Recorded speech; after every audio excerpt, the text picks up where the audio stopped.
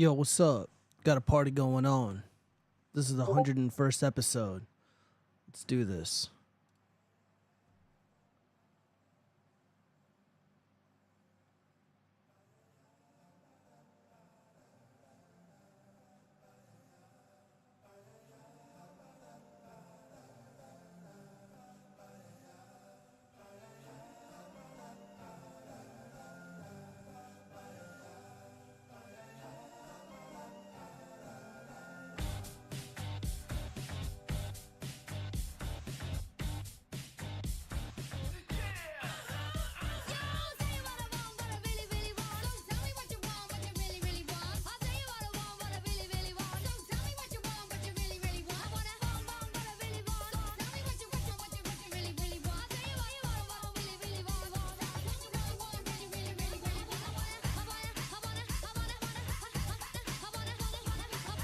Because I've been honest with you the whole time. I would appreciate.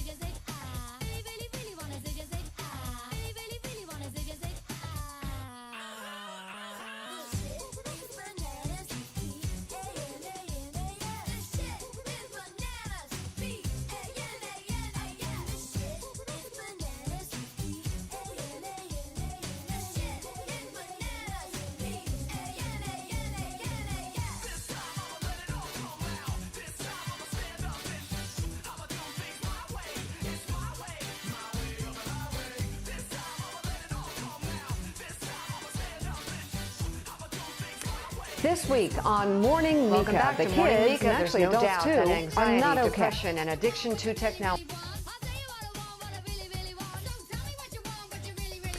This week on Morning.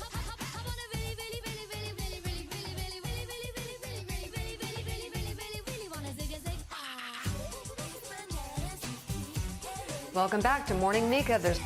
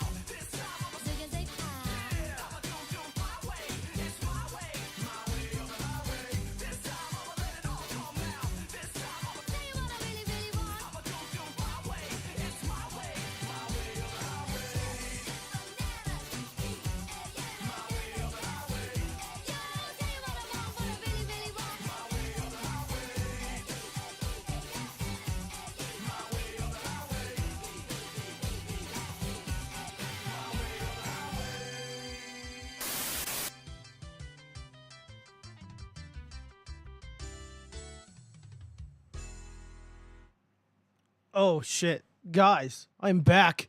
It's been so long. I feel like it's been so long, and I apologize for my absence, but, dude, it's just so fucking hot. I've been so busy. Life has been so crazy, and there's been so much going on in the news, and we're going to get to it. We're going to get to it. Before we begin, though, I got to do my spiel, okay? I got to let everybody know what's up. All right, so greetings, everybody. I'm glad to be here once again for another exciting episode of the watchfrogs. This is the 101st episode. I appreciate every single one of you joining, as always. Now, before I begin, please be aware, I'm streaming on dlive, Trovo, Kick, no longer Facebook, Rumble, X, formerly known as Twitter, Twitch.tv, and YouTube. And for those who enjoy or prefer the audio-only experience of the show, You can head over to Google Podcasts, Apple Podcasts, Spotify, or anywhere else where podcasts exist. Of course, links are in the description. There are also a handful of other ways to support the show and to keep me independent. Feel free to head on over to my Subscribe Star page, my Locals page, or toss a generous donation to my Cash App. I'll greatly appreciate it. So, the news stops for nobody. Let me go ahead and pull my screen back up. Life is bullshit. Smiling emoji. People are bullshit. Zombie Bomb, do you have something to get off your chest? I'm here for you. There, now we are caught up. Yes, we are caught up. Oh man, dude, this heat is killing me. I don't like ever complain about the heat, especially out here in Vegas. But being on the motorcycle, like I used to say, it feels like I'm driving through like a large blow dryer, but it actually feels like I'm driving through a Milwaukee heat gun, just constantly bombarding me. We've reliably hit 120 degrees out here in America in the Southwest, and my God, man, it's getting to me. Or perhaps I'm just getting too old. I can't hang no more. But you know who else who can't hang? All these dorks that are just perpetually screeching over the immunity decision that was handed down by the Supreme Court of the United States. This happened, let's see, when did this happen? This happened last week, or like a week and a half ago. So let's just see how people are holding up with the news of Trump seemingly getting away with it once again, that wascally rabbit. Done. I'm done. I'm fucking seriously done. The Supreme Court has pissed me off so much right now. Good. Like, I'm glad. So much. Joe, you're a reasonable man. No, he's not. You don't want to do this, but here's the reality. This is a fucking war. This is a war now, and we are fighting for our fucking country. And these assholes are going to take it away. They're going to take it away. That's right. Fuck you, Clarence Uncle Thomas. Well, it's racist. I disavow this hate in this they, them's heart, or whatever this thing is. Fuck you. Joe, you now have the right to take that bitch Trump out. Take him out, Joe. Dude, it's always like funny seeing people who look and sound like this talk that tough. You know, it always makes me giggle a little bit. If he was Hitler and this was 1940, you'd take him out. Well, he is Hitler and this is 1940. Take him the fuck out. Yikes. Blow him up. What is this, Rosie O'Donnell's wife or fiance or something? What's going on here in this hat? You. Fuck New York. Blow him up or they'll blow us up. Facts. Wow, so they're definitely handling it very well. So we've been seeing posts like this nonstop. There's this hilarious Twitter handle that I follow, I think Reddit Lies. And one of the more, I guess, anti-Trump subreddits or forums, the mods had a post where they're like, look, the FBI is looking into us. Secret Service is paying the people who are subscribed to the sub, paying them visits, and we can't be making threats of violence anymore.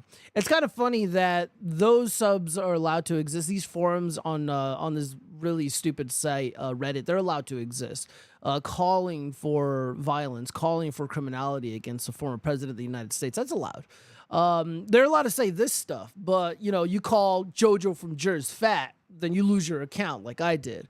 You hold these disgusting politicians accountable on the internet. You make jokes at their expense, and all hell breaks loose. But making what, in my opinion, are credible threats of violence, totally permissible. And we're going to see a lot more of this.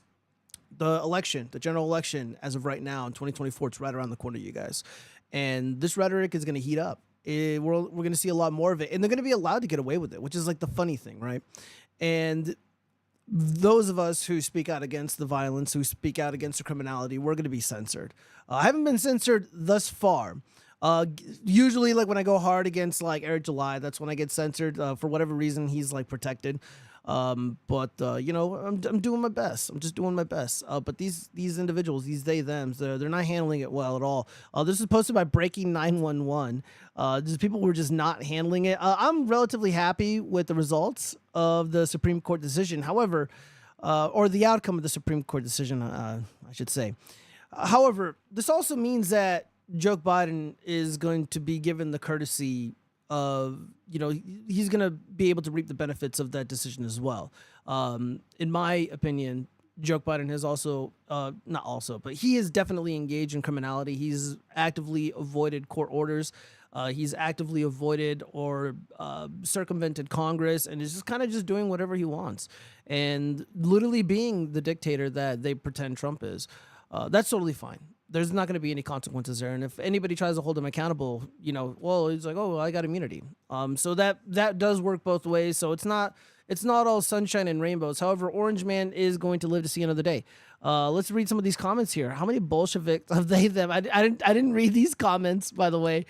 So it's funny that they're basically thinking what I'm thinking. How very Bolshevik of the they, thems to call for Minecrafting of Trump. When will these lunatic leftards be held accountable for death threats? Never. The answer is never. These people are never held to account. The only time they face any sort of repercussions or tangible consequences for their actions is like if somebody finds out where they work and they're just like, hey, this them employee of yours is calling for violence on the internet and they're acting a fool. Again, I don't promote this junk. I don't engage in that sort of behavior. I'm against that stuff here, and I've never done that before, and I never will. But these people seem to get away with it. It would just suck to behave like this person and then like somebody email, my boss, the master electrician that I work for, and they're just like, oh, well, I'm sorry, Giovanni, we gotta let you go, man. You're making work hard for us, whatever. Let's see. Allegedly, of course. What's going on, AC? Thank you for joining. Everybody who's joining in, I appreciate you. Thank you so much. Zombie Bomb, yes, my car does have AC. I just don't like to drive my car. Also, it needs an oil change, so I'm kind of like wary about driving it right now because I generally have to get it oil change once a year. But it's been well over 1 year, and I'm at that point where it's just like I gotta be careful, man. But it does have AC. But I knew that I would summon you. What do you mean summon me? What does that mean? What does that mean? All right, well, we gotta move on. What else do we got here? Man, we got all kinds of stuff. The hell is this? Oh, they deleted this. I don't even remember what this was for. Oh man, shame. Well, the show must go on. All right, so from Libs of TikTok, liberal has a meltdown over seeing an American flag at the beach. If the American flag offends you, GTFO. Happy 4th of July. Yeah, dude, last week was the 4th of July, man. I had a really good time. I hope everybody had a wonderful time. And, like, it was a really wonderful day for me. Like, I spent time with family, of course. I did all kinds of stuff. I went out to a pool club, it was a pool party. And then at the end of the night, I went over to a friend's house, and we're just, like, drinking, chilling with the dogs, watching the fireworks and stuff. And we had a really great view of the Las Vegas Strip. And it was really wonderful. It was very serene. However, in the back of my mind, I just can't help but think that this might be my last normal 4th of July. This is it. This is it. It's 2024 as of doing this podcast. Whoever listens in the future, and we're really living through the times now, and I don't know what the future looks like. Generally, I don't mind making predictions. For the most part, I have a pretty damn good track record here on this channel, here on the show, the watchfrogs, and I'm drawing blanks as to what the election is going to look like, what is going to transpire during and after the election. I can only speculate. As of right now, if there's no will among the Democratic Party to rig it, Trump is going to win this thing. It also may very well be a very contentious victory. We may see a situation where we don't have the results for about 2 to 3 weeks. I am not being hyperbolic. It is very likely we don't know who's going to win the election until 3 weeks. And then it will be disputed. There will be challenges. There will be drama. There will be people sabotaging the process and delaying it just to sow discord and chaos. And then, Trump might emerge victorious, but everyone's going to be left sour grapes. And that's a real possibility, man. And then again, we have so many people openly calling for violence against the president of the United States, President Trump. They're actively calling for violence against people like myself. It's all over the internet. And we're also seeing just Again, I don't really care about people's like lawful speech and shit, but I just think it's crazy that, you know, during Trump's presidency, there was all this fear mongering about like Nazis and stuff. And now we're seeing open hostility against Jewish individuals and people of Israeli heritage, etc. And it's crazy to see. It's crazy to witness. Again, this is not stuff that I'm engaged in, but it's something that I notice, and I'm even noticing it in the real world. Like, Israel lost a propaganda war, and a lot of people didn't really like that criticism that I had. It's not even a criticism; it's an observation. It's like, look, they lost a propaganda war, and again, we're living through the times. What happens in the future, I don't know. Anybody's guess is as good as mine. I'd like to hear what you guys say. Let's see, Carl Johnson, what's up, man? I live in Alaska, where the rich people build their bunkers, so I kind of checked out already. I won't live in mainland America because it isn't safe, dude. It isn't safe, man. I mean, if I were to try to escape Vegas, I mean, there's only a few places I can go. I mean, I guess I can trek through the desert, but that isn't safe, especially during the summer. I will die from heat exhaustion. And in the winter, the desert is incredibly unforgivable, especially at night. Does geo mean an election or a performance of an election? Because the second will be occurring. It's all just actors. We'll see, Friedrich Marx. You have less faith in the process than I do. But we're going to get into some political stuff that's been ongoing, especially with the agenda or the Trump 2025 agenda 2025 or whatever. We'll get into it. Speaking of those bunkers, man, how many bunkers have you seen? Like, what's the climate like in Alaska? What are people saying on the ground? That's pretty interesting. AC Rides Zombie Bomb has gone insane. She's talking to inorganic items. Zombie Bomb, is that okay? You should be okay. All right. So anyways, 4th of July. Once again, the libtards, they were having a moment. Let's 30-second clip. Let's see what's going on here with this guy. Looks like a dork. I'm here enjoying a nice day at the beach with my kids. Yeah, that's a lie. You don't look like you're I turn enjoying around, yourself. I got these flags planted here on the beach by these MAGA fucks. Listen, this is all America. We know. You didn't storm the beaches to stake out your territory on the beach. This isn't the fucking moon. I get it. This is Yeah, nobody's been to the moon, bro. We get that. We get that, bro. We're okay. America. But I'm sick of my flag being represented by white nationalist trash on a goddamn beach. He's like, I'm totally enjoying myself as I'm, throwing a fucking tantrum right on the beach. But I'm totally enjoying myself. Bro, who are you kidding, man? These Democrats are so miserable. I can't stand them. All right, so what's going on here? All right, so from the New York Post. Oh, shit. Let's see. Gen Z patriotism is at a record low. All right, well, let's hear what they have to say. What's going on with these Gen Z kids? It seems like my generation, Gen Z, is really just souring on patriotism in general. While 4 in 10 Americans say that they're extremely proud to be Americans, just 18% of Gen Zers say the same. And another statistic that's even more frightening is that 4 in 10 Zoomers say that the Founding Fathers are better described as villains than as heroes. I think this boils down to a few main reasons. The first and foremost is just the fact that we're not informed about this country. According to NAEP statistics, which survey proficiency in different subjects of 8th graders around the country, just 14% of 8th graders are proficient in history and only 22% in civics. I think if you don't know how your country works or its history, then it's pretty hard to take pride in it. You know, I can kind of sympathize with the Zoomers here. Like, I myself don't find myself being patriotic anymore, mostly because I'm not represented by the ruling class, by the regime. I'm constantly maligned and smeared by people like Ozzy and Talks, by CNN, by the illegitimate regime, and I'm being made out to be like this bad guy. You know, like I did something wrong merely for supporting the Orange Man. And it's bullshit. And again, I get paid every week and I see just a big old chunk of my check just bitten off by the Democratic Party, and it's going to the little pet projects in Israel. It's going to Ukraine. It's going to, to the illegals for their free housing and shit.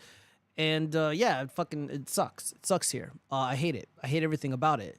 And again, like, I love my country and I want my people to succeed. But as it stands right now, the regime is in the way of our happiness, our pursuit of happiness. It's in the way of us prospering. It's taking our money. It's taking our hope. It's taking our civil liberties and human rights. They're literally torturing innocent Americans in a DC prison. Fortunately, the Supreme Court has stepped in and kind of is cock blocking the process and, you know, trying to undo the damage that's been done. But, you know, where was the Supreme Court like 2 years ago, 2.5 years ago, etc.? You know, like these people have been suffering like horribly. All their money's gone. Their human rights or their dignity just completely just gone out the window. I mean, I guess it's better late than never, but my goodness, man. Like, how can I be patriotic when this is ongoing? Why does Gen Z feel this way? Is it, you know, I mean, if they're looking at the founding fathers as villains, I mean, that's a problem. If their lack of understanding or their lack of comprehension of American history, again, if you're learning history through the public school lens, you're probably going to be daft. You're probably going to be antagonistic towards the country and its history. I would be pretty daft too, but I didn't really pay attention in school. I didn't really give a fuck about my education. My education was pretty shit. So, however, if they're going and watching regime media, they're on Netflix, they're on Disney, etc., they're going to have a really horrible view of the country. So none of this is really surprising. So while I guess me and the Gen Zers kind of arrived at the same place, we got there very differently. I feel like my grievances are legitimate and theirs probably isn't. However, they are fucked. They just don't really understand why, in my estimation. Secondly, I spoke to generational expert Dr. Jean Twenge, who pointed out that Gen Z is just overall more pessimistic and having more mental health struggles. And one major depressive symptom is that you tend to look at the world through a more negative lens. So if you're just generally more down on everything from the economy to society, then of course you're going to be more down on the country as well. And finally, I think getting news from social media and being barraged with a 24/7 cycle of bad news all the time also has made Gen Z kind of sour on the country as well. In fact, a third of Zoomers are often getting their news from TikTok, which is a Chinese-owned company, and often has some pretty anti-American content that goes viral, including Osama bin Laden's letter to America, which was actually being praised by young Americans recently. The more I looked into this issue, the more that I think Yeah, like, regardless of what you think of Osama and his people, like, they have legitimate grievances against the United States. It's so weird whenever I'm just like, oh yeah, like World War II is bullshit. Like, I'm really sick of the regime-approved narrative regarding World War II, because I'm not gonna go along with it. I'd rather just do my own research and kind of, you know, see things through like a more philosophical lens. And when you try to put yourself in other people's shoes or another country's shoes, it's like, you know, I think to myself, they had legitimate grievances. You know, like Germany was horrifically abused by the Allied powers prior to World War II. They were horrifically abused by these bankers and by these internationalists. And, you know, this country was stripped of its resources. It was stripped of their dignity. And they pushed back. And it's kind of funny, like, as soon as, like, you know, they started seizing assets from the Rothschilds, then all of a sudden, you know, the United States got involved, and it's all, you know, very convenient. And in regards to, you know, Osama bin Laden, you know, there has been this aggressive military campaign ongoing in the Middle East for who knows how long at this point. And they do have legitimate grievances. I'm not excusing or promoting or condoning what they did. I think they're bastards for what happened. But still, there's two sides to every story, and we're only fed one. And the story that we were fed isn't even true. You know, like WMDs in Iraq and shit. You know, which I kind of went over with the debate with Ozian Talks, and kind of making the point that you know, it's like, dude, the government doesn't deserve the benefit of the doubt. They don't deserve for us to just blindly believe that the things that they report or that they claim, it's a fool's errand, man. It's for the birds. We've really failed Gen Z because we've armed them with smartphones and failed to arm them with the knowledge that's required to really underpin informed patriotism. And so I think we should shift the conversation away from blaming young people to trying to empower them with the knowledge to understand that they're extremely fortunate to live in the country that we live in today. Yeah, but the problem with that is like young people, and even people my age, the millennials, the douchebags that are 30 years old, they're constantly bombarded with propaganda that is openly hostile, antagonistic, and even racist towards people of European stock, people of European heritage, and everything is doom and gloom. And it's like, if we don't raise taxes to 100% to combat climate change, the world's going to end. Of course, it's going to upset people. It's going to upset young people, especially. It's going to drive them crazy. If we don't, vote for Biden, then we're all going to be put in camps or something, and like nothing is, again, like this is Netflix, this is Disney, this is CNN, this is, half of the power users on Twitter. This is all of Reddit. This is Facebook. And this whole like, oh, well, we need to educate them and arm them with like the good knowledge, whatever that means. Like, what the fuck does that mean? Like, what am I supposed to do? Like, what am I supposed to do? I speak out against it, but, I can't compete with these multinational corporations. That's just a fact.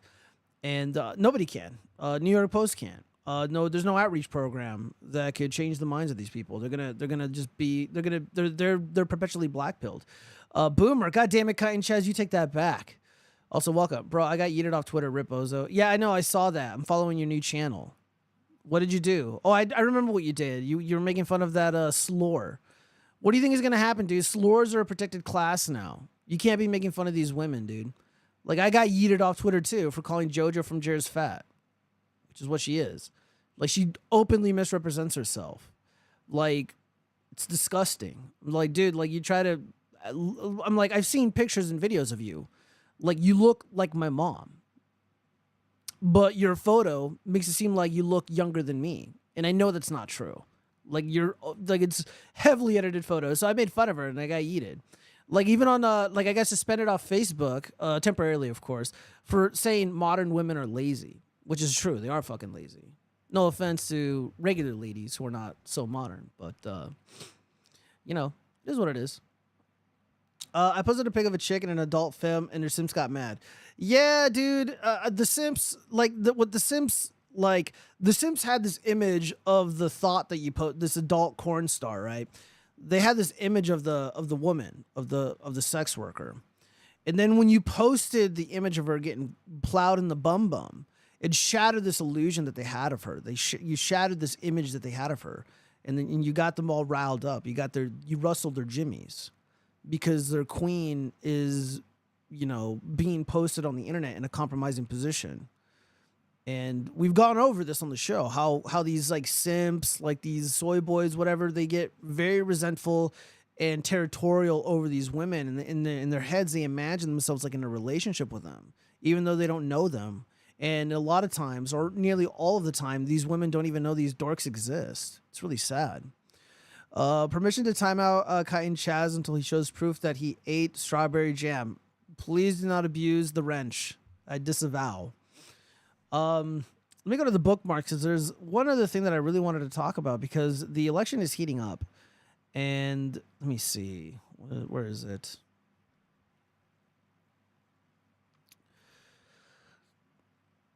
Oh, yes, this shit. I'm going to speed this up a little bit. Because the RNC platform has changed. I'm not really going to go too much into the platform. I don't really care. But, yeah, this is really good. From non-binary, very original, Kelly. This is a really good explanation as to why many of us are unhappy with the RNC changing their stance on pro-life. All right, well, let's just hear them out. Form in the GOP is a good thing. For those who don't know, that GOP, RNC just did a new party platform excluding two things, really kind of re-altering the party platform on how they think the states' rights influence the federal rights regarding the unborn, and then also outright removed marriage between a man and one woman, as I understand it. So they are saying that this is a good thing because they said this: we believe the 14th Amendment of the Constitution of the United States guarantees that no person can be denied of life or liberty without due process, and the states are therefore free to pass laws protecting those rights. Sorry, but last I checked, the 14th Amendment said no state shall deprive anyone of life or liberty without due process of law. This is completely contradictory. You can't affirm the 14th Amendment that denies the states to the right to decide who lives and who dies, and then say the states are free to decide who lives and who dies. This makes absolutely zero sense. And just look, freaking leave the party platform alone. What are you doing? Why are you altering it? Leave it alone. From Reagan on, they affirmed personhood of the unborn child and affirming that the 14th Amendment defined personhood as beginning in the womb. If there's nothing wrong, if that's what you affirm, then leave it alone. There's no reason to soft pedal this and alter throwing, pitches, softballs to the to pro-abortion moderates to get their votes unless you're something nefarious going. People need to understand this.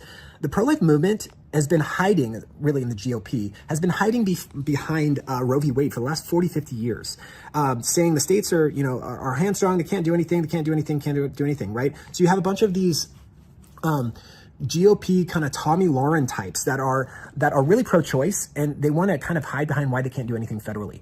And so, and they can't do anything to really solidify and protect the rights of the unborn. These people are all now coming out of hiding, and then the GOP is now having to re-scramble to figure out what's going on and how they can retain their party platform in the midst of all of this compromise. We need to stand firm. Leave our party platform alone. Leave it alone. There's nothing wrong with it. We affirm the rights of the unborn child from conception, and the 14th Amendment guarantees those life, because even the preamble of the Constitution says this: all men are created equal. They're endowed by their creator with inalienable rights, among whom are life, liberty, and the pursuit of... All right, well, we get the point. Yeah, a lot of people are chimping out about this this change to the party platform. And I think it's really, I'm pro-life. I think abortion is relatively disgusting. It's a horrible thing to do, to terminate the life of a baby, an unborn person. But you also got to be realistic that there's very little one can do to prevent people from doing that, or prevent women from doing that, to be more specific. There's nothing we can do about it. They're addicted. Like half of this country, or nearly the majority of this country, is not pro-life. You have the Democratic Party, which is essentially a death cult. They have no problem with terminating the life of a child. Many political leaders, like Governor Ralph Northam, or former Governor Ralph Northam, he made it clear. It's like, look, 9 months, perfectly fine. It's disgusting. But if you really want to change people's minds about, the unborn, this starts at home. If you have children, keep them away from Netflix, keep them away from Disney, keep them away from the public education system, which promotes this abortion stuff, that promotes the pro-choice narrative, that stokes fear and animus amongst each other, especially pertaining to this issue. If you're a man and you're looking to start a family, and you're going out there in the world and you're dating, it's like, look, this is something that you got to figure out early on. Is a woman that I'm going to potentially be in a lifelong relationship with, is she okay?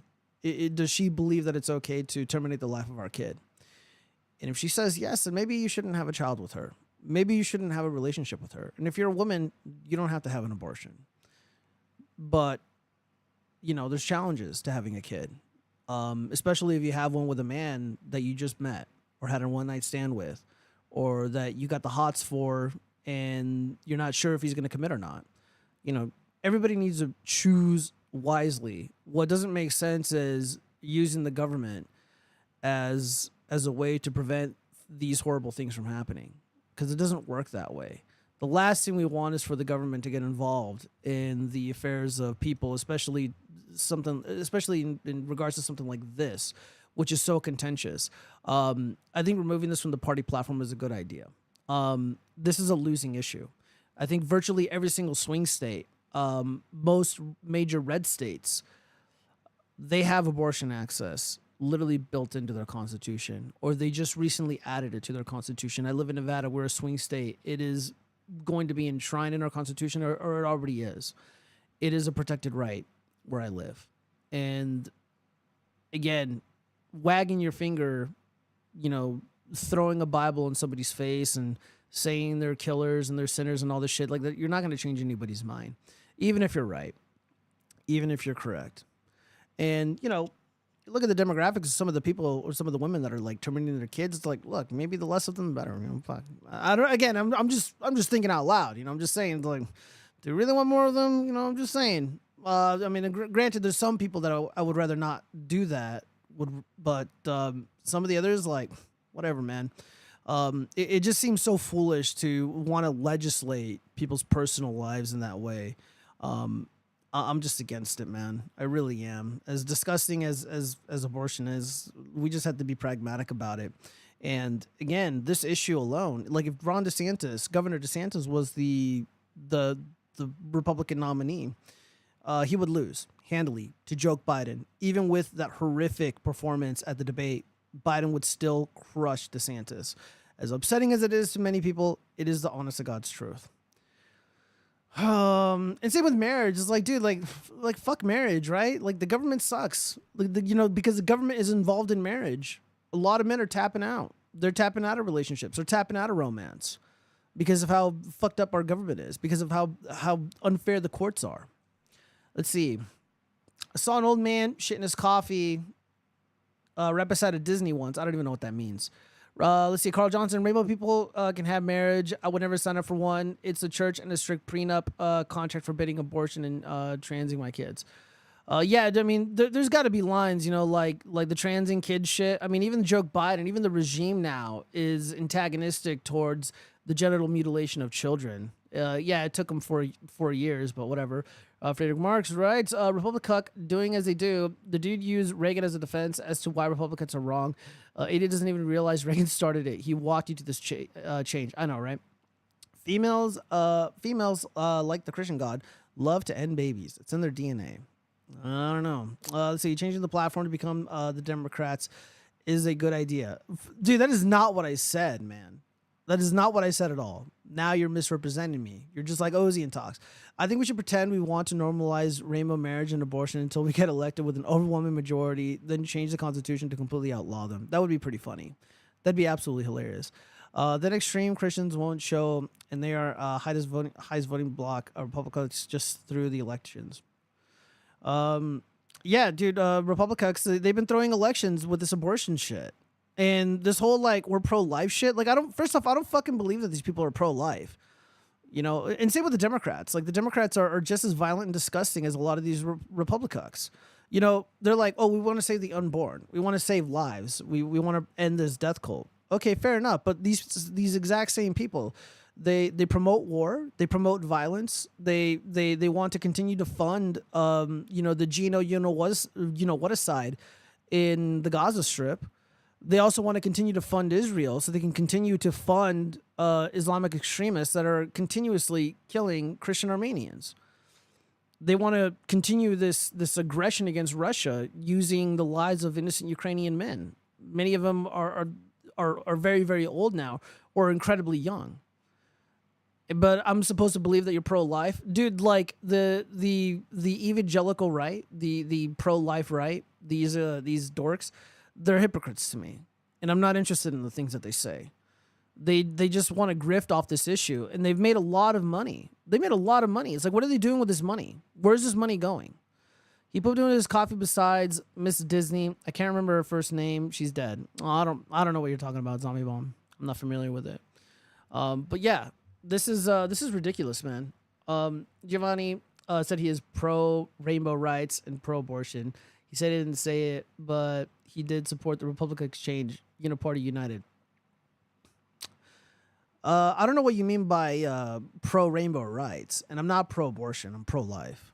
But again, like, I don't really care if some woman wants to terminate the life of her kid, because there's nothing I can do about it.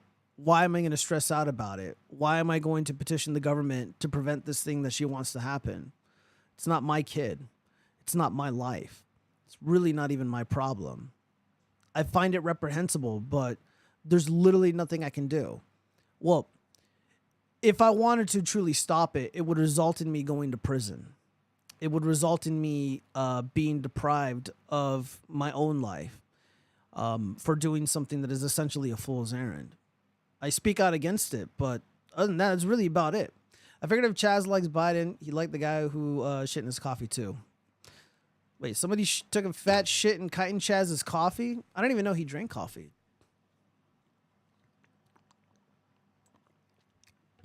I don't know. There's just nothing we can do. I think the pro-life thing, it's a lot of it is a grift. A lot of those people are liars. And they're dishonest, and I see right through it. You know, same with the left. The left likes to pretend that they want to save lives, they want to save democracy, and they claim to be against Gino, you know what side, but they have no issue with the genocide that's going on in the Donbass region. They have no issues going with the genocide going on in Armenia, the aggression by Azerbaijan. I love Biden. He'll save this country. You know what's so funny? Like, maybe he kind of sort of will. Like, if they fucking rig him in the office again, or God forbid he actually wins legitimately, I don't want to say it'll be better for the world, but he'll think that he has a mandate, and the United States is going to go full steam ahead with the war. My enemies are going to be drafted to fight it. They're going to be made to pay the ultimate price. The economy is going to continue to spiral downward. And all the people that I dislike, they're going to endure financial hardship, which, again, they would have brought about themselves. They would be bringing about their own destruction. They would be sent off to fight a war that they didn't technically vote for, and they're going to lose all their money. They're going to lose everything because of their stupid opinions. And, again, it would be funnier if Biden wins. I don't really care who wins at this point. However, it would also be extremely funny if Orange Man wins, and I'm going to be voting for him anyways because I think it's the right thing to do. I wonder if it makes him cry knowing everyone wants to kick him off the ballot. It might. It might. We are seeing a coup among the Democratic Party. However, if I was a strategist for Biden, if they were paying me to work for them, which, by the way, I probably could if I wanted to, what I would suggest to the Biden camp is this. I'm like, all right. We're gonna talk to our allies in the press. We're gonna talk to some of our allies in Congress and in the Senate, and we're gonna throw out this fake news that there's all this turmoil within the White House, and that, you know, Biden might step down, and we would take note of how people within the party react, and the people who are like, oh yeah, we got to get rid of this Biden fucker. Those are the people that we'd be getting rid of. We'd be getting dirt on them. We would be blackmailing them. We'd be going after them in meaningful ways. We would be launching investigations against them. I mean, look at what happened to the mayor of New York City, Eric Adams. He went against Biden. He embarrassed him. And then what happened immediately afterwards? The FBI swoops in to clean up the mess. Biden has allies in every single major government bureau, and if he wants to fight to remain in office, he's going to, which does appear to be the case. And yeah, man, that's how I would handle it. That's how I would do it. And then you deal with the problematic people very quietly or very publicly, depending on how much of a message you want to send to people. Mayor Adams, I think he got the message, and everybody around him got the message really fucking quick. All right. What else do we got here? Let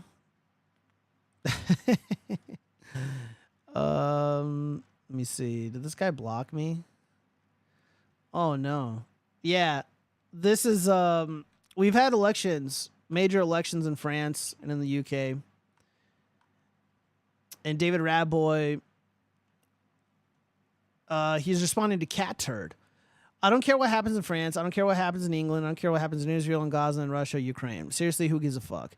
I only care what happens in the USA. That's America first. Anyone tell you any different is full of poop. So David Radboy writes, what's going on? What he's doing here is imagining some family drama the next town over and extrapolating it into foreign affairs between nations. This is a dumb position, and it's literally stupid and misinformed rather than malicious. Could really only be popular in America because the oceans have always provided us the illusion of total physical security. So it's always seemed plausible or convincing for some. We have a real stake in things that happen in all these places, and not primarily a moral stake either.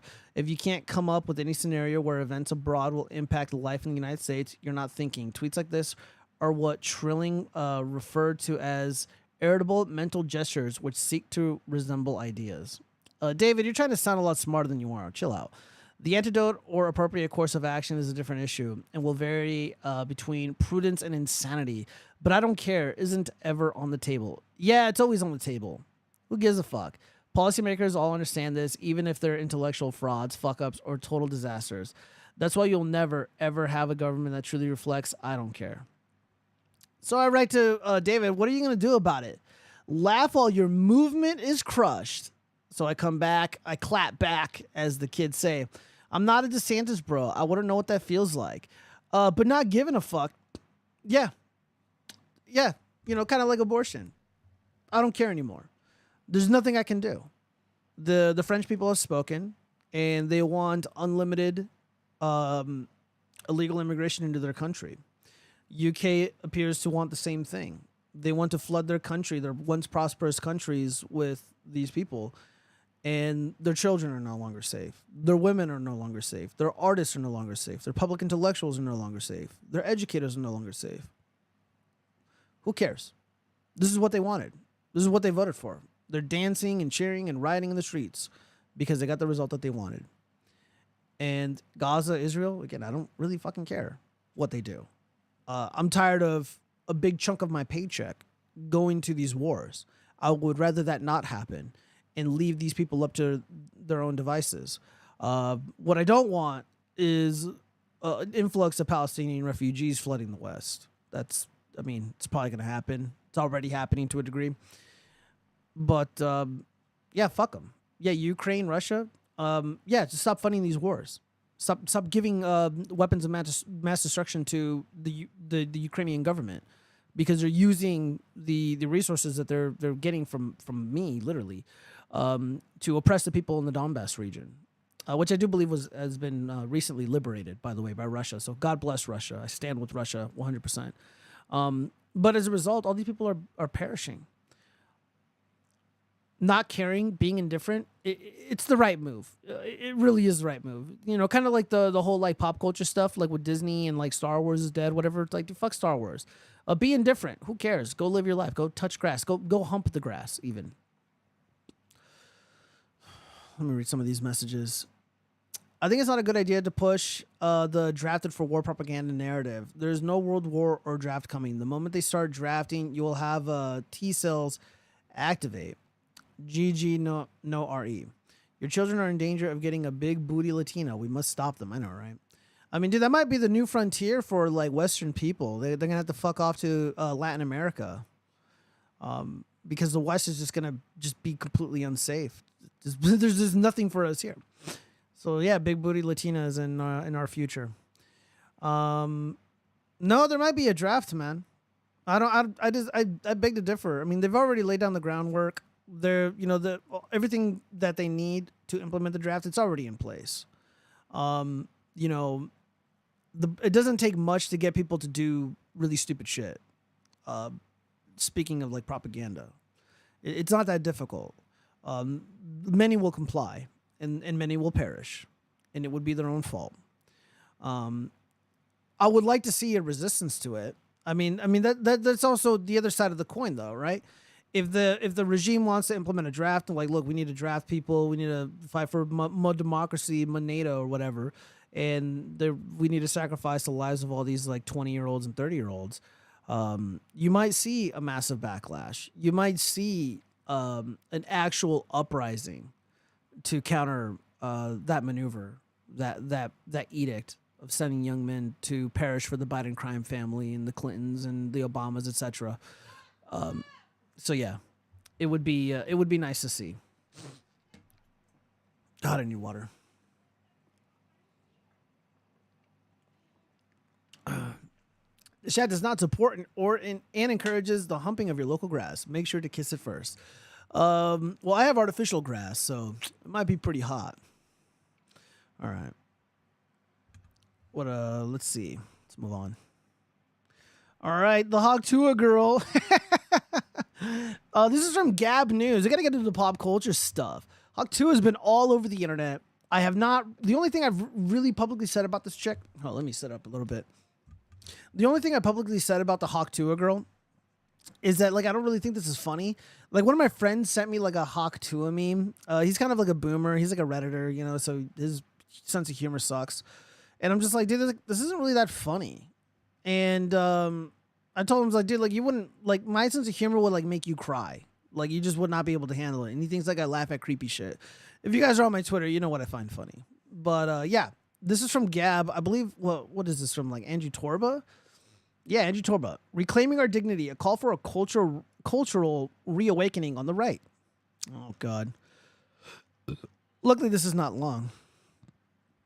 In recent years, right-wing culture has devolved into a spectacle of so-called conservatives sharing clips of insipid harlots, spouting the most depraved drivel week after week, interspersed with sharing footage of debauched individuals engaging in unspeakable acts on the streets of San Francisco.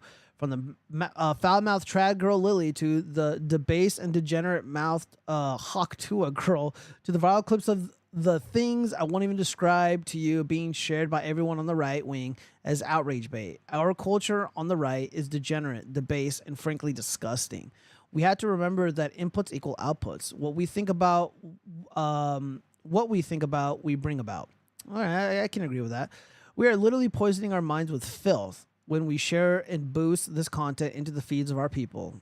I agree to that to a point. We follow right-wing influencers and media outlets to escape the left's degenerate garbage, not be flooded with more of it. What on earth is wrong with these conservative influencers? Why are they exposing our people to such depravity on a daily basis? For clicks and traffic, is it worth it? I dare say it's not. It is high time we rise above this sorry state of degradation and reclaim our dignity. I have no desire to be associated with such a movement. Instead, I envision a thriving parallel Christian society, one that I am actively working to build brick by brick, day by day, in my own home and local community. Okay, so that I agree with. I hope to encourage you to do the same. Nothing about Christless conservatism is worth conserving. Let it crumble to ash. Okay, I can agree with that. It's easy to see the culture on the right and fall into times of despair and uncertainty, but it's essential to remember that every generation presents an opportunity for social renewal. As parents and grandparents, we possess the power to shape the future by instilling in our children the values and principles that will enable them to thrive and lead in a world that has strayed far from its moral compass. Our adversaries, those who embrace a wicked and depraved worldview, are faltering in their ability to reproduce and sustain their influence. Consequently, our victory is assured if we commit ourselves to safeguarding our children's minds and hearts from the corrosive influence of their ideas, including from the right-wing and conservative influencers who are constantly sharing this stuff. Yeah, you know who comes to mind? Jeremy from the Cornering.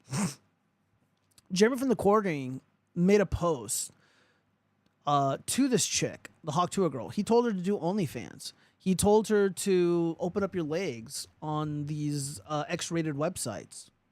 And this is a guy who parades himself as like a reasonable dude, as like a good guy, but I see right through it, man. A lot of these people are degenerate creeps.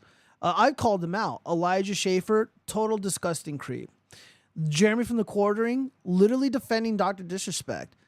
Firm handshakes to Dr. Disrespect, who admitted to inappropriately interacting with a minor and saying inappropriate things, creepy things to him. This guy's like a 40-year-old, or I think he was like mid-30s, late 30s when the event occurred. And he was defending it. A lot of these people are not your friends. I don't promote this stuff. I actually live by my principles, or at least I like to think so. And I think I do a pretty good job. Like I believe Star Wars, for example, the Marvel DC cape shit stuff is harmful to the minds of young people. And I actively speak out against it. I think it's important to do so. So there is a lot of agreement here. However, the Hawk Tua girl, I kind of find her a little bit charming and endearing. So here's my read of this actual scenario, because I watched the clip like twice. And now that I think about it, what I see is a young woman who was out and about with her friends, drinking some beers, you know, out in the town, that sort of thing. And she was just fucking around. Like, people joke, right? They make jokes and they make snarky comments, and, you know, they're being a little wacky. And, you know, girls behave the exact same way guys do when they're out and about, joking around, goofing around. And I think a lot of these right-wing bros, like Andrew Torba, they got kind of a stick up their ass. A lot of these so-called right-wing douchebags, at least on Twitter and elsewhere, they just got to stick up their ass. They don't have a sense of humor. Granted, I don't think it's funny, but I know that they're joking. At least that's the theory that I'm going with, is that they're joking. I mean, the chick was offered a chance to be on Playboy magazine or do something with the Playboy media empire, and she turned it down. She made it clear that she's not going to do OnlyFans, and who knows what she's going to do. But she went after one of the members, the highest ranking member of the right-wing griftosphere, Jeremy from the Quartering. And for that, mwah, French kiss. I like Hawk to a girl now. I think she's pretty cool. And I'm all for it. I'm all for it. Well, I don't necessarily disagree with this. I think it's more important to promote things that are good and to do things that are good, not be obnoxious about it. Again, if you're going to be pro-life, if you're going to be a Christian and promote the teachings of Jesus, I think it's more important to live by these principles than to talk about them or to force them upon people via legislation. Again, I am pro-life. When I am ready to settle down and not date a slew of women from Tinder, I'm going to make sure my partner cannot be okay with. I got to be sure that she's not going to terminate the life of my child. And I think those conversations are important to have within reason. Let me read some of these comments. You guys are flooding me. This is great. Kai and Chaz, I can confirm he makes me cry in the DMs all the time. After the fall of Tex-Mexican Empire rises in the East Coast Black Caliphate. I don't think that's going to happen, bro. They don't know how to govern themselves. I grew up with these people like Torba. While I agree the world is mostly degenerate, this is relatively clean humor, and people need to laugh sometimes. These are the no fun of any kind Christians. Exactly, Carl Johansson. I 100% agree. Again, like me personally, I don't think it's funny. Like I'm not laughing, you know. But if I was like hanging out with, I'm just imagining myself, I'm hanging out with Hawk to a girl, we're all having beers, and she was doing this, I'd probably giggle, you know, whatever. I don't have a stick up my ass about it. Like if somebody sends it to me, I'm just like, yeah, I don't really think that's funny. Like I'm not, like I like to have fun, I like to laugh, I just don't think it's funny. And a lot of these people just like CJ Bryson, the MAGA rapper guy, like, dude, that guy sucks. I'm gonna make fun of him in a minute. Let's see, I should have moved to Kyoto when I had the chance. I got fooled by Bigfoot too. I'm sorry, James Deek. We're going to get into the Bigfoot sightings, man. Do all kinds of crazy shit's going on in the world. Dude, Bigfoot's coming out. World War III is coming out. Biden's coming out. Everyone's seeing him for what he is. And we're going to get into it. I'm an Orthodox Christian now. Real Christians, we drink, smoke, swear sometimes, and joke about sex. We're also mean sometimes. Yeah, dude, this sounds like the conversations at the gym when I'm with the fellas. This sounds like what we're talking about when, you know, we're at Applebee's. Happy hour. She just got 30K to judge a bikini contest. Yeah, good for her. Again, why are people mad? Like, what? Who would turn that down? Yeah, good for her. Good for her. She lived in a town of like 1,000 people or something, and now she's like getting all these sponsorships. She's getting all these deals. She's gonna have like a little technical crew, like a film crew, and she's gonna do a podcast. Good for her. And by the way, I looked at her followers. I looked at her followers on Twitter. This person is like right wing. Like she follows Cat Turd. You know, she follows some decent people. And she's not a shithead as far as I can tell. Like she's just a young girl doing her thing. Good for her. Hopefully the world is kind to her. Simp. God damn it. Shut up, Chaz. I wish I could make money that easily. I know. Again, I'm not a jealous person, but again, throw those opportunities my way. But I'm not a cute blonde, so it's not gonna happen. I'm not mad, just saying she can get money without Playboy. And she is getting money without Playboy, and I'm happy for her. Let me see if we can finish this up really quick. Let's see. Educating our children from an early age about the dangers of secular hedonistic worldview is crucial to their development. I 100% agree. Parents need to absolutely be involved in the upbringing of their children. Do not rely on smartphones and tablets and shit to raise your kids, because there's a lot of really nasty people out there that want to compete with the attention of your children and wrestle you away from them, wrestle your teachings away from them, and pump them full of this, bullshit worldview, this internationalist worldview. By teaching them to recognize and resist the allure of moral decay, we equip them with the tools they need to combat the forces that seek to undermine our society. Moreover, grounding our children's understanding of reality and biblical truth and Christian values will provide them with a solid foundation from which to navigate the complexities of an increasingly hostile world. Our triumph is inevitable, but we must not be complacent. We must continue to have more children. Yes, I agree. Ensuring that our numbers grow and our influence spreads. By doing so, we will also be able to counteract the destructive forces that threaten our communities and ultimately secure a brighter future for generations to come. Let us rise above the depravity and decay that has beset our culture on the right. Let us reclaim our dignity and work towards building a thriving parallel Christian society that will serve as a beacon of hope in an increasingly hostile world. By educating our children in the values and principles of biblical truth, That's kind of boring, but whatever, I get it. We can ensure that they are equipped to lead and thrive in a world that has strayed far from its moral compass. Well, the entire world didn't have a moral compass to begin with. Only a tiny, only a small portion of the planet had a moral compass. And now we're importing all these people that never had it to begin with. They never had the building blocks of a thriving, healthy civilization, and now we have to contend with them. Our victory is assured, but it is up to us to seize the opportunity for societal renewal that lies before us. Let's start by unfollowing the clickbait conservatives way ahead of you, merchants who are peddling filth in our feeds. Christ is king. Yeah, certainly. Yeah, I agree with a lot of this. But this also requires grave sacrifices. That means you can't go to the movies and consume Disney products, consume the Cape shit. You can't forego giving your child attention for cuckball games. The Super Bowl. The children are is what's important. Having a family, you gotta find other ways to entertain yourselves. You gotta find other things to do with your time. Be productive and be healthy and because I'm a firm believer of brain health, right? Because when you're watching, goy slop like Disney shit, Cape shit, you're physically hurting your brain. Your brain health is decreasing. It's a real physical thing. And it can happen to the children. It can happen to adults. And it's important for anybody who's aware or fighting the so-called culture war to be aware of that. The culture warriors right now that are pervasive online, like the grifter types, they're fighting a culture war, but it's all bullshit. It's all fake. And all those people are fake too. All those people, this is who Andrew Torba is talking about. Melanie Mack. He's talking about Dr. Disrespect. He's talking about Jeremy from the Quartering. He's talking about virtually all of the guys a part of the Geeks and Gamer crew. All those people are degenerate scumbags, and they're horrible people, with the rare exception of a few like Jeremy D-Day Cobra. He's pretty cool. Razorfist is pretty cool, but some of those other people, just total scumbags. You immunize your child's mind to the mind virus. Anything else is a failed cope. You can teach them and enforce, and they shall rebel. Rebel children always have funding. Yeah. Gio just put on a blonde wig. Maybe I will. I actually do have some wigs, but they're for the puppets. All right. What else have we got here? Let's go back to Twitter because I do have, another example of this bullshit right here.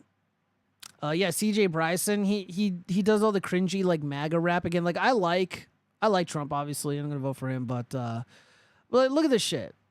This guy loves to shove his fucking beliefs down people's throats.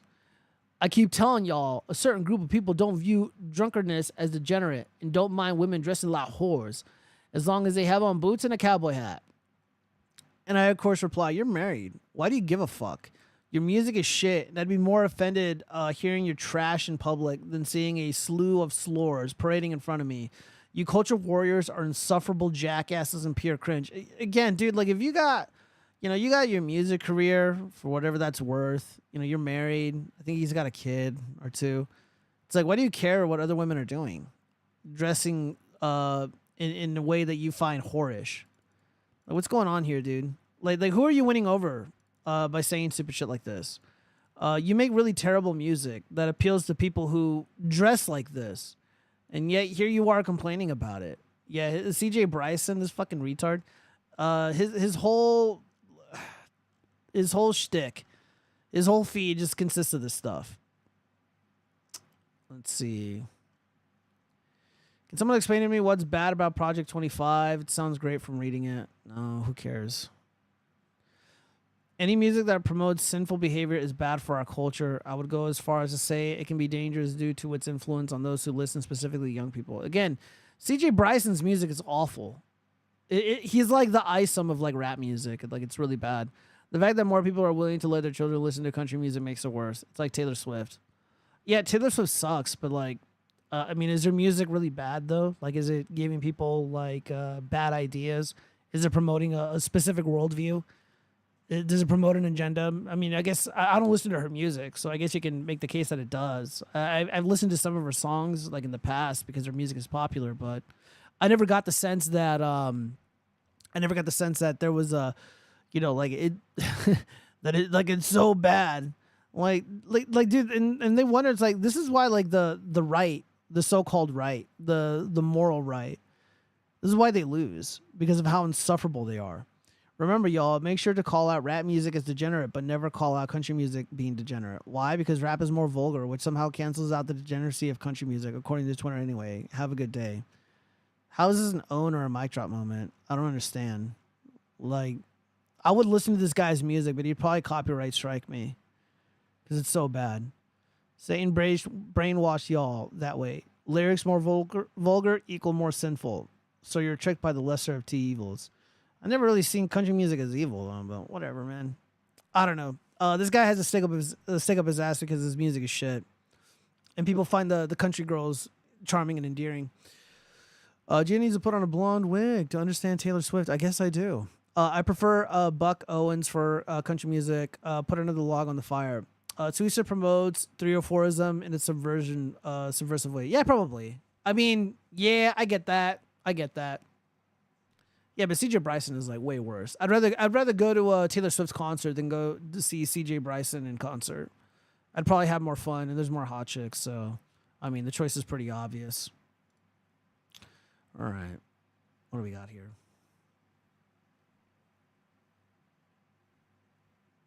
The fuck is this?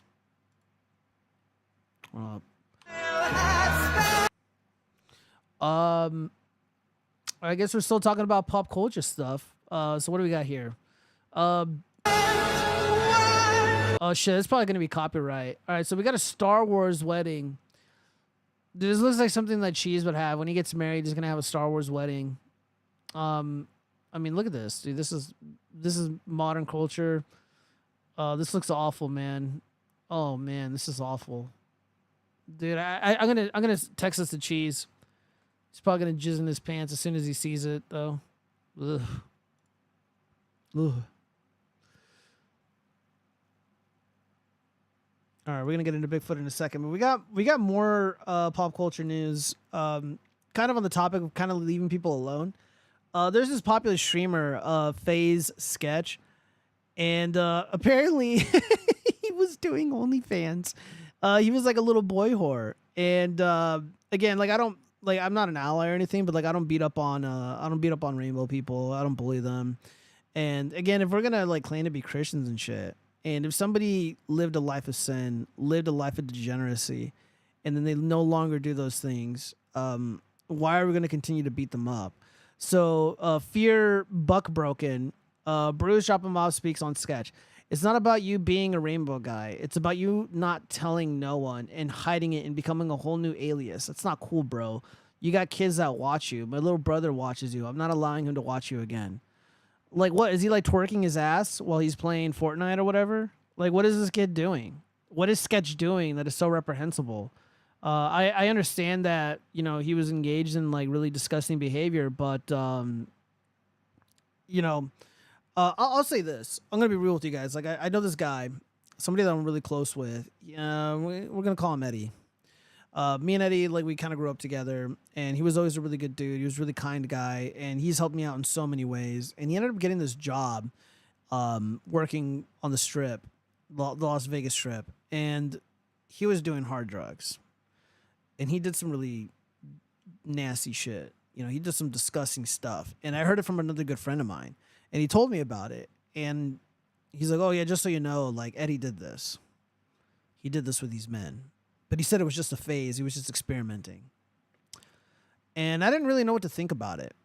Eddie never told me this, probably because he thought I would judge him and mistreat him, and I never would. I would have helped him, like, get off the stuff, and he did get off the stuff, and he actually has a girlfriend now. So, and one day, we hung out, like, a couple months ago, or like 3 or 4 months ago. We're hanging out, we're talking, we're catching up, and he brought it up casually. It's like, yeah, you know, like I did this, and I didn't judge him for it. You know, I didn't hold it against him, and I like to think a lot of my friends, they would always come to me and tell me whatever.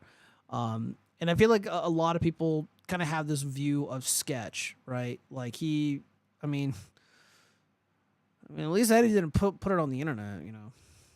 But yeah, let's see what this guy has to say. So everybody that's, oh, yeah, he's still my mans. Of course he's still y'all mans because he bring y'all a fucking paycheck. Y'all gotta save his face. Look how fucking brandable he is. Brandable. Niggas can do sex work. Brandable. You can't say nigga though. Fuck, man. Disavow. I fucking disavow. Jesus Christ. It's a Magic American saying it. I'm not the one saying that word. It's not brandable. White folks can get fucked on cam by black dick and go announce a nigga. All right, I can't fucking watch this video, guys.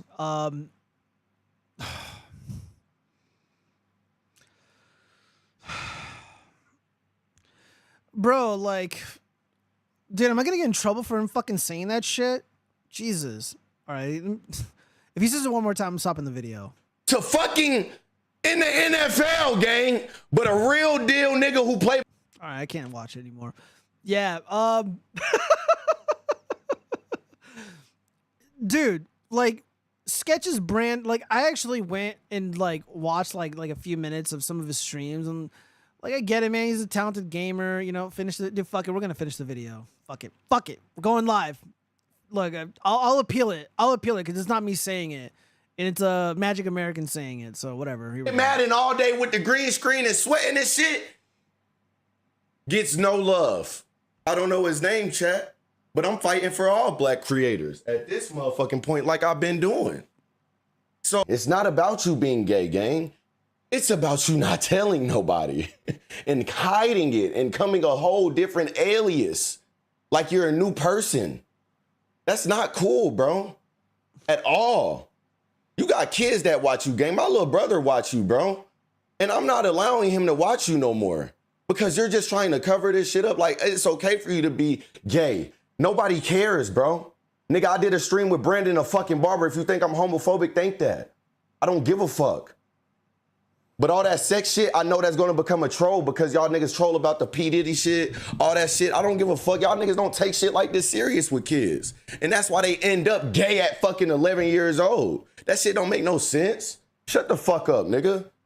Bios, I got fucking mauled by everybody for Twitter DMs. You niggas put in question marks, watch porn all day. Shut the dude, like, maybe I'm wrong. Maybe I'm like too much of a fucking like libcock. But like, if he was doing drugs, and by the way, Sketch like admitted he's like, yeah, and he also apologized. Like, yeah, dude, like I was in a shitty place, I was in a dark place, and I did these things, and I got saved, you know. And as far as I can tell, this person is a Christian. But is it anybody's fucking business what he did at one point? Again, is he parading around and grooming children? I don't think so.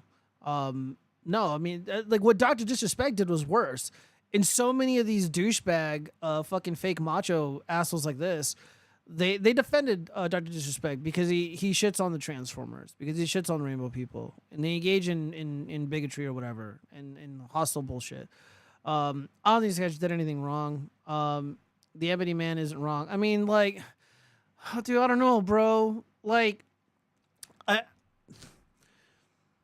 okay, now I'm thinking about this. All right, so, like, I gave Jack Murphy shit because he was pretending to be this masculine male role model, this you know, red pill coach bro guy, right?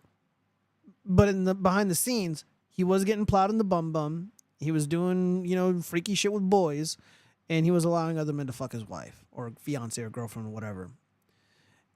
But his actions and his words as a public person literally ran contrary to what he was doing in the very recent past. Sketch isn't a public intellectual. Sketch is not, you know, doing get out the vote for one group or another. He's not political.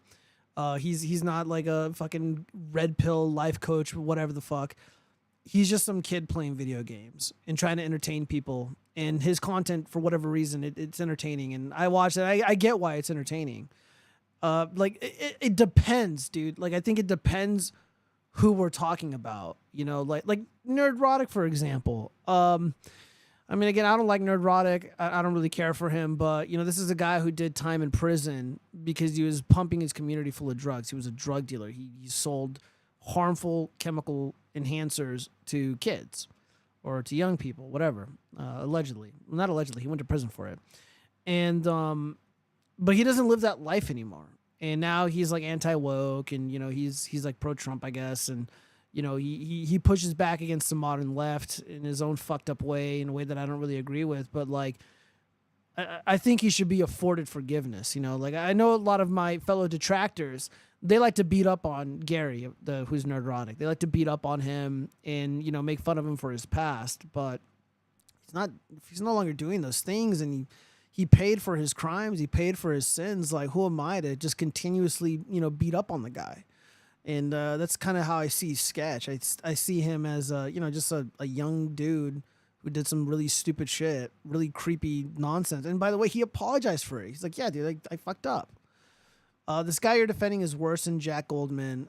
This guy is a gateway to children getting molded. Oh, bro, like, I don't know enough about Sketch to make that claim. I mean, if that is what's happening, though, again, if he's promoting, you know, the rainbow agenda, then maybe you have a point. But I just don't see evidence of that. Besides him selling his ass on OnlyFans and, you know, getting plowed in the bum for drugs or whatever it was he was doing. I saw his apology and I thought it was sincere. And I didn't get that fakery, you know, like I didn't get that fakery that you'd get from like Elijah Schaffer or like a Jonathan Goldberg or Goldman. Or even like an Eliza Blue, like those fraudsters. Like I just don't see it there. This guy was living on borrowed time. You know, he's like, because it was like a 9-minute long thing, and he's like, dude, it's only a matter of time before people find out what I did and what I've done in the past. And I think he handled it pretty well. Who knows? He might disappear entirely. So, you know, people like this Magic American here might get his wish. Let me see if we have anything else in the bookmarks pertaining to this.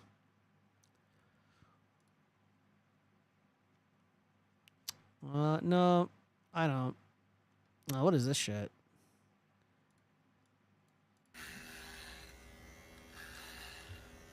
After 2 years in bed with long COVIDs, Diana decided to shave her hair off. Yeah, I don't believe in this. This is just modern... lazy modern women syndrome. There's no such thing as long COVIDs. Yeah, you're hardcore. You need some tattoos now. Look how annoying she looks. All right, Ugh. shall we? Lazy modern woman. That's all it is. What else do we got in pop culture news? Oh yeah, Michaela Peterson. Oh man, did she shit the bed? Did dog promote the rainbows? Nope. So anti and non-anti is the same matter. Dr. Disrespect was antagonistic towards the rainbows, though. He, for whatever reason, the right-wing griftosphere kind of latched onto him for some reason. Again, like, the politics doesn't really fucking matter, dude. Or their personal lives doesn't really entirely matter that much. Like, dude, like, Pokimane is coming out of this smelling like a rose. Like, she's calling Sneeko a cuck.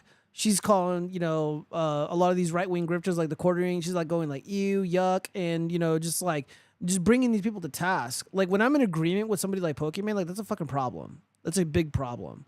When somebody like that is reasonable. Like, I just don't see Sketch as a villain here for his past. I think there needs to be room for forgiveness. And I think this is an important conversation to have with people. So why does Sketch get defended while Nick Rekieta gets thrown under the bus? They both involve degeneracy in kids, right? No, Sketch never involved children as far as I'm aware. He got plowed in the bum by adults who did appear older than him, according to people who watched the content that he was doing. Nick Rekieta doesn't get a pass because Nick Rekieta pretended to be trad. He was like, I'm a trad dad. He also went hard against cuckolds like Jack Goldman. And, you know, he has this like fucking attitude, right? He has a really bad attitude. And he didn't atone for any of the wrongdoing that he's been caught with, you know. Sketch apologized. Nick Rekieta didn't. Granted, Nick Rekieta is kind of in a really difficult position. But Sketch didn't attack anybody who was making fun of him. and using bigoted slurs against him and trying to compare him to Dr. Disrespect, who admitted to messaging minors, by the way. I don't believe Nick Rekieta hurt children or he endangered them in any way or neglected them. I think he made really terrible decisions. But he is a cuckold. And, you know, he was spending all this money on drugs, and people that were donating to him feel like they were robbed because they believed in the image that he promoted, right? And in him having a bad attitude, like, they're not going to forgive him for it. Like, this isn't hard to understand for most people. I know you're asking it in good faith, but a lot of people that are friends with him and that have been defending, that have been nose guarding, they're like, well, why do these other people get a break, but Nick Rekieta doesn't? Because Nick Rekieta is an asshole, you know? And again, and I don't mind Nick. Again, I don't really think he should be getting in that much trouble. I think it's gross that he allowed other men to fuck his wife. But I was watching this clip from Kino Casino, and the way that he was talking about his wife, Lady Rackets, it kind of rubbed me the wrong way. Because he was trying to justify the whole degenerate streak that he got into. He was saying that when you get to a certain age and you have many children, you know, he's like, oh, your body is ruined. He's basically saying that his wife's body was ruined. And that's how he, in my mind, I guess that's how he's justifying being in an inappropriate relationship with another man's wife who was much younger and didn't have kids, which would be April. And again, like, you parade yourself as this trad dad who's homeschooling the kids and doing all this stuff. But behind the scenes, you're having these drug-fueled cuck sessions. Like, it pisses people off. Again, Sketch is just some gamer boy, you know? It's totally different. It's not politics. Anti or pro are the same at this point. They're the same. Not really. His little girl was full of cocaine. Yeah, I mean, that's what's alleged, right? It could be a false positive. I don't really know. Either way, he's fucked. I mean, CPS is going to substantiate the claims made against him, and they're going to force him to get, you know, mandatory drug testing for who knows how long. They're going to do home inspections. It's going to be on his permanent record. You know, if somebody wanted to do a background check on him, like the CPS claims that are substantiated are going to pop up. I used to see that all the time. Like, there'd be like certain security guards that would work with us, and they never had background checks done on them. But when they did do them later on, they're like, oh yeah, so-and-so had a claim against them, fire them immediately. It just comes up, man. And that happens with a lot of teachers who end up working, at least in Clark County. When you apply to work there, you know, they run you through, you know, the traditional background check databases, and they also look at, you know, like CPS databases. And if you have a substantiated claim against you, you're not going to work around kids. And dude, I mean, I read the report that everybody else did. It seemed like a lot of cocaine for a little kid. I don't know. Again, people should be afforded the innocent until proven guilty, but he's acting pretty shady, man. He's not handling this well. You know, how you handle a crisis online really determines how people see you after the fact. Sketch, in my opinion, handled his situation with class, in my opinion. Jack Murphy did not handle it well. He's telling people to, you know, go fuck themselves, and he was lying consistently. Eliza Blue, lying, and just people told her to fuck off, man. How you handle it determines how people see you. It's not even just me. I'm just analyzing it for what it is. Like, I see why people are defending Sketch, like myself, and why someone like me wouldn't necessarily defend Nick. I also defended Aaron, and I also was honest. I think some of what he's saying is not true. I think he's embellishing his relationship and the feelings that he had between him and Lady Rackets. I think he's saying that to hurt Nick. And I believe that he was a wet blanket in the cuck circle and that they kicked him out, which is why he had animus towards her. And I also believe he was the one that spearheaded the police investigation, and he basically is largely responsible for Nick Rekieta's downfall. Any good lawyer will tell you not to be online saying anything in the middle of a court case, so Nick is probably not a good lawyer. Yeah, no, Nick is not a good lawyer. I mean, look what he did to Vic Mignon. Like, and he also like allegedly trashed him. You know, Nick just can't. I mean, he's calling agents of the CPS organization liars. He's saying that the government is, you know, like out to get him or whatever. I don't remember the exact verbiage, but it's basically what he's saying. It's like they're going to lie. They're not to be trusted. Blah blah blah. Innocent until proven guilty. Yada yada yada. My constitution. Yeah, I predicted it from the start. I can't believe he said that about his wife. That's so fucked up. Yeah, Zombie Bomb. Yeah, he did say that. And he's like, yeah, you know, he's like, yeah, like a woman's body is not the same after they have kids. And they had like, what, 4 or 5 kids? And like, dude, like, how do you think that makes Lady Rackets feel? Like, no wonder she does drugs. It probably numbs her from the pain of hearing those insults, hearing those awful opinions about the man that you married and had children with, you made a family with. And it's hard for me to have sympathy for somebody like Nick, knowing that he said these things. Like, he said these things. Like, there's a video of him saying them, like, almost verbatim. And, you know, and then, of course, Ethan Ralph, he's like, look, Nick was saying that he was going to defend me. But then behind my back, he was saying that I was fucking guilty. Like, how am I? And I know, like, they're supposed to be cool or whatever now. And, like, I get that, you know, like, I'm not saying anything. But, like, how, like, me as an outsider looking in, like, I hear somebody saying to someone who is allegedly a friend, saying, like, yo, hey, dude, I'm going to defend you. But then behind your back, you're going to say that they're guilty. Like, and Nick wonders why he's bleeding viewers and he's bleeding subscribers. He's bleeding locals, subscribers, or whatever. It's not a surprise, man. I think Mutahar was talking about, like, is it Mutahar and Andy Worski and that fat guy PPP? They were talking about Nick Rekieta, and not long ago, Nick did. Oh yeah, he was bragging about the art, that shitty art in his office, and he spent like over $100,000 on the art allegedly. Like, I don't know if this is true. I didn't see clips of this, but he was saying that he spent like tens of thousands of dollars on this art. And it's complete garbage. Like, it's totally garbage.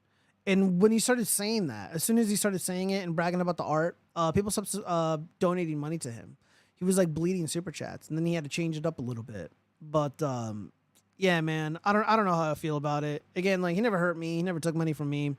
But you know, he's got an attitude, and he's not handling this well at all. But he's also in a really difficult place because, again, you have a felony charge weighing over your head, and one wrong thing, it could land you in prison. Again, I don't really know the terms of his release or whatever. I mean, apparently he posted bail. I didn't look into it, but it doesn't look good. It doesn't look good. He paid for that trash. Yes, he paid for that trash. One of them was the Johnny Depp picture, the picture of the cats, picture of beer bottles, and some Joker painting. And like, dude, like, Nick Rekieta is kind of cringe because he was messaging April's best friend Keanu or Kiki, and he was like, I'm an agent of chaos. Like, you don't understand me. You don't know my story. Like, dude, you're fucking weird, bro. Like, you're almost 50 years old and you're like, I'm an agent of chaos. Like, he's like literally like repeating lines from the fucking The Dark Knight as the Joker. Whatever, man. Dude, just bad. It's just really bad. Again, like, I wish him the best. I hope he comes out on top, and I hope he changes for the better. But I'm not really sure. I don't know if it's in him. I don't know if he has it in him to do the right things. But you know, whatever. Your save looks cooler than his art when we see it. I appreciate that. Yeah, it's hidden, obviously, but.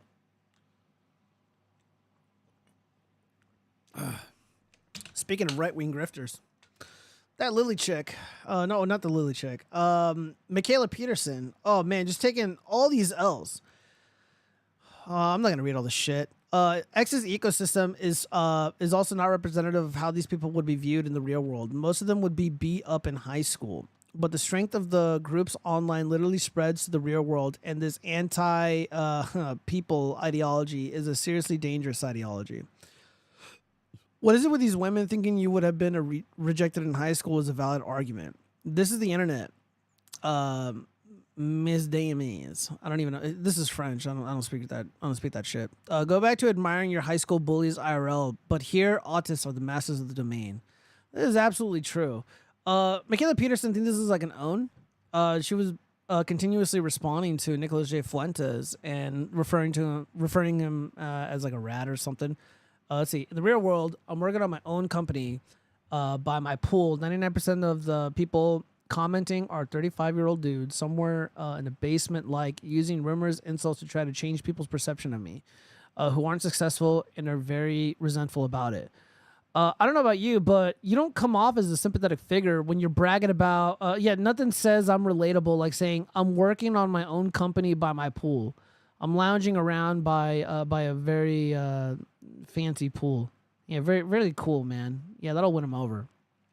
The fact that people can't see that this is a pro-Palestinian movement has spread from people being anti-war in Gaza to anti-everywhere really quickly is insane. I'm worried about the safety of my Jewish friends. You know, and I can be sympathetic towards that, but, like, again, if you're trying to make the point that there's a lot of hatred and animus towards, like, this specific group of people, saying they're basement-dwelling incels and shit is not the winning strategy. And trying to, I guess, like, impress people by saying that you're, like, working on your company, you're being a boss babe by the pool. Again, you're going to have the opposite reaction. If anything, you're going to endanger your friends. You're going to make people more hateful towards you and your friends. It's like, well, these are your friends. They're going to think to themselves, are they anything like you? If so, I spit on you. Poo, poo, poo. You know, like, Michaela Peterson is like a really stupid woman. Like, why would you say these things? Like, this is what, like, you would say, like, in high school. It's like, oh, yeah, Giovanni, you're probably out in the streets on your skateboard. Well, I'm just, like, doing homework by this, like, fancy pool and waterfall. Be jealous, nerd. It's like, oh, okay. I'm sure. I still don't think the anti-posts floating around this platform should fall under hate speech, and that's already moderated on X. And I know that classification is tricky. Where's the line? What's hate speech? Okay, so you ask what's hate speech, but you also say that people's anti-posts should be fall under hate speech. Look, if it's lawful speech, it should be left alone. Full stop. Jordan Peterson, her father, is like the champion of free speech. He's literally made his entire career, made millions upon millions of dollars off of being a free speech warrior. Unfortunately, he's changed his tune since working with the Daily Wire, and Michaela Peterson is following suit. Let's see. Zombie Bomb, I can't even say that. She has her herpes. Her wealth and fame come from her father. She slept with Tate and is a post-wall divorced woman with a masculine frame. I don't know if any of those things are true. I'm going to have to disavow that for the sake of not being sued by a very litigious group of people. But she was photographed with Andrew Tate, and he appeared to be embracing her romantically. And in a photo, I mean, dude, she literally left her home to spend time with this asshole going to look at castles. And we're supposed to believe they didn't have sex, allegedly, right, in a video game. Yeah, this person's a liar. If I remember the story correctly, she ended up leaving her husband, who also worked for her dad, and her kid behind to go be with this jackass, Andrew Tate, the mystery meat boy. Unbelievably disgusting and unbecoming of a lady. How dare she do that? Jordan demands the trolls get exposed. Yeah, Jordan Peterson's an awful human being now. It's just really sad to see that his audience has outgrown him. It's pretty fascinating to see that. I never thought I would see something like that ever in my life. I thought he'd be one of the good ones. And I was one of the last few people who were like sane and reasonable that kind of like still like clung on to hope that he would like kind of reel it back in, but it just didn't happen. She can sue me. I will win. You probably will, man. I mean, look, I've seen what you've seen. Like, I know why you're saying that, but I just can't definitively say that. Not at this point. But yeah, this is what they think of us, man. Michaela Peterson thinks like if someone isn't lounging around by like, you know, a $60,000 swimming pool, working on their own company, you know, they're basically less than the dirt beneath their shoes. Yeah, she's an elitist, and they wonder where this animus comes from. They wonder why people like Nicholas Fuentes exist. Well, you made him. Fuck is this? Oh, I was gonna share this with a friend. It's not really pertinent to the show. All right, well, we gotta move on. All right, guys. Bigfoot. You know what? I'm gonna play the Hooks Hate Crime sounder. Yeah. Terrified teens spot Bigfoot with glowing eyes in Louisiana forest. Call 911 for rescue. Oh, God. All right. Is this a figment of the imagination of young teenagers? Or is this reality? Does a ape-like species who shares a common ancestors with humans reside in the Louisiana forest? Let's see. Is an update on Andrew. Oh, that's bullshit. I'm not going to read all that. All right.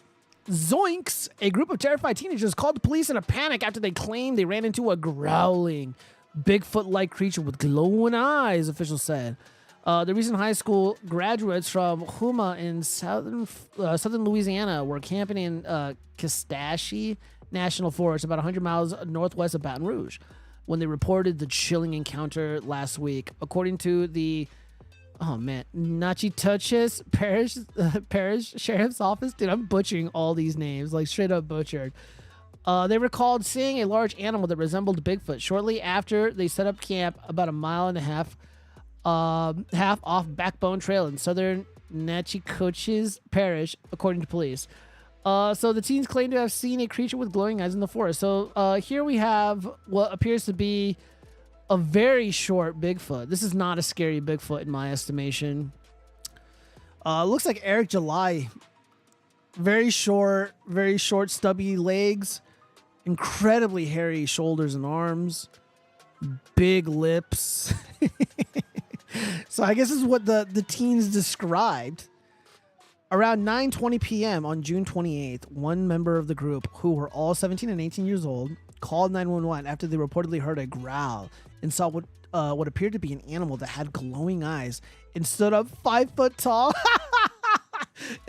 Yo, somebody, let's look up the geolocation of Eric July's phone. I mean, he lives in the South, so this could have been him. Deputies responded to the scene and walked to the campsite, vigilant for any mythological creatures. They followed the sound of their whistles to the campsite and found the teens frightened but unharmed. They were safely escorted out of the forest by the deputies. Oh, well, isn't that nice? Despite a thorough investigation, deputies were unable to locate any suspicious activity involving a growl with glowing eyes and standing 5 feet tall. Dude, if Bigfoot is only 5 foot tall, like that means I could probably fight one. So that's pretty good. They congratulated the teens on their graduation and wished them good luck in their futures.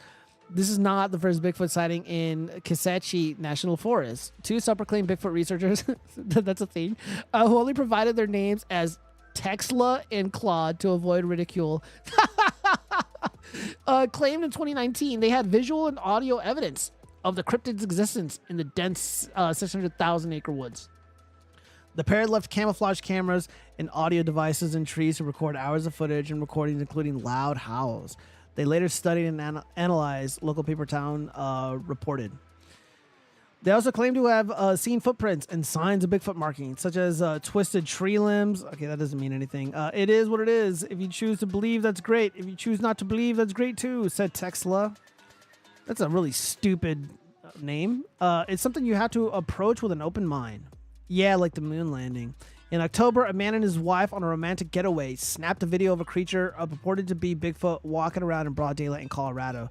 Shannon and Setson Parker were enjoying a sightseeing tour on the narrow gauge rail line between Durango and Silverton in the state's far southwest when they filmed the creature. A large ape-like creature, also known as Sasquatch, has roots in Native American folklore and has been reported by European settlers since 1800s. So it's really light. It's possible, guys, that they did see an Eric July-sized Sasquatch in the forest with glowing eyes. It is within the realm of possibility. Those who claim to have seen Bigfoot have described everything from a large, upright ape to an actual hairy human standing over 8 feet tall. So that'd be like the adult. And described as powerfully built. Okay, so there's not Eric July, because Eric July is kind of a bitch. The Washington National Guard wrote in the post about the legend. The debate and research continue, it added. All right. So, chat, what do you guys think? Yay or nay? Did this happen? Or were these kids on drugs, worshiping Satan, watching TikTok videos? Maybe this was an elaborate prank by somebody like myself, lurking in the forest, lurking in the trees, taunting these children with horrific growling noises, and now I'm on the front page of the New York Post. All right, so let me read some of these. Hello, Giovanni. I don't need to be told by someone who sleeps with sex traffickers what's right and wrong. I agree. It is ironic that a lot of Jordan Peterson's content is about not simping, but almost all of his disciples simp for his daughter with his approval. Yes. It's probably why he hates Andrew Tate. Like, Jordan Peterson hates Andrew Tate. And because he didn't simp. Let's see. Pronounce it more like Nakagadoshes. Okay. Dude, it just made it worse. It was one of the 5 feet teenage friends. I know, right? Oh, goodness. All right. We got a hoax hate coming up later on in the show. All right, let's continue on. Oh, God. So, yeah, more pop culture news. So, C.J. Bryson, once again, Republicans are out of touch. Y'all think compromising on abortion and same-sex marriage wins elections while attacking many ex-Trump supporters that stopped supporting him because of it. Y'all are not welcoming very many new supporters either. Clearly, it isn't working. There's nothing conservative about the GOP platform, according to Nicholas J. Fuentes. Republicans think that they are starving the left of ammunition to attack them by making their platform more liberal, but that's just called surrendering. Again, they're not saying, or as far as I'm concerned, the Republican platform is not suggesting that we should completely capitulate to the pro-choice movement, and we should embrace the pro-choice narrative. On an individual level, we don't have to, and I encourage people to reject it altogether. I really do believe it. I'm 100% against it. CJ Bryson, you talk about like welcoming new people or whatever. Dude, like I've read your posts, bro. Like you're openly hostile and antagonistic towards rainbow people and others who disagree with you in some way or another. Like he went after Owen Benjamin because Owen Benjamin made fun of him about like stealing bikes or whatever. It's pretty funny. Yeah, like your CJ Bryson's not really interested in any of this shit. All he's interested is this weird cringy purity spiral bullshit. Gaining brownie points with other individuals who are as resentful and angry and wanting to control others' lives as much as he does. Again, like he's got to stick up his ass about people making fun of rap music, which, by the way, rap music is the fruitiest thing imaginable, right? It's more fruity than Sketch taking it in the bum bum. That's what I think of rap music, especially his. Again, like he's deriding President Trump, but he's got like 5 or 6 songs where he's like, "Yo, I'm MAGA, bro. Whatever." I'd never done anything like that. Jordan is the king of simps. His wife's older, and he waited from age 5 to post college to get with her. The footy and the basketball teams run a few marathons before King Sim paid for her. You know what? I don't remember who was talking about that, but Friedrich Marx, but somebody said that his wife was like a nude model, like a nude like artist or whatever.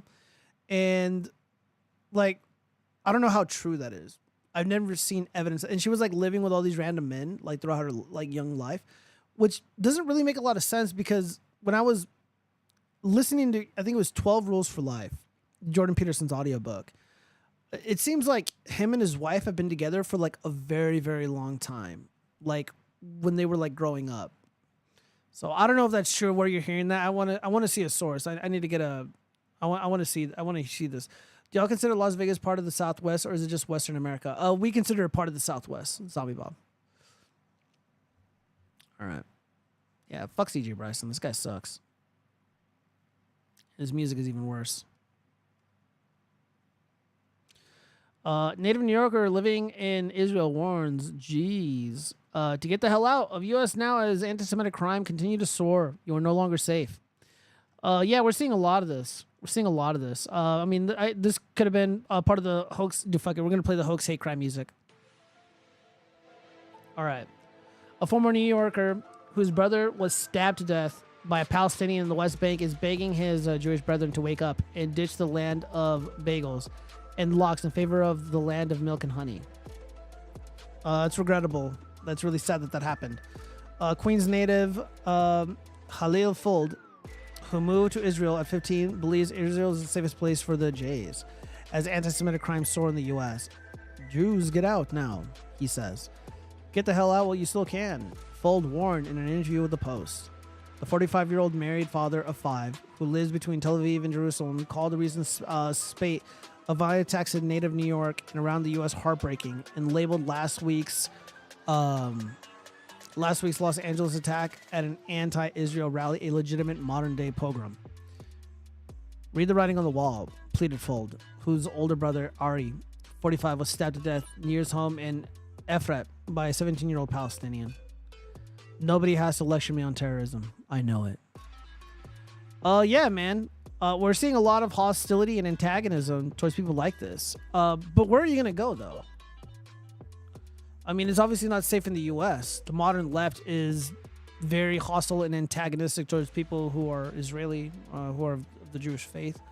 Obviously, the Middle East is incredibly hostile towards people like this. Again, his brother died. Very unfortunate. Where are you going to go? Like, the entire planet. I mean, it's a refugee planet now. There's nowhere in Europe you can go. Because Israeli NGOs flooded the country with people who hold the worldview of these Palestinian terrorists, these Hamas types. I don't know. It's a really tough situation, man. It's likely why I don't really talk about it that much, because I'm not trying to get into trouble, you know. I forgot about her nude art stuff. He followed her around since 4 and her 6. That's his cope around it to hide it. Technically, they have been together for ages. Simp copes hard. Dude, really? Dude, I'm kind of curious. Because, look, I'm not one to make fun of a woman's looks or anything like that. She seems like a really sweet woman who stood by her husband's side. But I'm just kind of curious what she looked like when she was young. Send it to me in Discord. I'm honestly curious because I just heard about this like a day or two ago. I heard it from Undead Chronic and I heard it from one other person. And I'm just like, no fucking way. There's no way. But yeah. But I don't know, man. I mean, the Petersons, they seem to be, have a lot of skeletons in the closet. I don't know what that means, but, it is what it is. All right, we got to move on. All right, we got to get into crime stuff.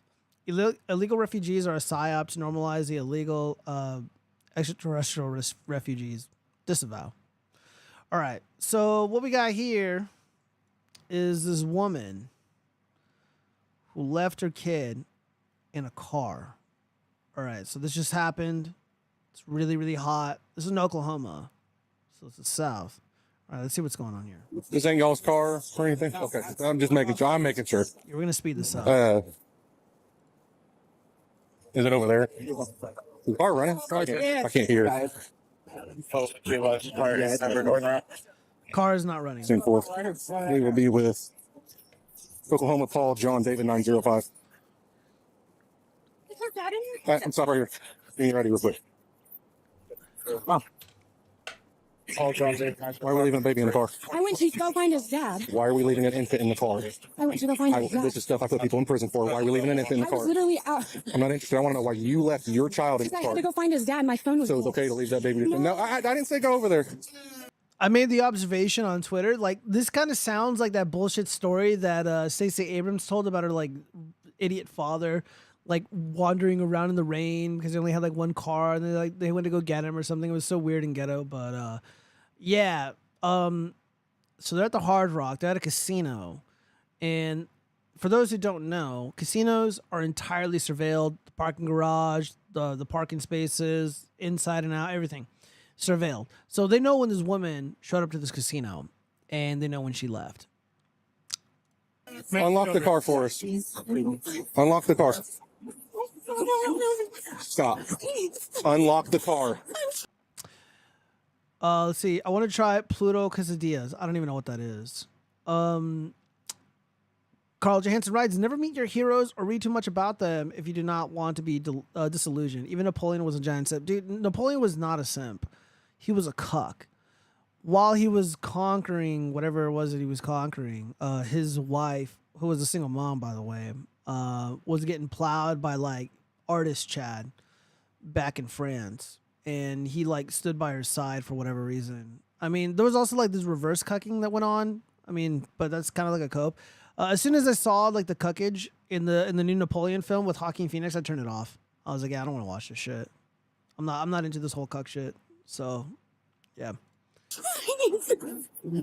We need to make sure this kid is okay.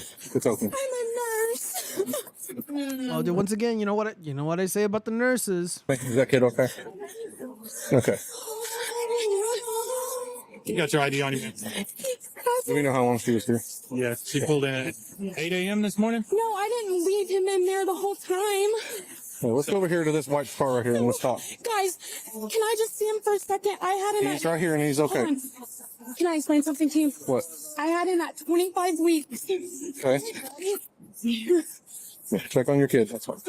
Baba? The people in the suits are casino employees. I know, right? AC, yeah, of course it's a nurse. Fine. 506, we got the car open, all the other stuff, but It was here, but he wasn't in the car by himself. Oh, God. let's go over here to this white truck and talk for a minute. Okay. Right here's good. This one right here. Okay. Where are you coming from? She's crying because you got caught. Thank you. Coming from where? Where's? Zombie Bomb. One of the nurses I worked with killed her son. She was a nurse. Yeah, was, right? I bet she still won't lose custody. Oh, dude, who knows, bro? Work at. Bailey in Owasso. Okay. He had my car. He had your car, but how long did it take you? He hasn't been here the whole time. His dad brought him. When did his dad? I don't know. That's why I was trying to find him. You get here. He brought my car this morning. Yeah, so when a perpetrator of a crime is caught dead to rights, one tactic they love to use is misdirection. They like to use convolution to cause confusion. And so there's so many layers to her bullshit story. Dad dropped him off, dad took the car, the grandfather picked him up, it's bullshit. It's meant to sow confusion. But what these guys are doing here, what the casino staff is doing, because they have to draft the report themselves, not just the police, because you have an incident where a child is endangered and could be killed on their property. So they have to ask these questions as well. And they ask pretty good questions. So the cop is kind of silent, which is not the worst thing in the world. It's all documented, and all of this is admissible in the court of law. CPS is going to see this, and they will use it against her, and they will substantiate the claims that she neglected and abused the kid. I was at work. Okay. What time did you get off work? 7. 11? 7. 7? This morning? Yes. So how did you get here? He picked me up. And you've been here with him? With the baby, yes. And then I tried to go in there and find it, but I don't know where he's at. No, it's not. Okay.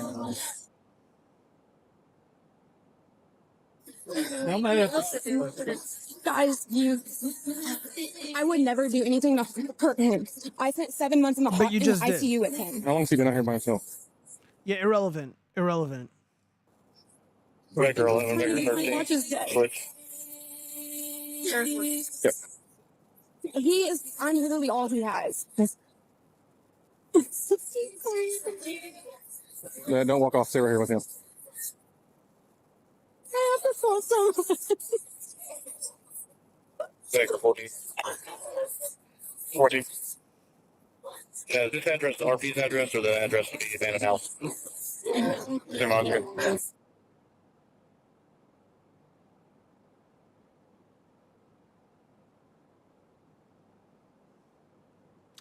don't know why I cut out.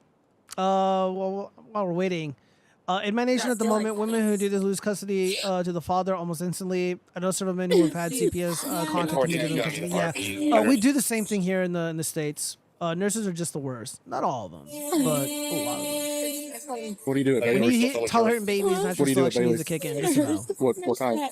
Let's check. He has a G button and everything. Has a what? A G button. What is that? A feeding tube. How does he get fed then? Do you have to hook it up? Yeah, and he eats my mouth too, but not very well. Is this your child or is it adoptive? Or? No, he's mine. I had him.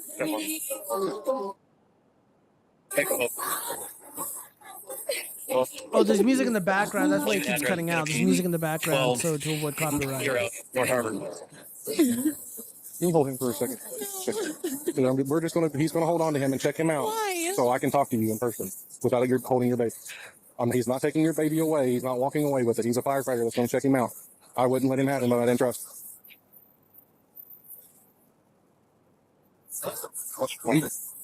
Well, it's 62 fire and looks like half is 97. Get back here, my phone talk. Yep.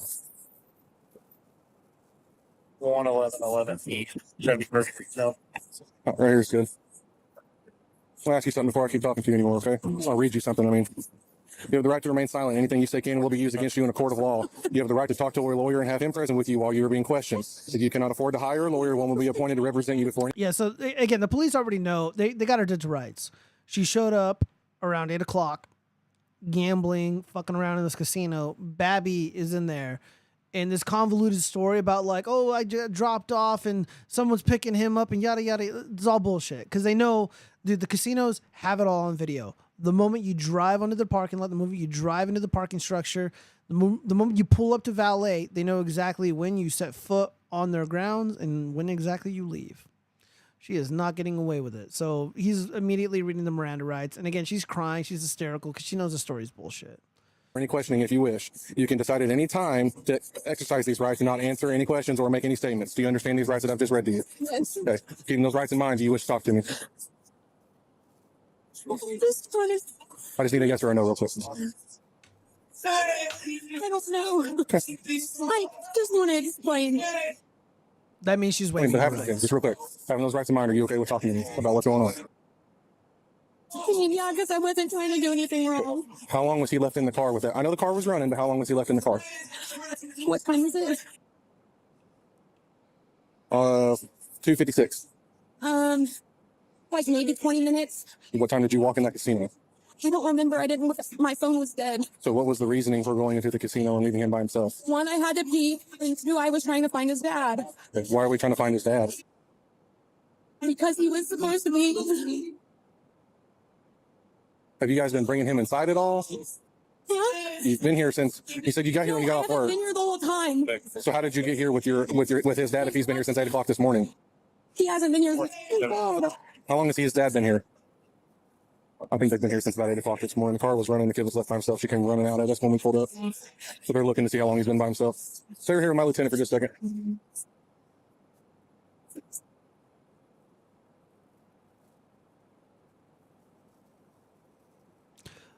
Never trust law enforcement. Depends. She should have pleaded the fifth from the beginning, shaking my head. I know. Well, she fucked up, man. She fucked up. That's what she said. It's so funny. The Hard Rock used to be my favorite casino out here in Las Vegas. They said she got here with her. It was so much fun, man. We'd always go to the pool party called Rehab, and it'd have it every Friday, or every Sunday, and then every Friday night it'd be Friday Night Live, and they'd have like the dopest bands, like good bands, like George Clinton and shit, and they'd be playing, and oh my god, so much fun.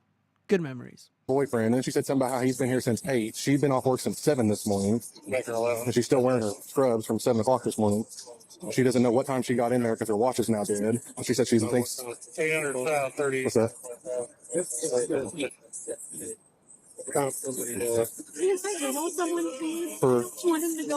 I didn't say he was going anywhere, so just calm down for a minute. That's easy for you to say. You didn't spend 7 months in the ICU with him. Irrelevant. Either one of you guys okay? You just make people angry when you say shit like that. Like, oh, like I would never hurt my baby because I spent like 6-7 months in the ICU with him. That means I would not do anything wrong. It's like, dude, they got you dead to rights. Like, you're just gonna piss the jury off at this point. Why didn't she take the baby with her? Our baby is not allowed in Yankee lands. No, babies are allowed in casinos. I don't believe they're necessarily allowed on the casino floor. Like, if let's say she's going through the casino, I think it would.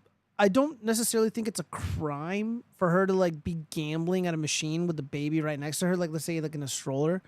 But I honestly, dude, I've never seen it. It's really trashy behavior, like super trashy behavior. I've never seen it here in Vegas. But that's not something that you'd want to do anyways, because people are allowed to smoke cigarettes on the casino floor, especially when they're gambling. And no, this is really, it's just a really stupid thing to do. But like a lot of families come to Vegas, obviously, and they stay at, you know, the bigger, more established properties, and you always see families walking to and from, you know, the casino lobby to or the hotel lobby to their room, and sometimes they have to walk through the casino. They walk through it. There's a pathway.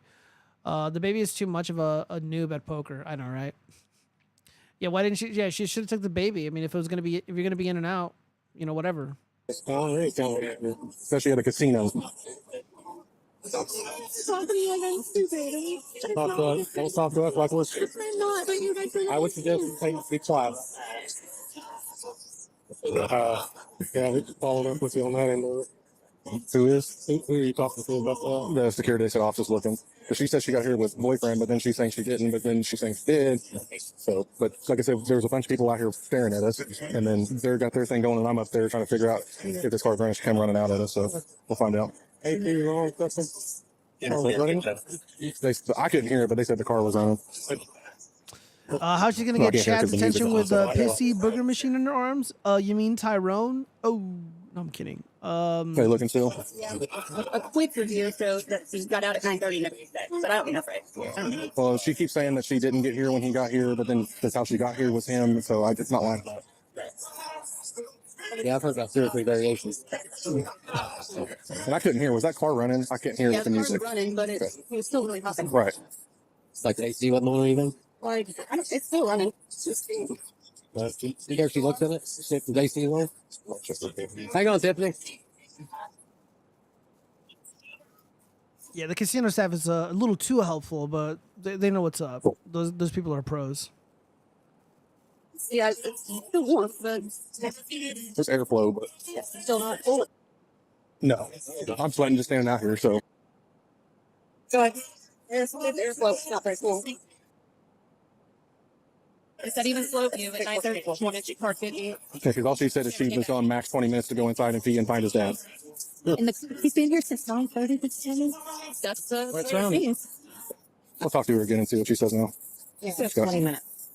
They're saying since 9:30 this morning. From the cameras.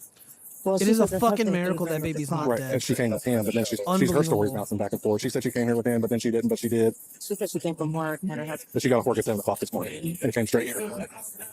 They said the only thing they can see is she got here at 9:30, and that's all they can tell. It didn't look like she ever came out. So she went in and she never came back. She like came in and never came back out since 9:30. Yeah, I was gonna say they're gonna slow roll it. She said 20 minutes from the time she saw us when she come running out. She's saying she's only in there 20 minutes, so they're gonna start at 2 and slow roll it. To about 3. Well, about 2:45 because it's Right. 3. Yeah, it's neglect whether it's 6 or 9. Right. Neglect either way. Even if it was just 20 minutes, that's here 20 you minutes of cannot high smoke crime on area the gambling in a parking floor. lot I with a rental have car with seen an women infant breastfeeding feed on itself the because it has a tube. So slots. That sounds cool. I hate how casinos smell. Yeah, I think Vegas is like the only place in the world where you're allowed to smoke in casinos. Maybe in Macau you can, but I don't know. I've never been to China. They're saying you went in about 9:30 this morning. They have not been back out to the car. What's that loud? Why would the camera show you one? I did come back out. You did? what time was that at? I don't know you guys. The reason we're being straight up honest with you is because this facility is so sophisticated. They read my face and know everything about me, even though I've never been here before. So they know everything. They have facial recognition, all kinds of fancy stuff. So they have timestamps. They have 2 people that all they do all day long is watch cameras. They've already rewound it since they found your child in the car alone. Said you got out of that car at 9:30 and this morning and walked inside, and you never came back out until you saw law enforcement and security out here. So is that what's the case, or what's the deal?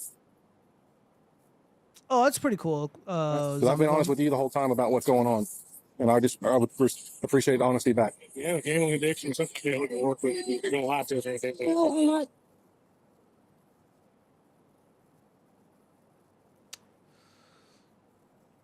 But she was in the NICU for 6-7 months, guys. She would never do something like this.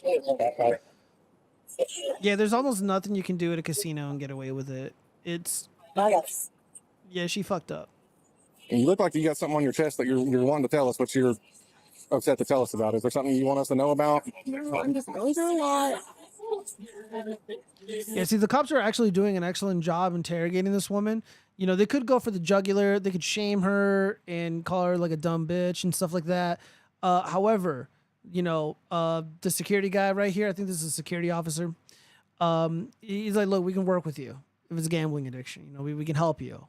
All right, so they're trying to make the investigation a lot easier. They're trying to make her open up, and right now she's about to. By the way, I haven't seen this. I haven't seen this whole thing. I've only seen the 3-minute clip, and I didn't see this part yet. But I just imagine that. I mean, that's how I would do it.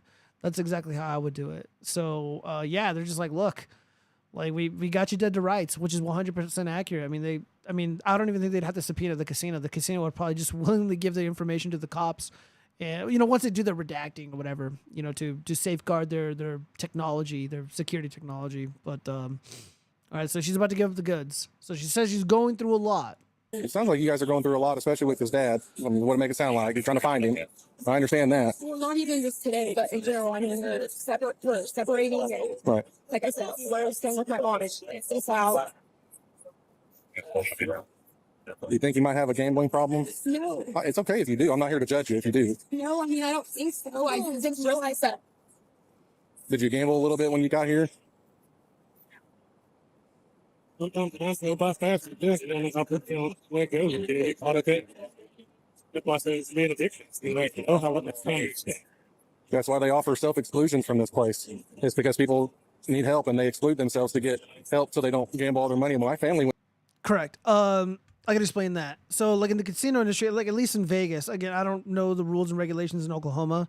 I imagine they're largely similar. But like if you have a gambling addiction, you can call up Caesar's Palace and say, hey, and you know, call up the other properties as well. It's like, hey, I have a gambling addiction.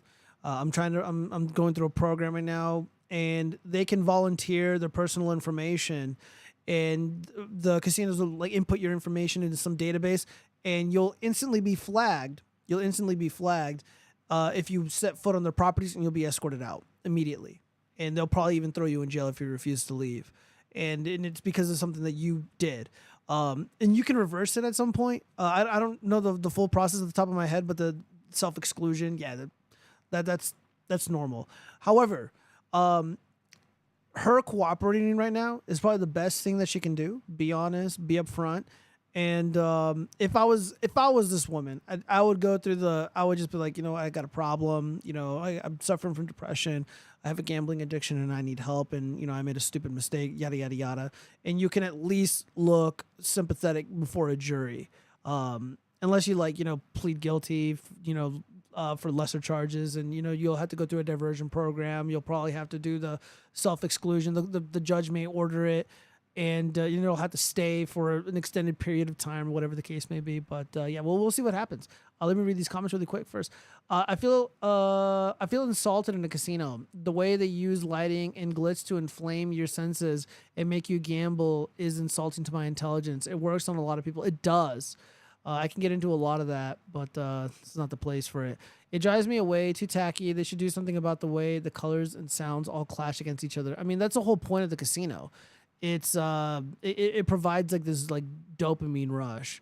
It's kind of like dude, like a lot of these mobile games that are like advertised like on Facebook or even like if you go to the game section on like the Android or the iPhone app store, when you play the game and you're like, you know, you beat a level or you level up your character, whatever the case, like money and points and shit just like jumps at you, flashes at you.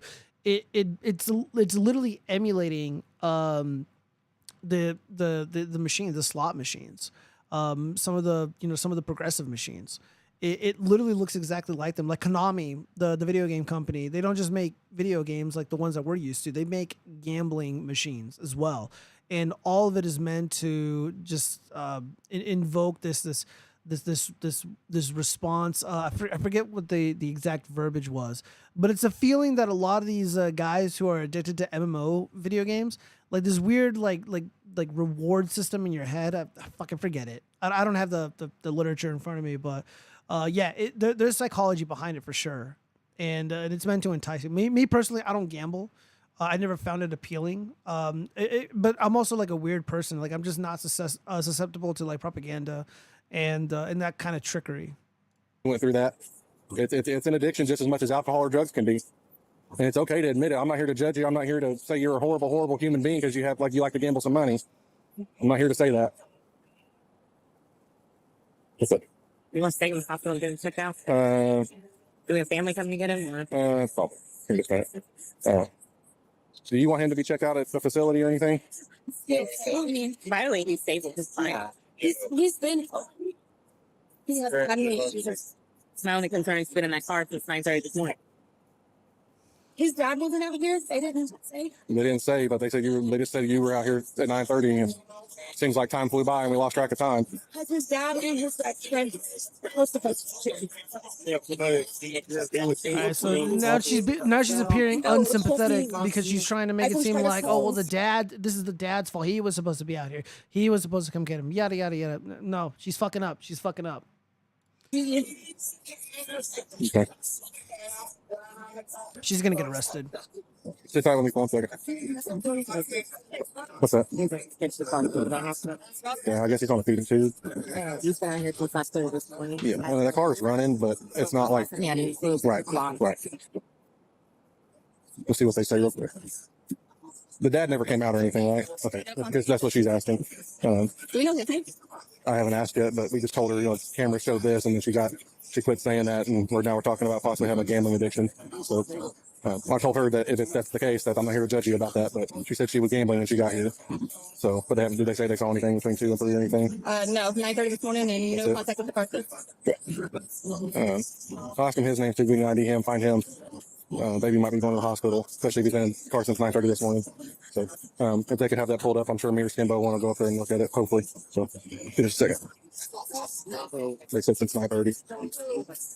People saying that somebody goes to kids, but get a hold of the and give a rep.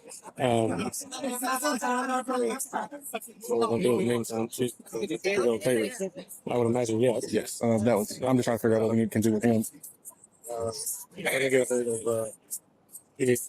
See that someone go through. Well, I reviewed it and I had both of them checked from the front to the back and the back to the front. We didn't see any interaction with the vehicle from 9:30. Said the same thing. You want to call him, and have her run a CFP? All right, back. I'm gonna go ahead and Stacey, do me a favor and fix my car real quick. Turn around for me. Okay, hold on. Turn around. Hold on. Turn around. Okay. Just put your hands behind your back. We will talk here as soon as I get done with this. Oh yeah, she's fucked. Told you. Let's have a seat in the back of my car real fast. 506, 1 thing all the time. Do you have any guns, knives, weapons, needles, anything like that on you? Okay. Get that stuff correct. What's gonna happen to Rylan? Oh, well, we are getting someone to be with him right now. We are working on that right now. Someone. Who is it? One of my friends. Your friends? How about your mom, his mom? Me and my mom aren't talking. You have a grandma or anything like that? No, my grandma's gone. Okay, I'm sorry to hear that. I completely understand that. You have aunt, uncle? Is it just you and your friends? I can call my aunt, but Where they live at? one lives in Colorado, but Okay. she'll come. But no one like in Tulsa or anything like that? No, just my friends. Do you live in Tulsa or around here somewhere now? Skytip. Skytip? Okay. Okay. That's her purse, her diaper. He said it's a great diaper bag. Pafford's asking for it. It looks like a backpack. Yeah, that's it right there. Is that your purse? No, that's Oh, that diaper bag? Okay. Yeah, usually what happens in situations like this, the police are going to end up, if they're not able to get a hold of anybody who can take the kid, the dad's probably going to get arrested too, but we don't really see that here.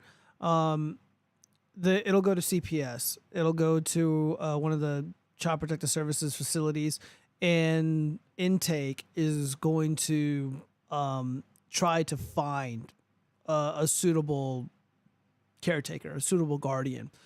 Aunt, uncle, mom, dad, grandma, grandpa, whatever, if they're available.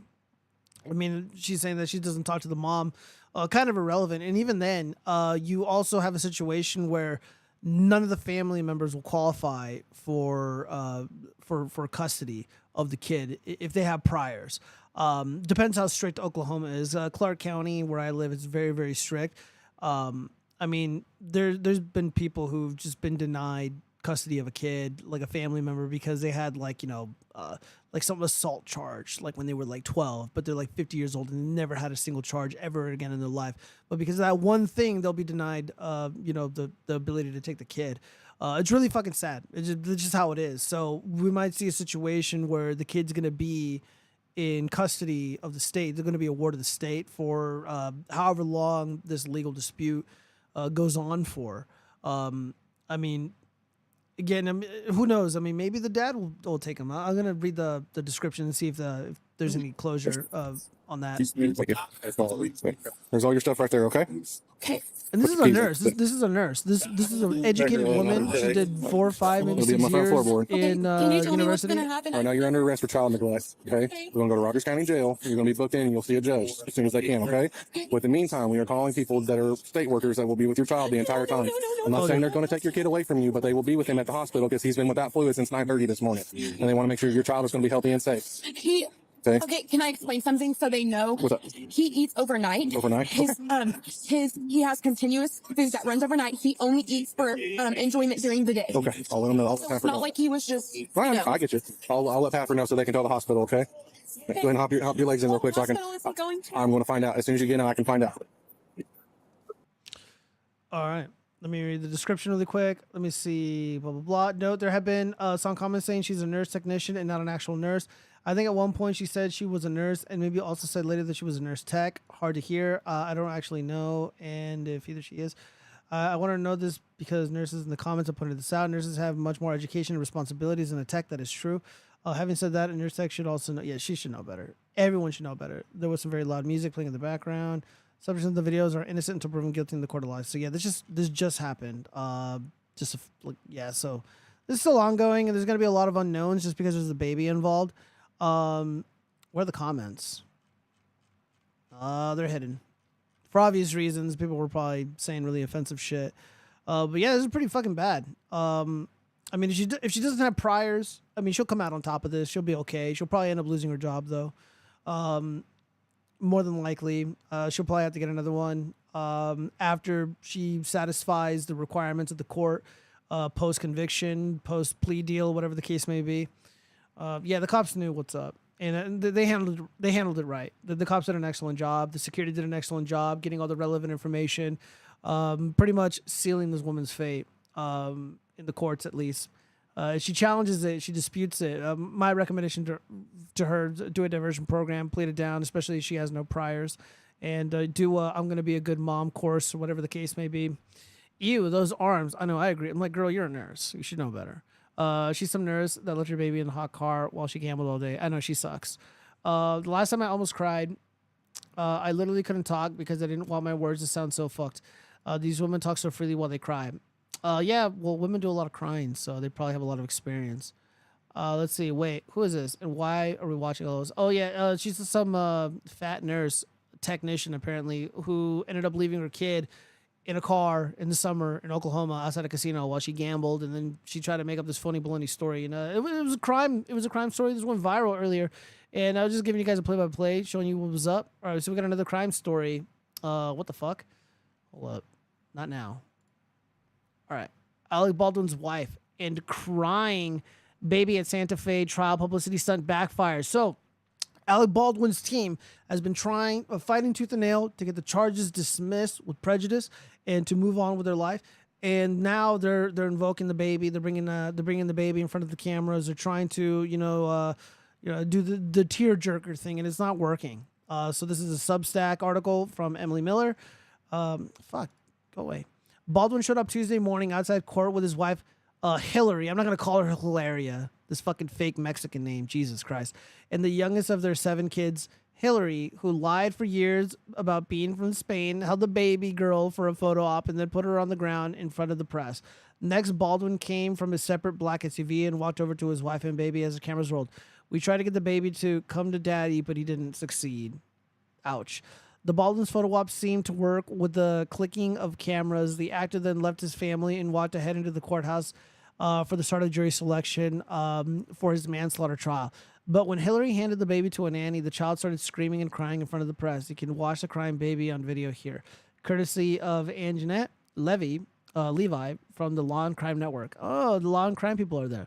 Baldwin's wife looked back once at the baby crying, but kept walking into court. They left the impression of uncaring parents who used their child as a prop. The stunt was a failure. Oh, yeah, Baldwin's going to go to jail, you guys. I don't think he's going to get away with it. As Baldwin's Monday Surprise, as I'm registered media for the trial, I'm on the court's public affairs media advisory list. They warned that Baldwin was not supposed to be in court on Monday for pretrial hearings. He filed this waiver of personal appearance for all pretrial proceedings in the case. However, Baldwin surprised everyone by showing up with his legal team and walking into the courthouse to a pool of photographers. Once seated at the defense table on camera, the actor appeared calm and neutral during the proceedings. He wore black-rimmed glasses, a suit and a tie, and close shaven gray hair. His lack of reaction showed he was media trained and well prepared by his defense. That is certainly true. A part of the intrigue of the trial is whether he will lose his cool during the testimony. Remember, Baldwin punched the man over a parking spot. He recently knocked the phone out of the hand of an annoying protester. The protester did nothing wrong. She was hilarious. Baldwin's big win. Baldwin's defense scored a significant victory when Judge Mary Marlowe Sommer ruled that the special prosecutors could not introduce evidence about Baldwin's role as a producer for Rust. This limits the state's ability to argue that Baldwin was responsible for the set safety issues, focusing on the case solely on his actions as an actor handling the gun. This greatly narrows the state's ability to give the jury options on why to convict him. Okay, so this is actually kind of interesting. What's happening here, OSHA was involved in analyzing the situation, for lack of better words, and they came to the conclusion that the employer, that the employer who is, I guess, responsible for the set, responsible for the production of this movie, is not technically responsible. So the defense, the state wants to say otherwise, and the state wants to say otherwise. However, the defense wants to be able to introduce that OSHA evidence. However, if they introduce the OSHA evidence, the state is going to be able to basically counter this Baldwin win, because OSHA doesn't hold individuals responsible for workplace violations or for workplace hazards, like, I don't know, getting shot in the face, or in Helena Hutchins' case, the chest, and bleed out. It's going to be interesting. We'll see. This isn't the big win that they think it is. And yeah, this special prosecutor Carrie Morrissey, she's pretty fucking elite. Let's see, Baldwin's expensive legal team, LINQS and Alex Spiro, is very talented and seemed to quickly overpower New Mexico State Prosecutor Carrie Morrissey. The defense cannot be underestimated to convince a jury that there is a reasonable doubt that Baldwin is guilty, who needs to go to prison. Let me see what some of the comments are saying. EM, your reporting for the past 3 years have been superior to any other print or video. In fact, most media coverage is lacking objectivity, even in his brief summations. We'll see. Baldwin at pretrial hearings Monday. Oh, yeah, you're not having a good time, dude. This guy's going to go to jail. But he's only going to get 18 months, though. Very unfortunate. All right. I don't believe we have any other crime stuff. We got to move on. Are we already at that point? All right, we've got a little bit of finance stuff. All right, let's see. Let's watch this. I hope there's no shitty music playing in the background. So, anybody thinking about moving to this country, or anybody living here now, I would highly suggest rethinking your plans. I mean, everybody saw the debate, so we all know this country's going to shit no matter what. Yeah, so I already lost interest in whatever she has to say moving forward, because when people do both sides are awful, both candidates are shit, like, why are they treating it like both of these candidates are the same? They're not the same. Both presidencies are not the same. One, we saw prosperity, we saw peace, we saw a future that we could all kind of like be cool with. And now we live in this fucking hellscape where we have perpetual wars, inflation, yada yada. Also, a woman crying in car, annoying. A mother of 3 says her family can't secure a $1,600 a month home loan, yet must manage a $2,100 rent. Americans are hurting financially. Well, how did she vote? Given this response within 19 seconds, I'm going to assume she voted for the Democrats. And if you vote for the Democrats, you vote for open borders. And now you are competing for homes with over 20 million people. I think there's about 60 to 70 million illegal aliens residing in the U.S. right now. They have to stay somewhere. That drives up the cost of rent. That drives up the cost of mortgages. If you're an illegal alien, you can buy a house if you really want to. You can get a mortgage if you're an illegal alien. Happens all the time. My mom, I have 3 beautiful boys. Also, a nose ring. Ugh. And life is so incredibly hard here. Pay $2,100 a month for rent. I can't get a loan for a house because of credit. Try to get a loan to pay off all of our debt, but can't do that because you don't have the credit. Can't afford a Well, you have the credit, but you use it irresponsibly, and you put yourself in the situation, and you probably vote like an idiot. So, you know, this is your fault. $1,500 home loan, but we can afford a $2,100 rent payment. We have to move because our landlord is selling her house, and everywhere is $2,400, $2,500. Some places are $3,000 for rent. It is so hard to breathe living here. Bitch, you ain't George And my Floyd. state is one of the cheaper states.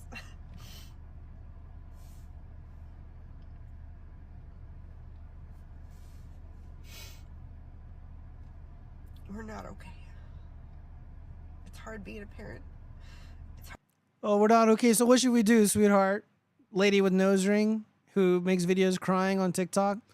Should we just have communism and pay for everything so you can, you know, live like a fucking queen that you think you are? Safe. It's hard keeping a roof over our head at this point because fuck. Everything costs an arm and a leg.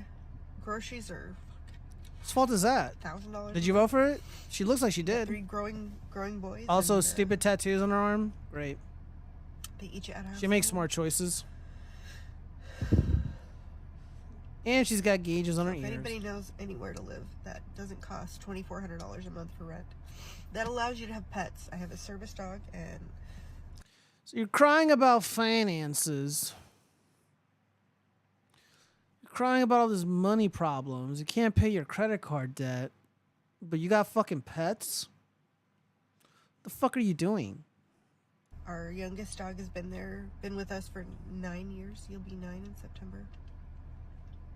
I mean, how necessary is that service dog? Given how stupid this woman is, probably not necessary at all. My cat. Can't go anywhere without my cat. Of course she has a cat. Anywhere.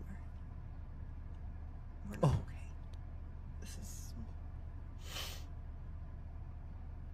It's hard. It's very hard. So if anybody has any ideas on... Yeah, vote for that Trump. don't charge you... Stop being a dumb soul bitch. and your firstborn kid to, live. Yeah, get rid of your pets. You can't afford them. Get a second job.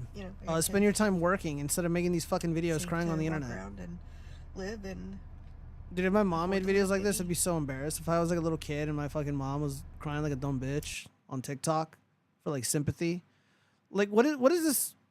What does this accomplish? I'm being honest with you guys. Like, what is going on here? Somebody in the chat explain it to me. Most people who voted for Biden are taking a dip in the Tim pool right now. I like that, MTMG. God dang, those rich men. I know, right? They're taking their jobs. The dollar ain't shit. They're looking at our dicks. Ain't a damn shame. I live in a 20 by 20 dry cabin on land that I own. It's more difficult life, but I own it, and it's free to live in. $400,000 mortgage is unsustainable. Well, it wasn't a while ago, but it is now. People need to adjust their expectations. They absolutely do. I mean, but she's got 3 kids and a whole slew of fucking pets. So, also, where's the man at? Where's the husband? Ugh. Hold on. I got a bunch of notifications. Let me see what's going on here.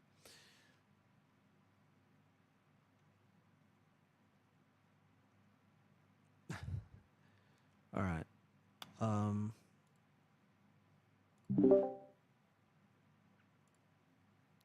Okay. Well, let's move on. We gotta get into the 304 shit.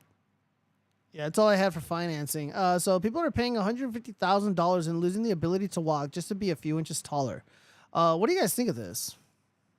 5'6" to 6 foot. The surgery left him unable to walk and required him to turn a screw in his legs every day to stretch them gradually. The recovery process could take more than a year and might lead to complications such as infections or pain. The paragraph shows how much taller he became after the surgery. Is this worth it? This man...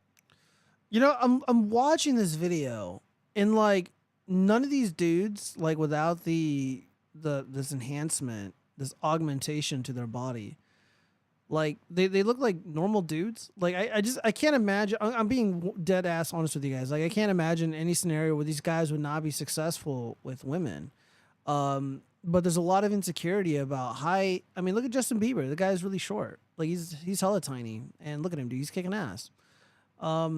Yeah, look at this dude. Like, in what world is this guy like having issues with women, and now he's permanently fucking disabled because of this procedure? I don't know. Maybe they'll recover from it, but I've yet to see anybody who took this and is like doing okay after the fact.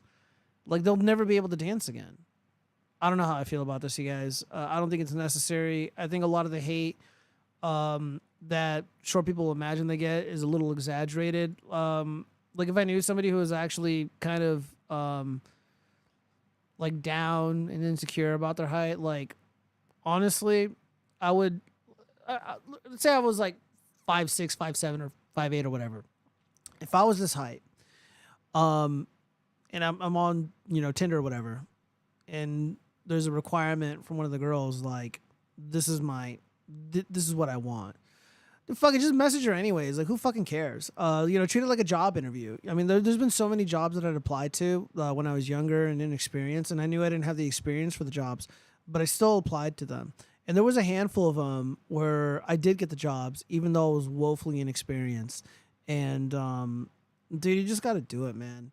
You can't be down about something that you can't change. You can't change your skin color. Well, unless you're Michael Jackson. You can't change your height unless you got 150K apparently. But even then, it's like you might not be able to walk again. You might not be able to dance again. You'll be permanently disabled. I mean, is this worth it? And again, I'm looking at these dudes. Like, none of these dudes are bad looking. Like, they're all really good looking guys. And this just seems so unnecessary.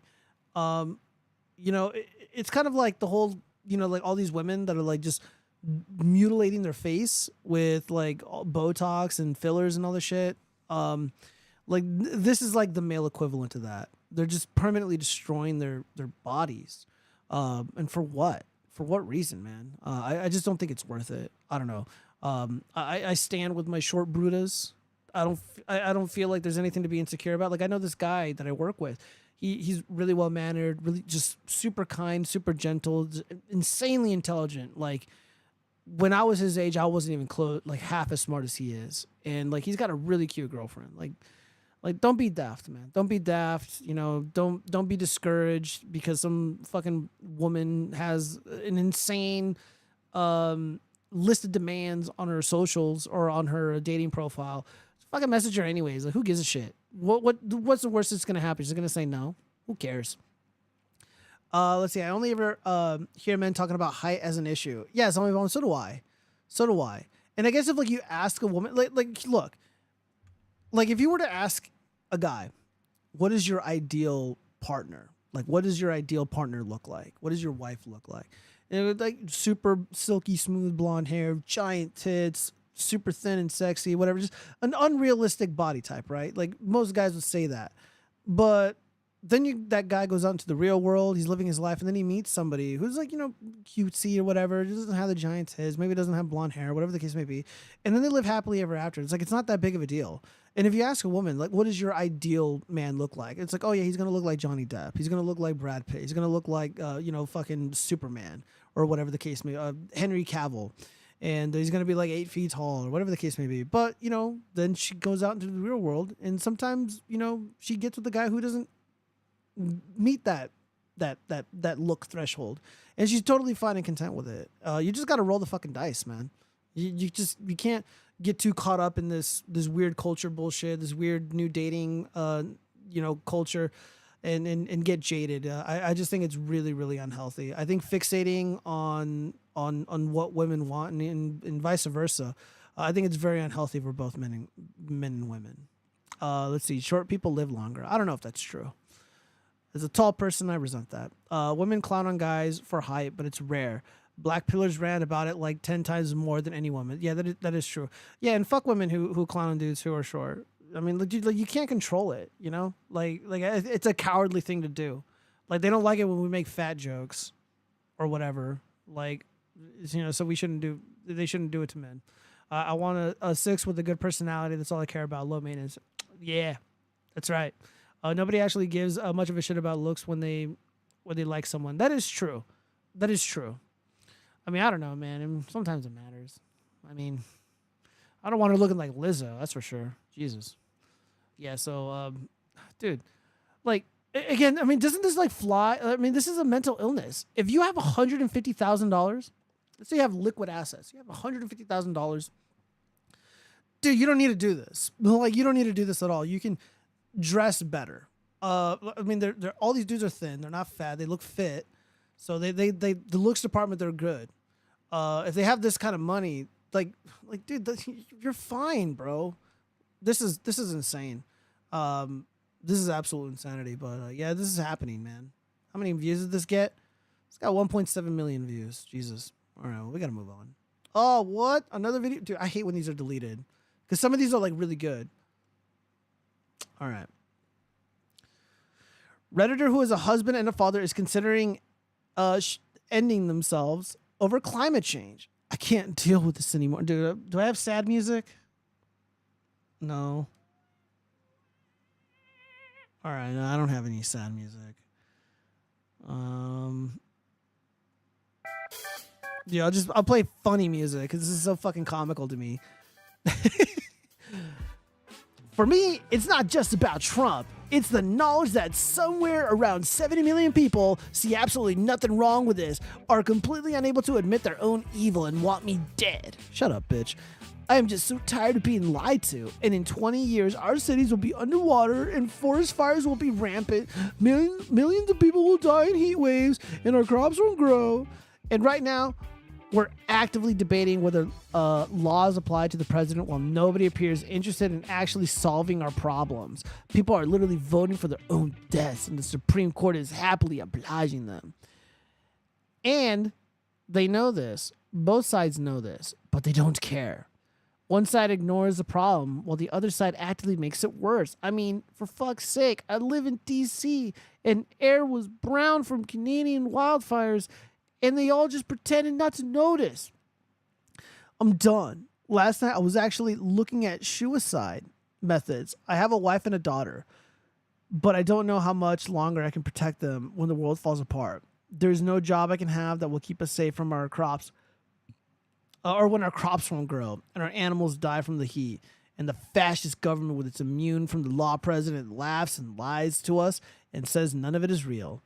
Holy shit. So, like, if I'm a woman, and I'm, like, choosing a man to be with, if the dude is, like, hysterical about climate change, like, that dude's a pussy and not husband material, not even boyfriend material, probably not even fuck boy material, to be honest. This guy sounds like a bitch.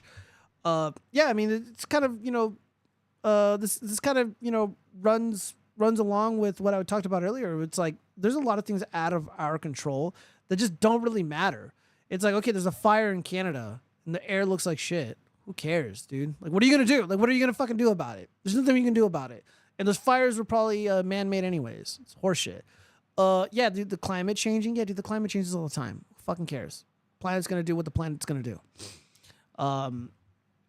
And I mean, in regards to the president, it's like, dude, like the president did nothing wrong. Nobody cares. Like, really, like, even the people that pretend to care, it's like not a single person in their own words can articulate clearly what it is that President Trump did that was illegal. They're like 40 million convictions. He's guilty. He committed all these crimes, provably. What did he do? And nobody can say in their own words what he did. Yeah, man, you got to be careful, man. You got to be careful. You know, there's stupid people out there who believe this shit. You got somebody, again, this is a situation where the brain health is not intact. So this is like the left-wing version of the right-wing person crying about abortion and shit. This person's crying about like climate change, crying about the Supreme Court and fucking all this other nonsense. And it's like, dude, like, oh man, like, if I was this dude's wife and I'm just like, did you set, like, this is really like, you're gonna kill yourself? You're gonna do all this? I'd divorce him. This guy's weak. For 150K, he could have had like 2 families in the Philippines already. Yeah, I know, right, MTMG? Yeah, dude, get yourself a passport. Get yourself a passport. Go to Eastern Europe. I'd go to Eastern Europe. I think the Eastern European women look better. Armed forest fire is literally a Democratic Green problem. They don't allow for forest fire prep. Yes, especially in California and the Southwest. Not only that, I'm of the opinion that a lot of the fires in the Southwest or even in the Northwest, they're kind of manufactured. You know, you clearly have activists doing arson. And I got into like a huge screaming debate with somebody I used to be friends with because it was obviously fucking bullshit. Like, it's obviously fucking lies. Whatever, man. Fuck them. All right, we got more. Oh, God. What is this? Friends because she slept with every one of them. My wife and I have been married for 10 years. When we got engaged, I asked that we not keep in touch with former lovers or exes. My wife agreed. That's a really good rule. I mean, I don't know how many dudes she's been with to have to lay out that rule, but like, you're on the right track. Then, my wife had a couple of male friends who were former friends with benefits, and soon after the engagement, she cut them off. After we got married, neither of us talked to former lovers. We both had friends of the opposite gender, but they were our married friends whom we knew together. I have a couple of female friends that I have maintained throughout our marriage. I rarely talk with them. Whenever I talk about them to my wife, she seems to get angry. Last week, she said to me that it must be nice to have female friends, and that she doesn't have male friends. I asked her if she wanted male friends who were not married to our female friends, and she said no. I asked her why doesn't she have male friends, and she said that when we got engaged, I told her that she couldn't have male friends. I told her that is not what I said. I told her that she agreed not to continue relationships with men she slept with and that she can have male friends as long as the relationship remains platonic. She told me totally reasonable. I pressed too much on her and my behavior became controlling. I don't allow my wife. Yeah, dude. It sounds like she wants to cheat. It sounds like she's not happy in the relationship when she feels the need to want to be friends with dudes that she used to sleep with.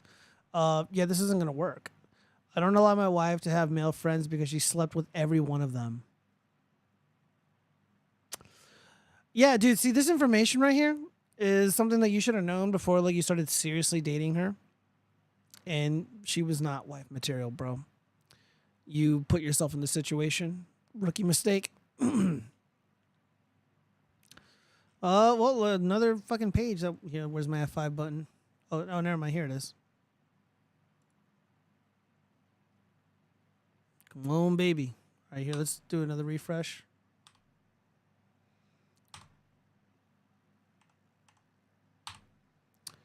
Wow. All right, well, I guess the page is broken. Exit the page. All right, well, it broke. Cool.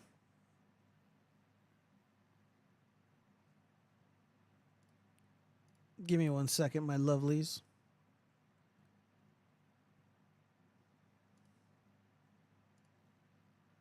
All right.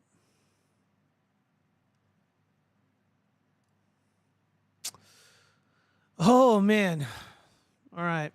So from Bad Billy Pratt, flat earther buddy of mine, wife's boss asked if he could get her pregnant. Throwaway for obvious reasons. Bit of backstory. We've been married for 4 years and things haven't been perfect, but they've been as good as I can ask for. We do have some disagreements, but we are always able to talk through them, and we both make an effort to respect each other's feelings, boundaries, and insecurities.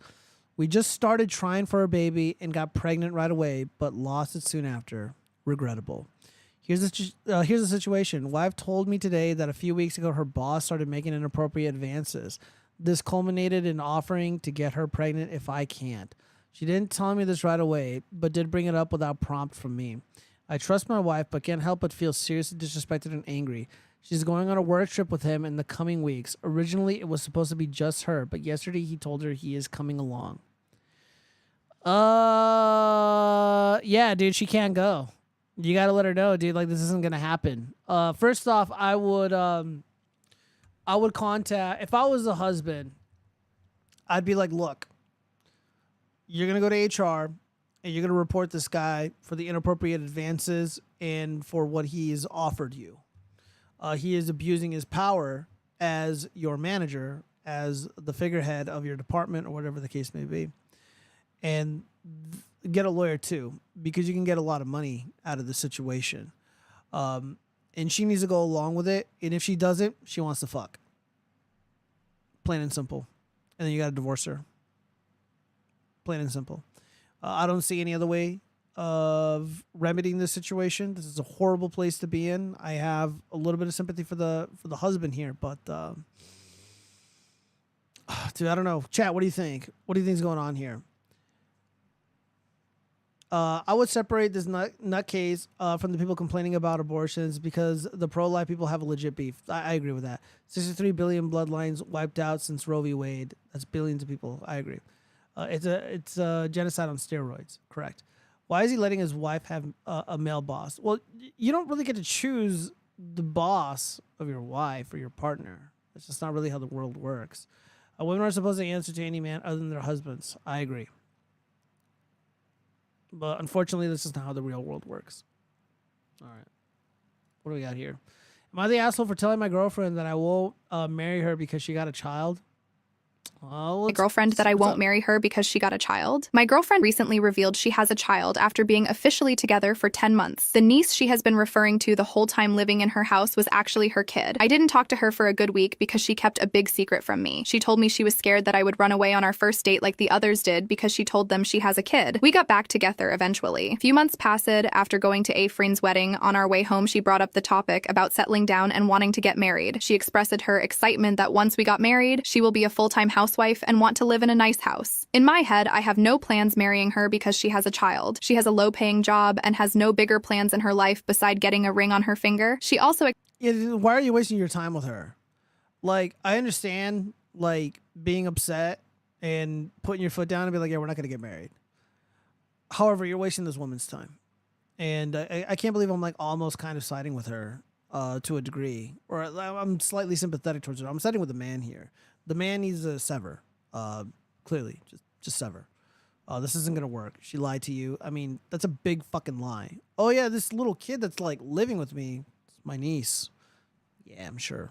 Expects me to cover her daughter's college funds the time she goes to college, which caught me off guard. Anyway, to not waste more of our time, I told her that I don't have plans in marrying her because she has a child and she just sounds like a financial burden to me. She told me that I am not a real man and I won't find anyone like her. So far, she has nothing to put on the table. Am I that not wanting to marry her because she got a child? Nope. Yeah. I mean, this is what happens when you put a woman in her place. If you don't want to foot the bill for another man's kid, you'd be called a bitch. You're not a real man. Your dick ain't shit. Whatever. Okay, well, what does that make you? Where's the father of the kid? You know, Michaela Peterson. She got put in her place, and what does she say? She's doing the same thing too. The shame tactics. You're an incel. You're a basement dweller. You're a piece of shit. You're a fucking rat. Whatever the case may be. Same thing, man. Women are so predictable. Yeah, when they lose, when you hold a woman accountable, when you put them in their place or whatever, they'll just lash out like a little cat, and they'll call you names and stuff. It's pretty obvious. Let's see. I'm tired of these beta boys wanting women with drama and with dreams and ambitions that are career related. All the expectations. Wow, what a queen! I know, right? Yeah, it's like, dude, like, who the fuck do you think you are? Oh man. I'm trying to think if I ever had. I remember like dating somebody. I was dating this chick, and she was like planning our fucking life, and we're like 3 or 4 months into our relationship. She's like, we're gonna adopt a little kid. We could do this. We could do that. I'm like, what the fuck? I'm like, dude, like, I fucking party and make minimum wage. Like, no, like, you're stupid. And not only that, I don't want to like adopt a kid and raise some fucking other dude's kid. Like, you're crazy. Crazy woman. Obviously didn't last. All right. MIT expert warns AI freaks against falling in love with hot chatbots. It doesn't care about you. Yeah, but probably for different reasons. Let me see. Is this article long? Yeah, I'm not gonna read all this shit. I'll just say this. I know for a fact that the reason why the thing with the AI bots or the machines that people are going to buy and use as a romantic companion, I believe that a lot of the antagonism towards them is not going to come from experts. It's going to come from people like me. because the credentialed class, the expert class, the so-called elites, they're going to promote this stuff like crazy. They want the AI bots, they want the chat bots, they want these love machines to exist because they're going to be used as a mechanism to placate the goyim. They're going to be used as a way to pacify the cucks, the simps, the soy boys, the incels, etc. And again, if you want to avoid an uprising of young lonely men who have nothing to lose, if you want to, pacify military aged males, at least in the West, because the third worlders, the so-called refugee types, they don't fall for this shit. But if you want to pacify European men, you would do it with this. And it works. I mean, there's already ways they're already doing this with pornography. They're doing this with OnlyFans. OnlyFans is not necessarily AI. I know there's some AI content creators or whatever, but for the most part, they're actual human beings, and they're used to pacify the goyim, the soy boys. And I believe that the AI is going to be a tool, a necessary tool. These love bots are going to be a necessary tool for the regime to pacify and control a very violent young male population. And my warning to you is like, it's not the real thing. And I don't think it's going to replace or supplant traditional dating, traditional means to meet a woman. It's not going to replace romance or love, people who actually still seek it out. This stuff is only going to be used to, again, just pacify and remove a group or a class of men that are already seen as invisible. And I know that opinion isn't really popular with a lot of people that are in the manosphere, but I would love to debate them. Like, I would love to debate Sandman on this, because I do fundamentally think he's wrong. I think these are going to be just ways to control young lonely men.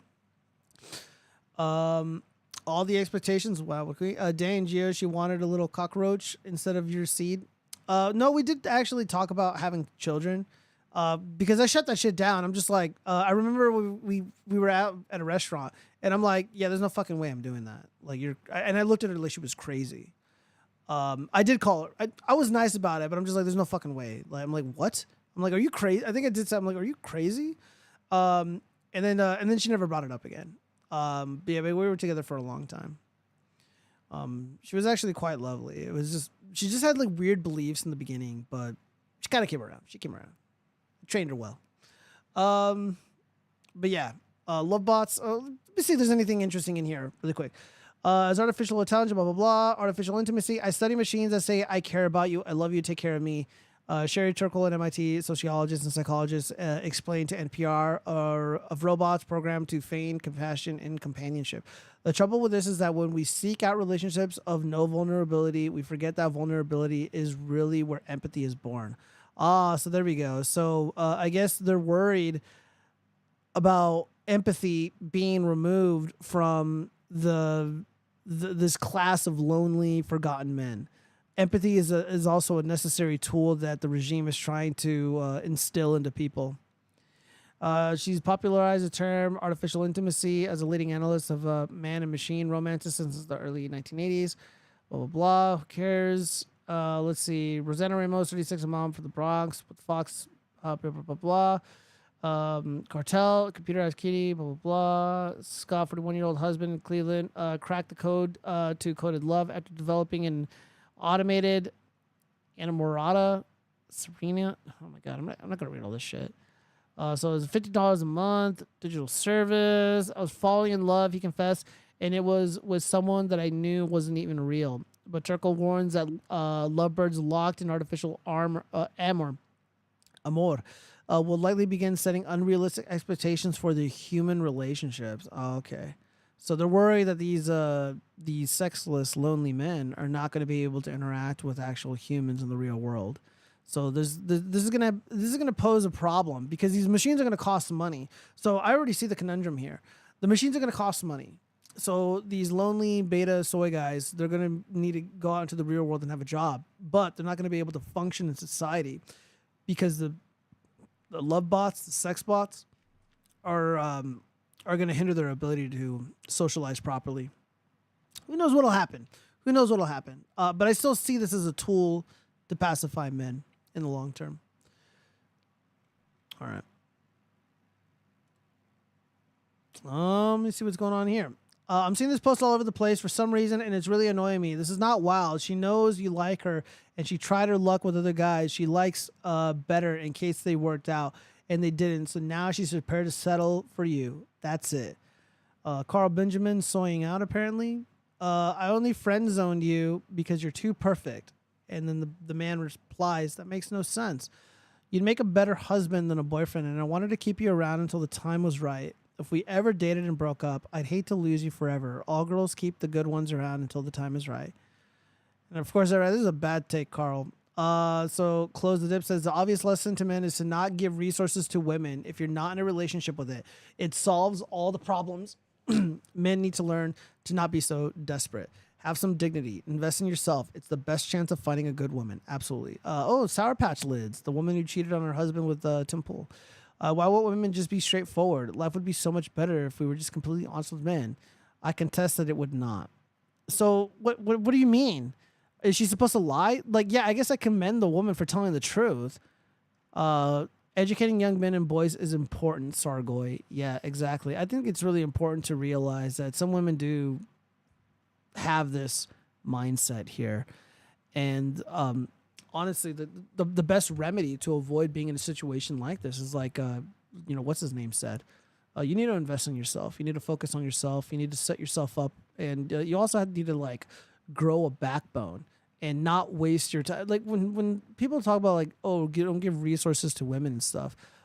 Your time is a resource. You know, your emotional energy is a resource, and you shouldn't just blanketly or just wantonly give it to some fucking woman that you want to fuck or be in a relationship with. And like even like telling her like a meaningful story about your life is too much. Don't even give that to a woman that isn't going to commit to you, that isn't going to sleep with you, that isn't willing to date you. My personal thing is like I don't waste time on the dating apps, right? Like I'm swiping through, and there's a handful of chicks that I'm like, okay, they're attractive, and I'm gonna message them like, yo, what's up? Like, let's hang out. I just don't want to fucking waste time. I'm not gonna be sitting there on my fucking phone 5-10 hours a day texting fucking women while I'm working. Like, oh, what's your favorite color? Fuck that. Or like, oh, how's your day going? Like, oh, tell me about a conflict in your life, and let's work it out. Let's talk about our no, fuck that. I'm not gonna waste my fucking time doing that. Even when I was younger, I absolutely refused to be in to have a friendship or to talk with women who had boyfriends and shit. It was a waste of my time because I was out there doing shit, and I'm not gonna waste my time talking with some chick who's got a man. And not only that, like dudes are just frowned upon that anyways. Like, no, it was just stupid. So yeah, obviously this guy kept the chick around. She's even saying that I put you in the friend zone, but now things are different.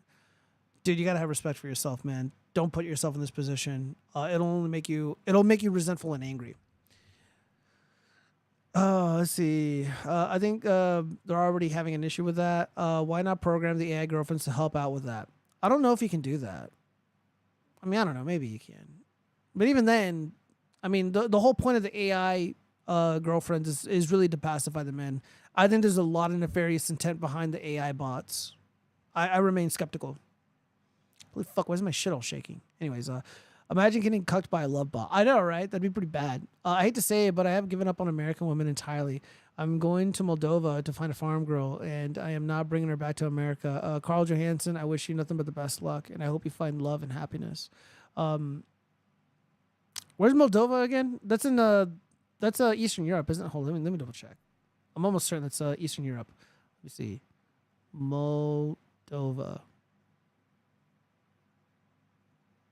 Yeah, it's Eastern Europe. I knew it. Not all American women are like this. Again, they're not all like this, you guys. Don't be black-pilled on this. It's just there are a handful of them that are, but this is easily avoidable. A dude who has respect for himself, who wants to maintain his dignity, and is committed to not wasting his time, they're not going to have this problem. I'm very committed to not wasting my fucking time with just bullshit talk, being friends with a girl. Like, I'm not going to hang out with a chick, and especially if we're not sleeping together. No, it's not gonna happen. I've given up on everything. Zombie bomb, stop that. All right, well, let's move on. Oh, what is this? Oh, dude, this is actually kind of funny. Dude, this easily could have been a fashion SWAT. All right, here we go. Hello, welcome in. I'll have you take that. What's your name? Dude, it always like breaks my heart because like as soon as they show up, they're already like popping the balloons. It's like, dude, can you at least let him fucking speak first? Can you like give the brother a chance? Name? My name is Chandler. Chandler? Yes. Okay, and Chandler, how old are you? 28. 28, and what do you do? I'm a fraud analyst. Just look at customers' accounts, make sure that... Bro, don't explain it, man. Just they don't care, bro. Just like I work in finance. Just say I work in finance. Their fraudulent use of their account number, just pay them back if it's a fraud case. If not, I just deny the claim off the evidence I found. Okay, pretty cool. Yeah. And what are some things you look for in a woman? Yeah, just kind of like my other half, you know what I mean? Someone that compliments me, someone that's, you know, by my side, definitely loves me for just me, you know? I just popped in just because I don't like your outfit. No. Look, man, like, dude, first impressions are a thing. First impressions are a fucking thing. I don't fault any of the women for what they did. Hey, love someone that's your type. Yeah, actually, yeah, I like the braids. Very beautiful. Yeah. And the whole like, okay, dude, you're engaging in simp mode. I think it's a cope because he's like complimenting the women as he's being rejected by every single one of them. And I personally wouldn't. I'd just be like, okay, like I respect that, cool. You know, don't be like, don't counter it with like this. Oh, I'm gonna kill them with kindness and. Because it's manipulative behavior. Because he's trying to make it. Because what I imagine he's doing, he's like, okay, so they're rejecting me, and they're saying what they don't like about me, but I'm gonna say what I like about them, and kind of doing like this like quasi reverse psychology type thing, trying to like win them back over and try to like plant the seed in their mind that they made a mistake because he's a nice guy. No, not really. I see right through it. So the sisters here. I think I'm on Team Sister for now. Tattoos are cool. Thank you. She's definitely someone I would approach. 23, and you're just not my type. No worries. Like, your whole aesthetic is just not, it doesn't fit me. No worries. She's beautiful. Yeah. Thank you. Love the hairstyle, love the dress. Tattoos are cool. Yeah, everything's cool. Yeah, Thank she's you. cool. Yeah. Okay, I don't really know you, but based off of physical attraction, I'm not necessarily attracted, but that's really it. Oh yeah, definitely. Eyes are beautiful, hair is great, dress is great. Thank you. Yeah, she's super beautiful, definitely. You know, my typical physical attraction is like a dark skin, so. Totally.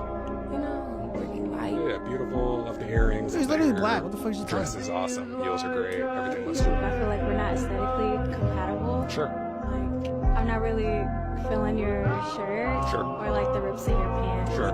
The Yeah, shirt beautiful. type. Beautiful. Love the hair. Earrings look great. Dress is cool. You know what I'm saying? Accessorizing well. Heels look cool. Yeah, everything's cool. Yeah, I like it. I like it. I like that you find beauty in everyone. Definitely. I feel like you should know exactly what you want. Oh, I do. Trust me. Okay. All right. No, that's locked in. Trust me. All right. She did ask, like, is she your type? Yeah, dude, he just comes off as like such a fucking tryhard, man. And like, dude, like women can sense that shit. They can absolutely sense that like right away. Yeah, this is pretty cringe, man. You're right. Omega Tony is God. This is pretty bad. I don't know. First off, why would you subject yourself to this? Why would you do this? I have some thoughts though. Where the guy fucked up. No, I love chocolate. There's a bunch of beautiful black women here, so yeah, Okay. trust me. Second reason. Yeah, dude, some of these sisters are kind of cute.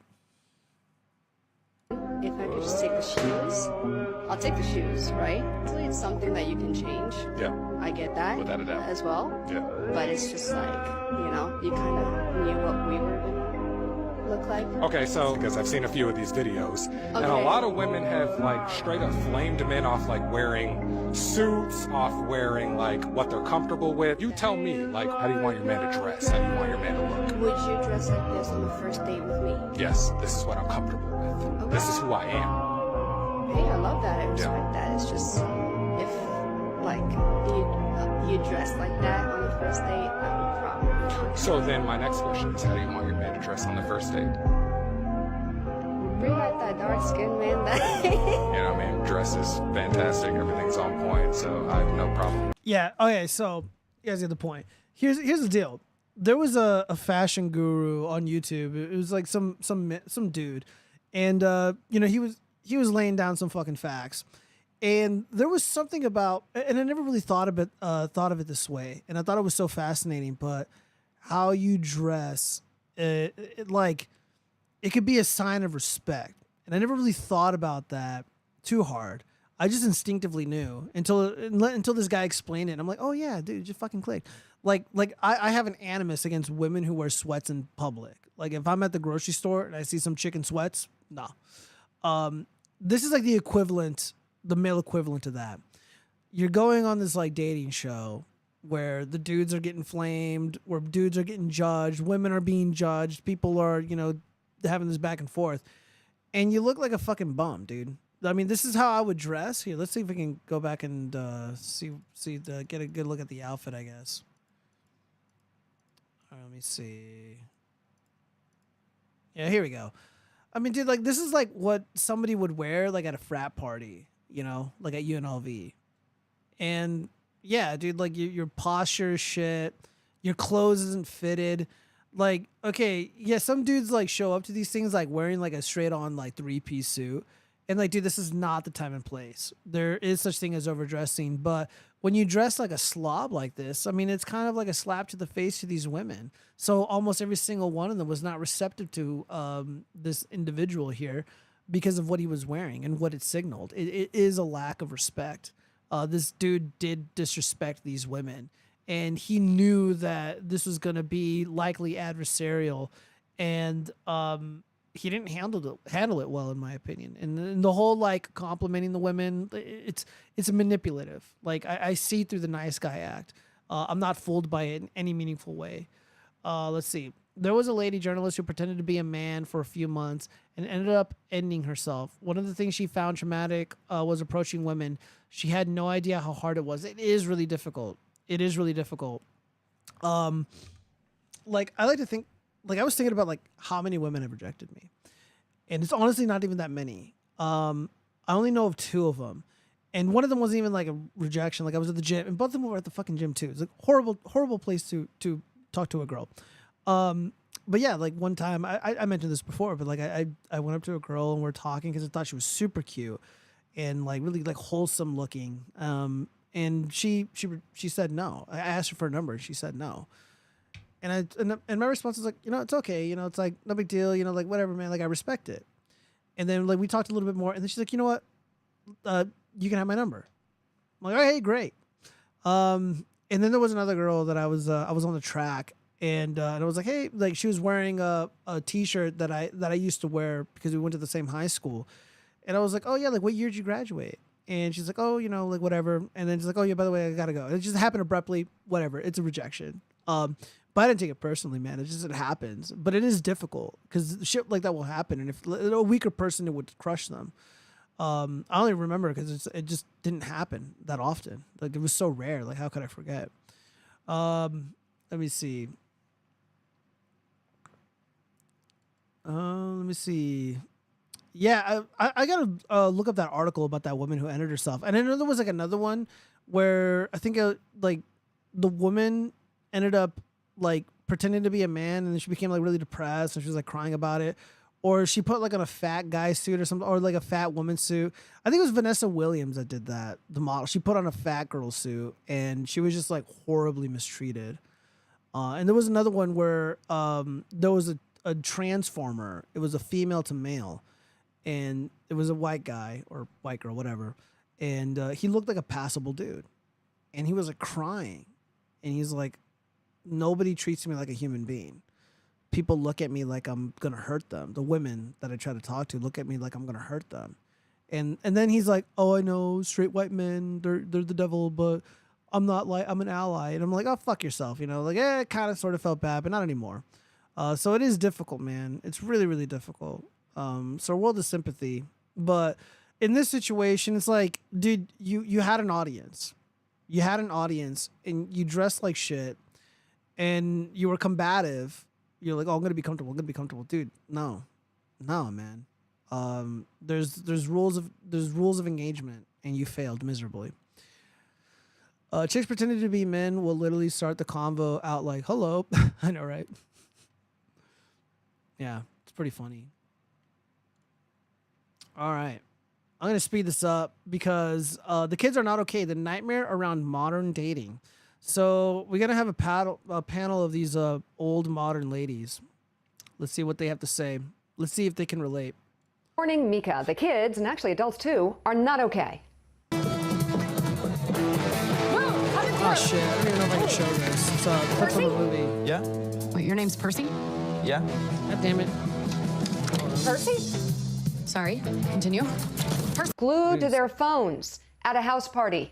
It underscores a troubling reality right now. A growing number of younger Americans aren't dating. They're not hanging out. And no, they're not even hooking up. For so many women who want to date men, dating has become a total nightmare. And there are a number of reasons why.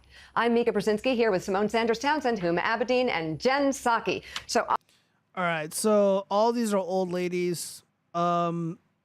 Simone Sanders, she worked for Bernie Sanders, and she also works for Biden at the moment, I think. I think she's got a boyfriend or fiance, so she's well established. Jen Psaki's married. Mika Brzezinski's married to a guy who allegedly killed somebody in his office when he was in politics. And Huma Abedin, as far as I know, is a single mom, but she was married to Anthony Weiner, the congressman, and he went to prison because of some inappropriate activities with a minor. And yeah, Huma Abedin is a fucking evil woman, literally evil. Well, let's hear what these old ladies have to say about modern dating in 2024. So this is the legacy media's take, because we know what Andrew Tate's got to say. We know what Professor Chronicus has to say. But what do these old ladies say? I have heard from a lot of young women who want to date young men that there are none. There are no guys. No, there's plenty of guys. That's bullshit. Just not the guys that they want.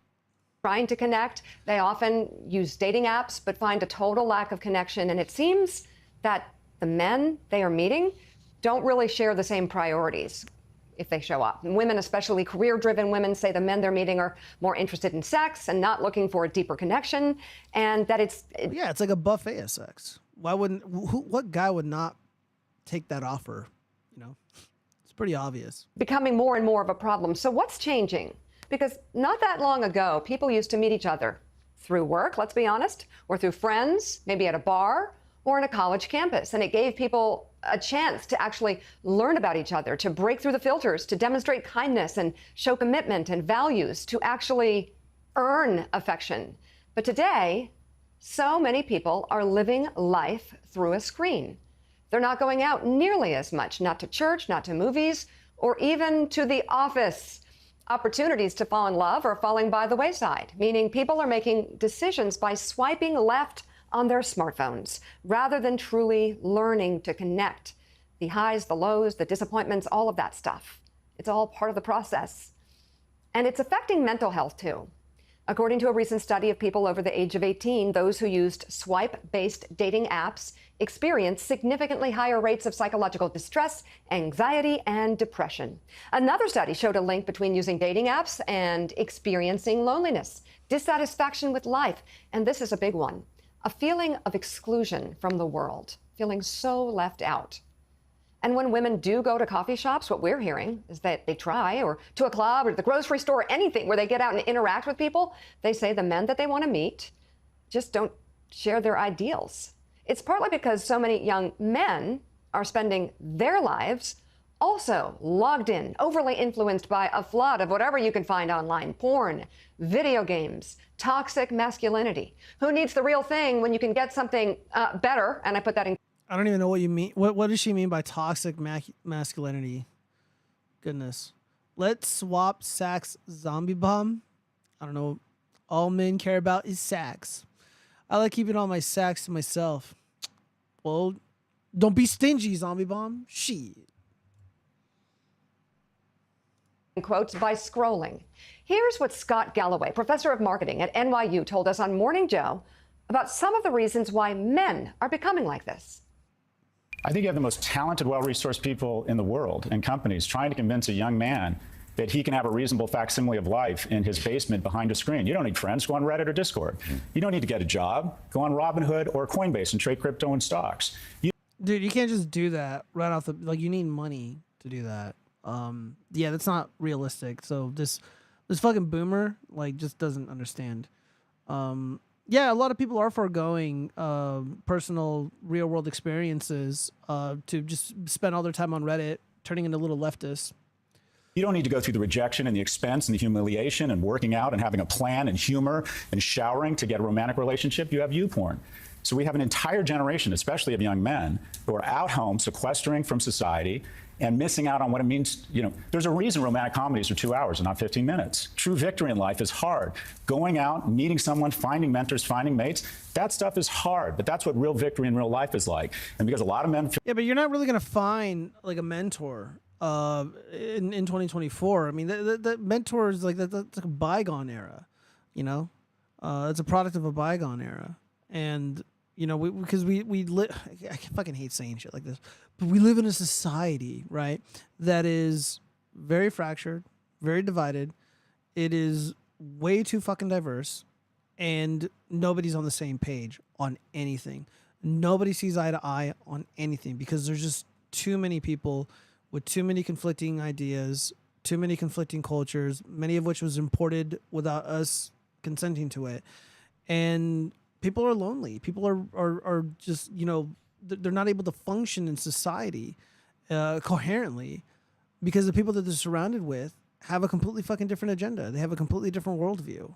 How are they supposed to find a woman when the woman's views on love, romance, you know, the makeup of the household, you know, what that's going to look like? It's completely alien to what most of us grew up with or are familiar with.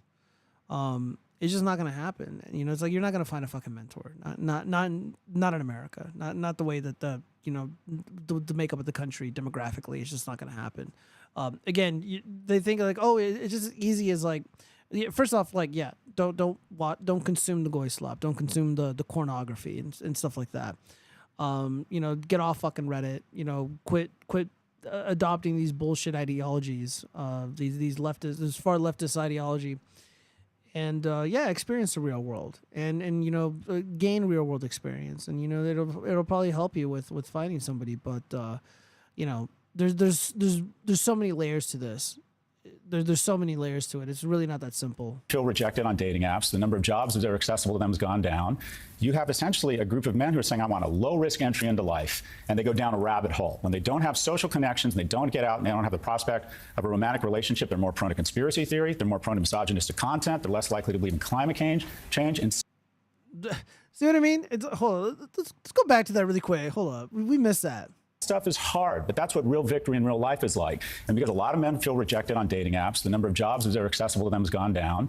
You have essentially a group of men who are saying, I want a low-risk entry into life, and they go down a rabbit hole. When they don't have social connections, and they don't get out, and they don't have the prospect of a romantic relationship, they're more prone to conspiracy theory, they're more prone to misogynistic content, they're less likely to believe in climate change, and some become really bad citizens. We are producing too many of the most dangerous person in the world, and that is a young, broke, and lonely young.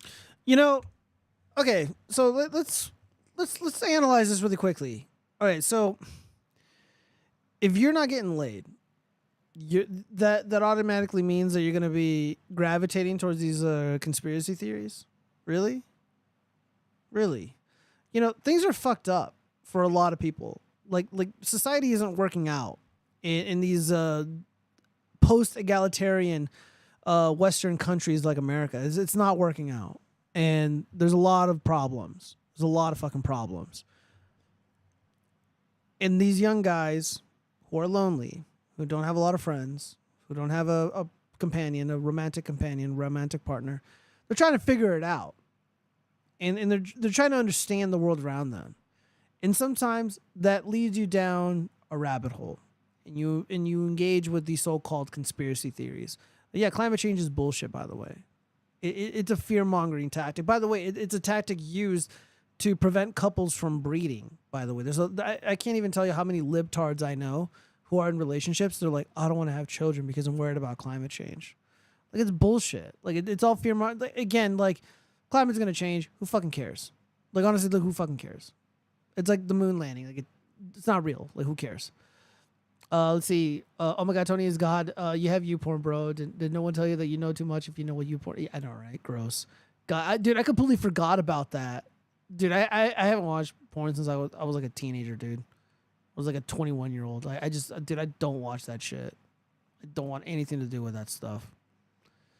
He probably only knows it because he did research, though. Let's give him the benefit of the doubt. Man. Wow. As Professor Galloway pointed out, 1 in 3 relationships used to begin at work. Now young people are not going into the office as often. And if you are a young man at work, what jobs? Are what you fucking more jobs? or less inclined to express some sort of romantic interest in a potential partner now than you were 40 years ago? The answer is clearly no. And by the way, men and women have been told in many places that if you have feelings for someone at work, you have to go to HR first. That'll kill the moment. And I get why that's the policy. I get how we got here. Having said that, the unforeseen consequences of the Me Too movement, or of Me Too in general, and the problems that began the movement, that's a show we need to do at some point. And we have to have a really honest conversation about that. But that's not this show. I'm just saying, having to go to HR is kind of a hard start. Jen, why don't you start? What are the biggest concerns you have here? Yeah, look, Mika, first of all, I met my husband at work at the Democratic Congressional Campaign Committee. He asked me out over email and brought me ice cream. It was a much more traditional way of meeting someone. Look, I think the biggest concern I have here is the mental health impact on young people. And we've seen that in statistics and a ton of reporting about the disconnect. And you just went over a fair amount of it for men, certainly, and also for women. And I just think anecdotally of talking to a lot of women I work with, who I have the pleasure of working with on my team, they, men and women have been wanting to just have sex for decades, right? That's not new. I think they're still probably they're hooking up still, right? But it's more about that deeper connection. And as Scott said, relationships are work. Emotional connections are work, whether it's a friendship, whether it's a boyfriend, a girlfriend, whatever it may be, or a mentor relationship. And there's such a cotton candy aspect of the world we're living in right now. That's also a fantasy world, right? You mentioned porn. That's, of course, on the sex side. But it's also just how people portray themselves on social media. It's not connected to the difficulty and the struggle that often you have to go through in order to have the most rewarding relationship, the most rewarding friendships, the most rewarding mentorships. And the mental health impact is the biggest concern, because connection is what makes life joyful. And that to me is what I worry about the most. Yeah, Simone, Americans are more lonely and isolated than ever. There's data on this. And what do you make of Professor Galloway's remarks on Morning Joe that we're producing too many of the most dangerous people in the world, namely young, broken, lonely men? Mika, Who broke them? Why are they lonely? There's two ways to look at this. There's scientific data, BBC article. We went over this on the show, that the majority of these so-called incels, these lonely guys, they're BIPOCs. Allegedly, they're people of color, they're guys of color or whatever. All right, but there's also another group of people, another demographic, the white individuals, white straight males, who are most likely to end their own lives, and they're very lonely. They're very sad. They're very depressed because they're discriminated against by virtually every major institution, every government agency. The illegitimate regime is openly antagonistic towards them, and it's almost impossible to be a white male anywhere in the West without being attacked in some tangible physical way or in some other metaphysical way. And we're seeing it everywhere. We're seeing it with replacement. We're seeing the diversity initiatives in the workplace preventing the hiring of white men. I mean, Disney just outright is saying that we're not going to hire straight white men.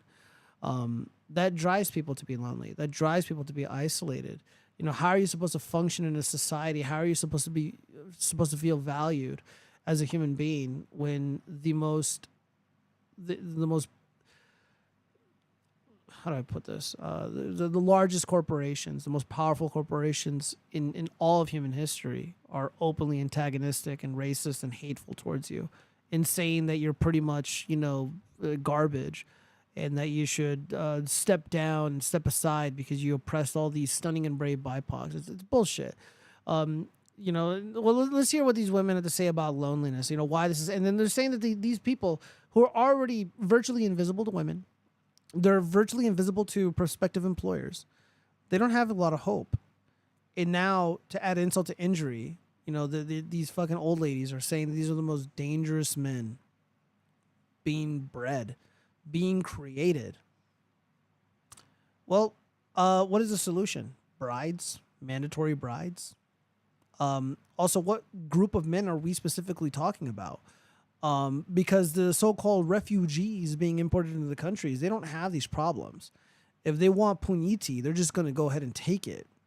Look at what happened to Lake and Riley. Look at what happened to that mom who had 4 or 5 kids, who was just raped. What about that little girl, the little Latina girl in Texas, Jocelyn? You know, these straight, white, lonely men, they're not doing that, man. They're not out there victimizing people. They're trying to figure this shit out. They're trying to find a solution. They find the little communities, the little so-called incel communities, talking about their depression, talking about their loneliness, about their struggles to try to find some sort of companionship.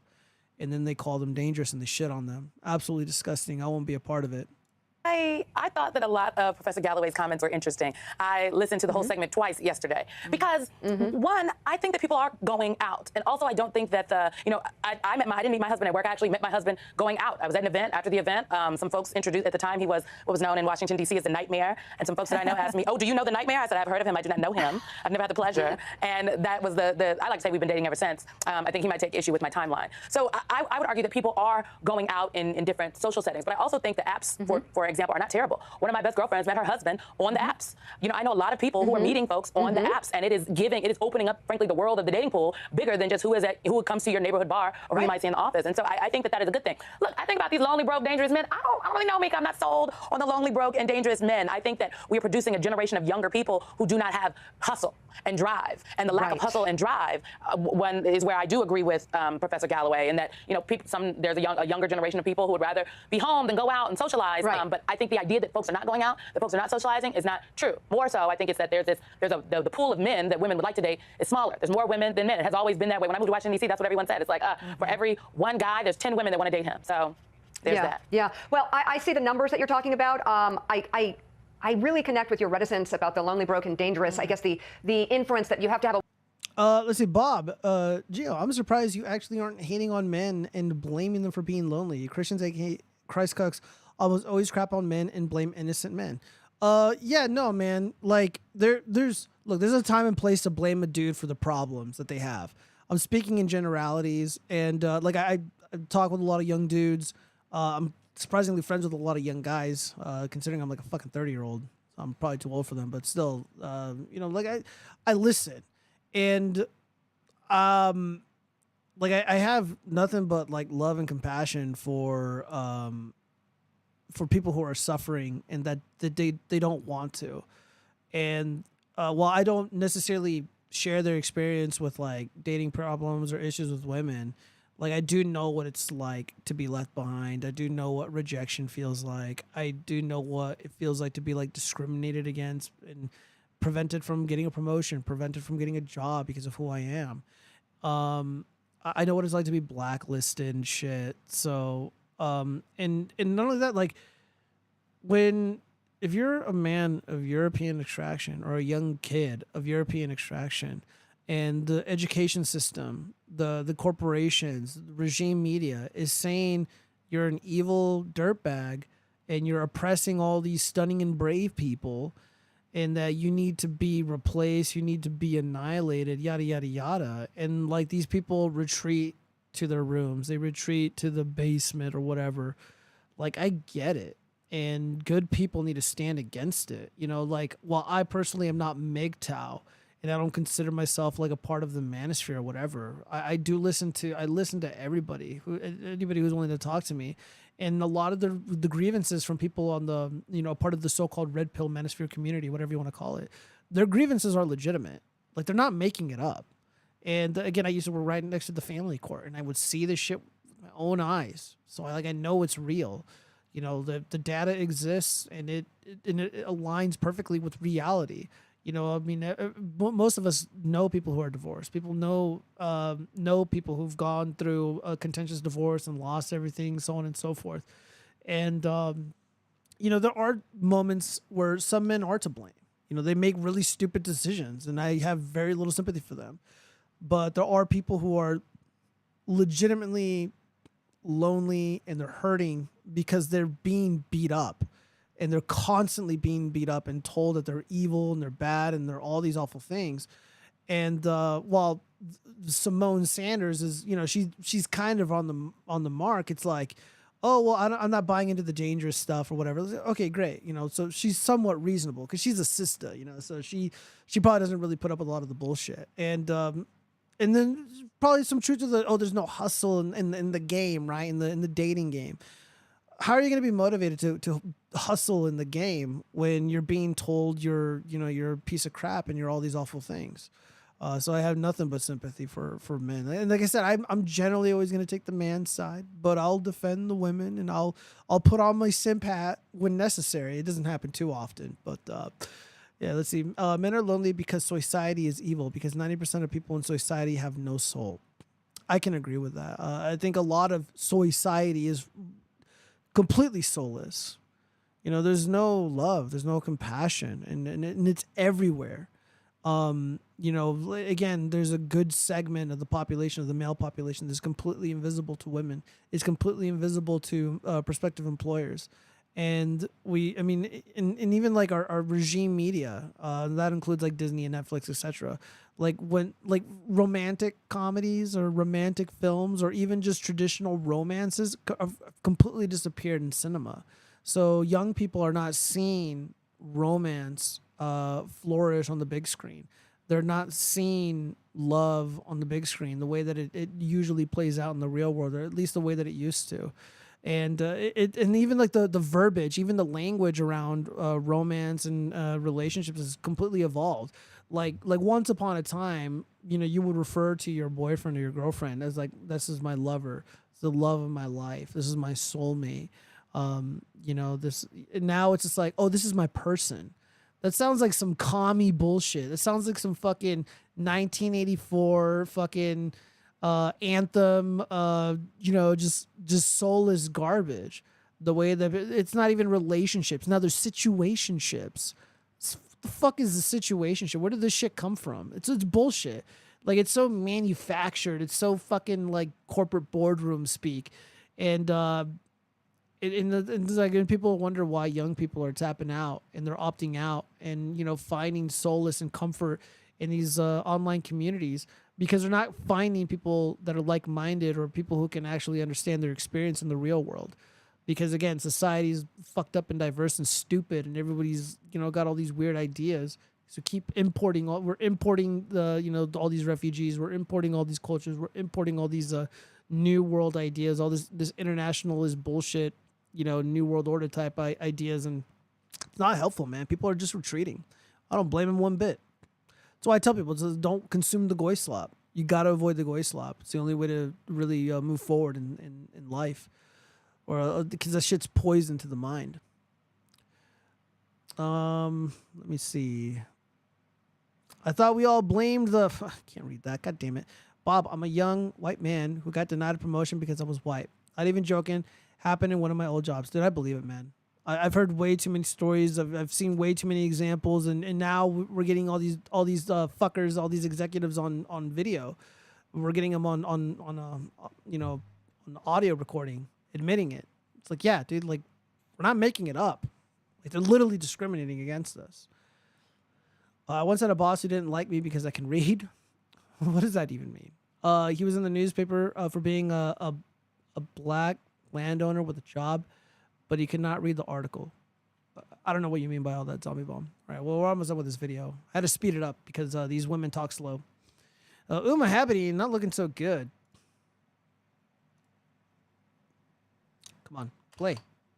A woman to fix that, like, you can fix that yourself, and not be, you know, I hear you about personal responsibility for sure, but I'm seeing in my world and hearing from a lot of young people who work with me, who work for me, who just, they don't go out as much. There's like nowhere to go or no one to go with, or it's the same old every time, and they're on the phones so much. And whom I'm wondering, given the consequences of loneliness and isolation from a policy perspective, because the Surgeon General recently declared it, the loneliness is an epidemic.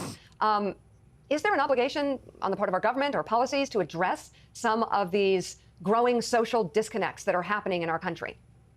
So, I mean, I agree with so much. My mind is just spinning with thoughts hearing all three of you. And I'm glad you referenced the Surgeon General, because the four of us talk about this a lot, that we are pioneers. We're raising a generation surrounded by technology that we just didn't have access to growing up. And we're still seeing the short and long-term impact of that.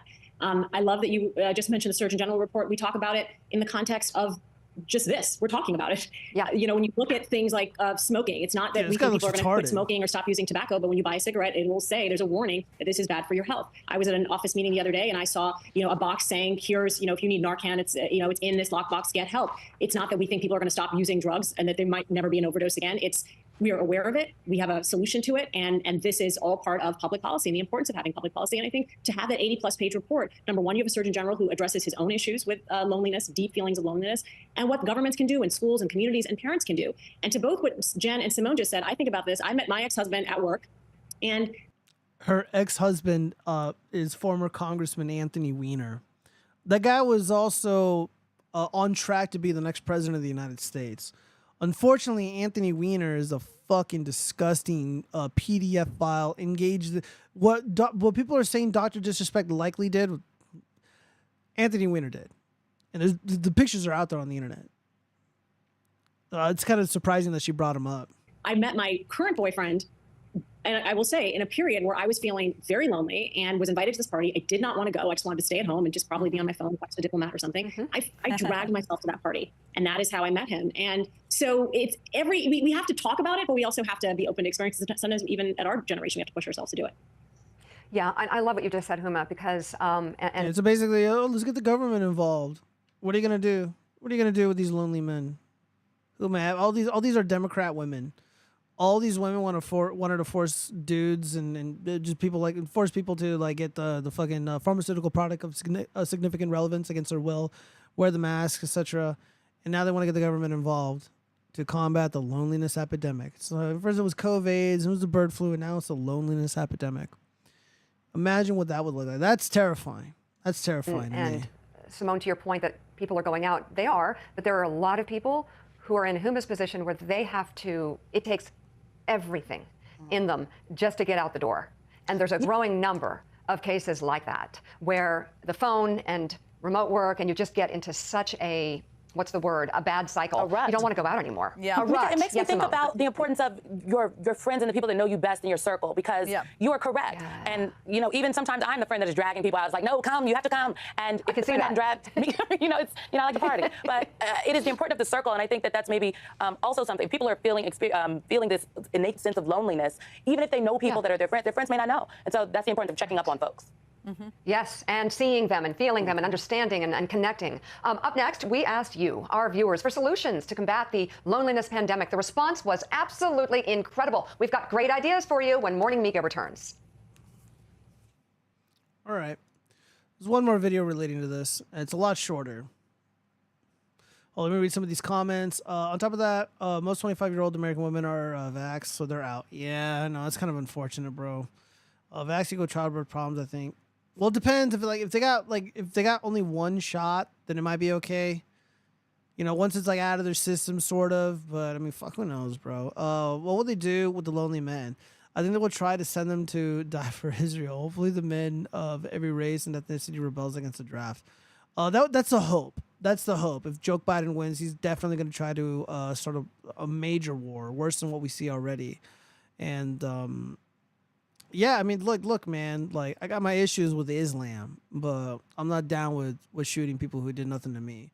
I just don't really, care for them to come out here as refugees and shit anywhere in Europe. But I'm sympathetic. I don't want American boots on their fucking land. I can see why they're all, they got their jimmies rustled over it.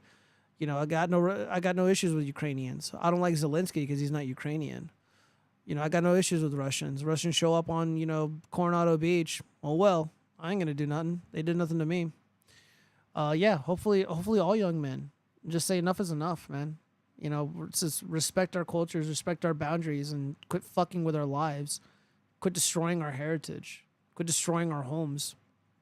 I'm seriously worried men will be drafted.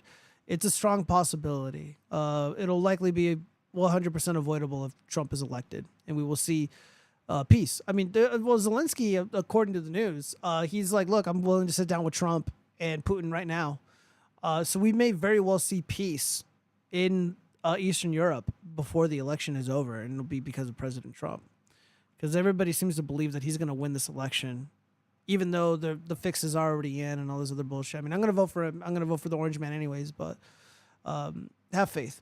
Unvaccinated women are 5% of the population. Is that fucking true, Carl Johansson? We should take over. I know, that'd be nice, right? Let's see. The Z piece of shit Trump will send me to die for Israel too, though. Trump has been controlled out from the start. Bob, I don't know if that's true. I don't know if that's true. He was a peace president. Nobody had to die for Israel when he was president. And hopefully we can prevent that. Hopefully we can prevent that from, or hopefully he will prevent that from happening. Things will not escalate further. I don't know what a solution would look like, though. I mean, Gaza's pretty much non-existent at this point. It's really sad to see. It's heartbreaking. I don't know how we recover from that. Yeah, those are the numbers. I gotta look into that, man. I don't know. I don't know, man. Dude, like, I feel like a lot of those, dude. You gotta be careful with any number, any figure surrounding COVIDs, because, like, dude, they cooked a lot of that shit, bro. They cooked a lot of that shit. All right, let's watch this short clip. Let me see. Do we got?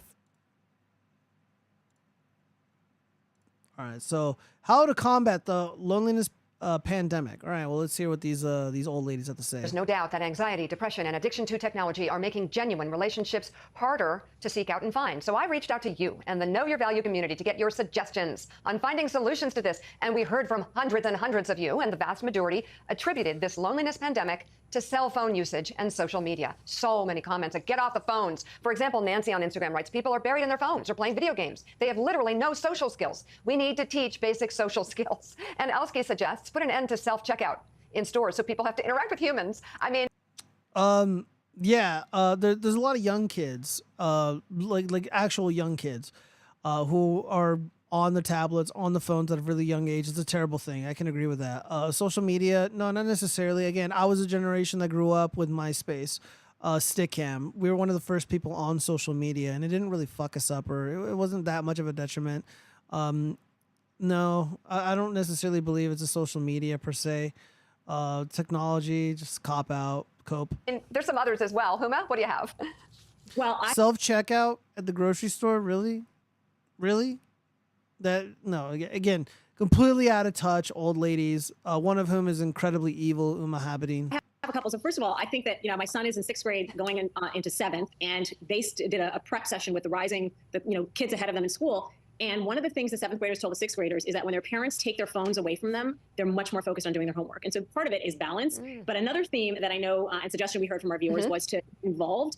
For example, Lizzie on Instagram suggests join a political group or cause you believe in, or work for a candidate, volunteer, or join a sports group or groups. I actually kind of believe this. Let me read some of these chats here. Yes, those are the numbers. Let's see, Bob, I appreciate the responses, Joe. I respect you respect the chat and respond to the comments. Very awesome, man. Yeah, of course, dude. I mean, that's what the whole point of social media is, right? I'm supposed to respond to you guys. So yeah, I hit the jackpot. Hey, I actually do believe when I was 18 years old, I remember I didn't like, I turned 18, I was graduating high school, and I wasn't planning to go to college. And I went after my first semester, like I was in school and I was like super motivated because I liked college. I had a really positive experience at university.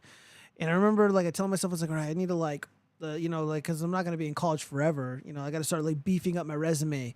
I got to like figure life out. Like I got to like look good on paper, like I can't just be like, I went to school and I worked these retail jobs. And I did end up volunteering for the Democratic Party. And even though I was a paid volunteer, I made a shit ton of fucking money. And it was like the easiest job ever. And then I moved up and I met some girls, man. So this is actually not bad advice. This isn't bad advice at all. I don't know about our volunteer art center bullshit, but whatever. I mean, if it works, it works. Art centers, and you'll meet people. Mondi writes, that's nice. Her solution is follow your passions and get involved in the community in ways that fulfill who you are as a person and light you up. If you don't know who you are as a person or love yourself as a person, start there and then follow your bliss. Run as hard as you can toward your calling and then look around and see who's running as hard as you. It's bound to happen. Don't effing settle. Simone, what do you think about that advice? I love that. I love it. It's like a motivational shake. I'm here for it. I think that we need the motivational shake. There are feelings of hopelessness that accompany these feelings of loneliness. So I love that advice. Viewers also weighed in on some workplace solutions along those lines. For example, Jessica on Instagram said that folks should go back to work in person a few days a week. Know your coworkers, especially people in their 20s and 30s. And Jenny wrote, get rid of the overwork mindset. Many are too tired after work to hang.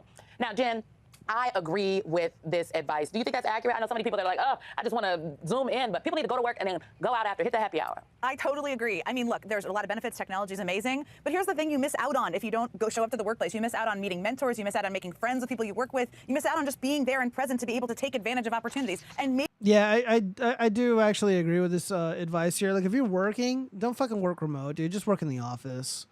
Just socialize. I mean, if I was like a legit incel, right? Like I'm fucking 18, 19, 20 years old, living in the basement, whatever. I got no fucking social skills. It's like, dude, I'm going to get 2 jobs. I'm going to try to work with people. I'm going to develop my skills, my social skills. I'm going to stack cash. I'm going to, make cool with my parents so they're not going to fucking charge me rent or whatever. I'm going to just show initiative, and I'm fucking fat, looking like an egg or whatever, and get a gym membership with whatever little money that I'm making. I'm going to lose the fucking weight.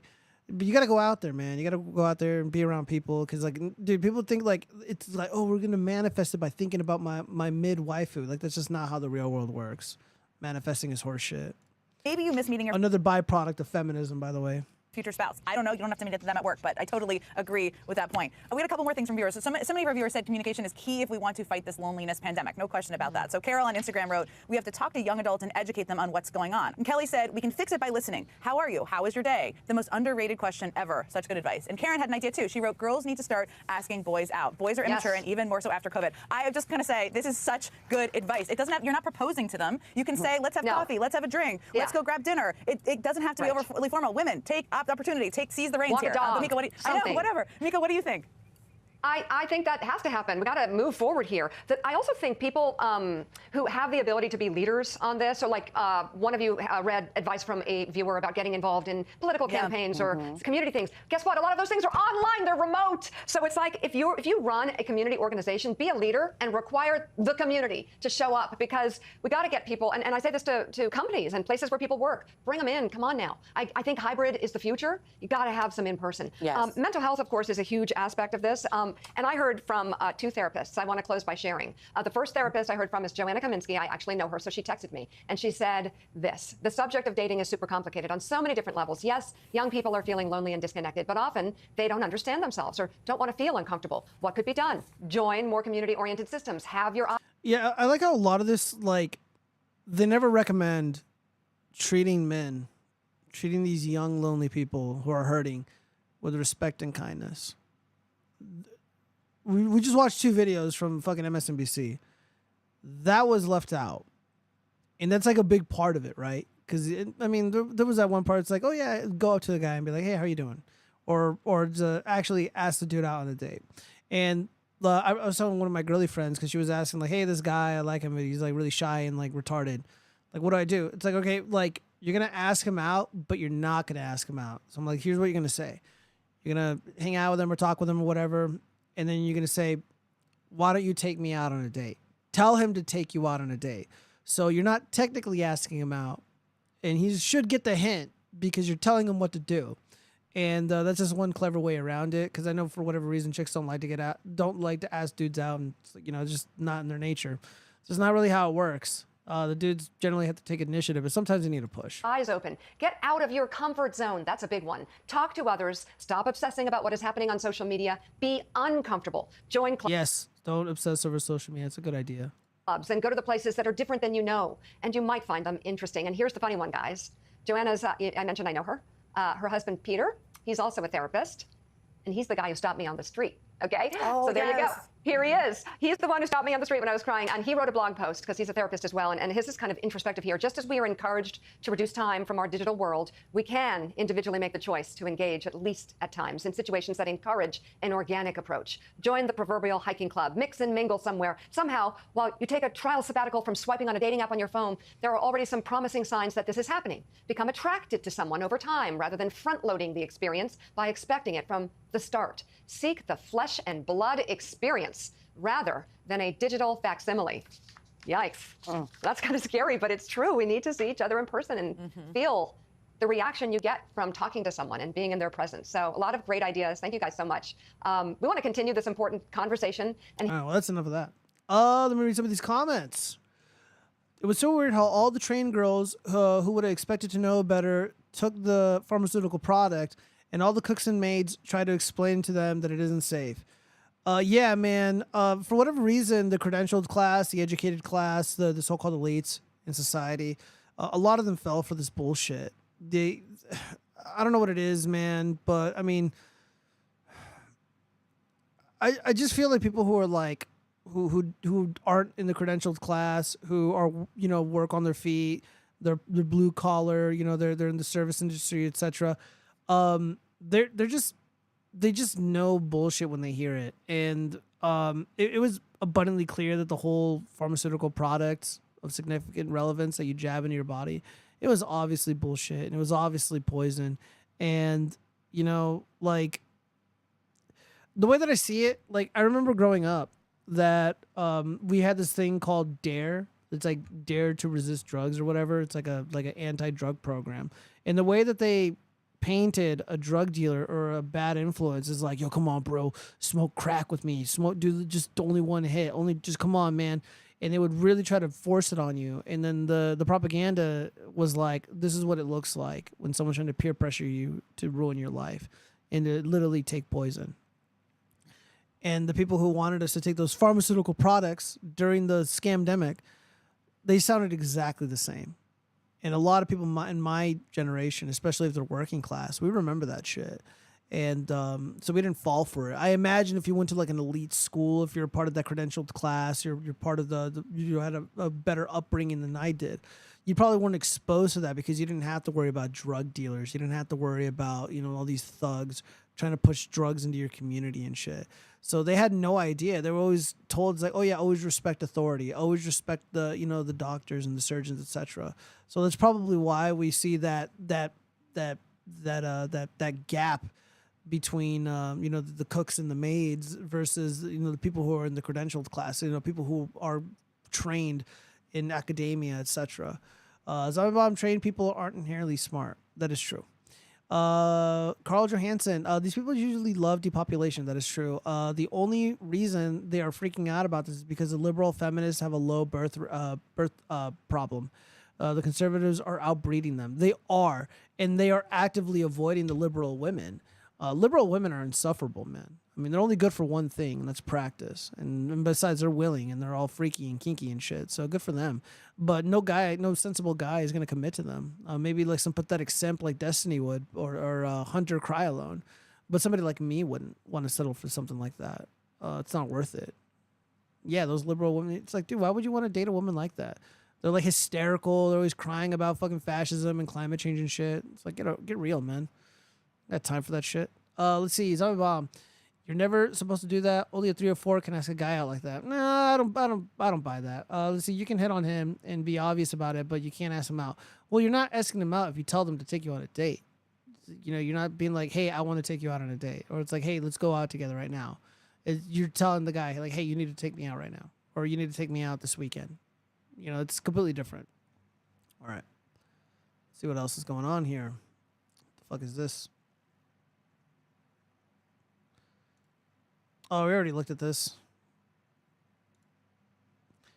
Oh, shit. Oh, man, it's 6 minutes long. I'm going to speed it up. Freaking out because I'm throwing away our relationship. My girlfriend wanted vacation this summer to her mom's friend's house in Hawaii with me and her 2 best friends. We had been planning on this all spring, and at some point, a friend dropped out of the trip, leaving just the 3 of us. In early June, once the friend unexpectedly dropped out of the trip, Mike called my girlfriend and told her that now that it was just the 3 of us, he didn't feel comfortable with me going on the trip since he didn't know me that well and he didn't want to be a third wheel. He said he wouldn't go on the trip if I were to go. Without telling me that this was happening, they changed the plans and made it a trip just for the 2 of them, and they changed the location to a beach in Costa Rica. I was trying to figure out when to ask for time off this summer and hadn't heard the news about the plans, so I asked my girlfriend which week in August I should set aside for the Hawaii trip. She let me know that, actually, she had talked to her friend and that he didn't want to go if I were going, so she was going to go alone with him to Costa Rica. She said we could go another week later, maybe to Mexico City. I was upset and tried to talk with her about how the situation made me feel, especially since this wasn't a case of a separate trip being set up ahead of time. This was a case of me being invited and then uninvited from a week-long tropical vacation with a guy friend of hers who I had never met before. We eventually decided to make a trip together to Copenhagen, which we both wanted to visit as compensation. I also asked to meet him to feel more comfortable with the city where they live. And although it was nice to put a face to a name, it was ultimately a very cold trip, and he was not at all welcoming to me. My girlfriend remarked on how unfriendly he was to both of us, she thought, and said she was surprised he didn't act warmly to me. I went out of my way to get to know him and his girlfriend, but it didn't click. Even after several days, they were somewhat cold to each other as well. They bickered a little about their future and his 3-week trip without her, scheduled for the same time as our trip. This had been my effort to feel better about the trip, so I told my girlfriend that I still didn't feel comfortable with things and was insulted by how it was handled. I had tried to make things smooth between us, and I asked her to please come up with something to help me feel better about the trip. On a visit to her family, they asked about the trip. They were all shocked that she would have arranged it this way. They told me they would have been furious if they were in my position, which triggered a fight in which I asked her to please help come up with a strategy to make me feel better and more secure about them going together without me. She said she would never do this kind of thing again, which feels like not much to offer since this is a once-in-a-lifetime trip. She kind of offered not to go on the trip, but she had already paid for the tickets and made arrangements, and I didn't want to stop their trip and be resented by both her and her best friend. She asked me to give her ideas of how to make me feel better and wanted me just to tell her what to do, but stalled until it was finally the day of the trip. She bought me a bag of peanut butter cups, and I drove them to the airport. I feel so disregarded and disrespected in this situation. I want to break up with Cuck, simp, drove him to the airport. Yeah, first off, you say, no fucking way, this is not happening. This isn't gonna fucking happen. If you go on that trip, I'm breaking up with you and just be done with it. And the guy has a girlfriend? Like, what the fuck? Why is everybody cool with this? And then you took him to the airport? What a simp. Never get into a relationship with someone who has a best friend of the opposite gender. Saddest part is that this pathetic fool drove her to the airport for a romantic getaway with her boyfriend. Modern men. Yeah, dude. Again, this is a moment where I gotta criticize the man. I can't take the man's side on this. Let's see, something about doesn't matter what you buy, rules don't change. Yeah, that's a logic, dude. You can't just loophole it. Fuck you. You're such a bastard. Disavow. Jesus Christ. The fuck is this? Oh shit. We got a couple of stories left, guys. We got hoax hate. Whoo. All right, where's the sounder at? Yeah, 7 shot, including 4 kids by elderly neighbor who had told them to go back to where you came from, the cops say. All right, so I'm actually just going to break down the story because I already read this. All right, so here's what happened. Latinx family playing music. You know, they're like, see, all night long. So a dispute broke out, and now people are claiming that there's like some racism.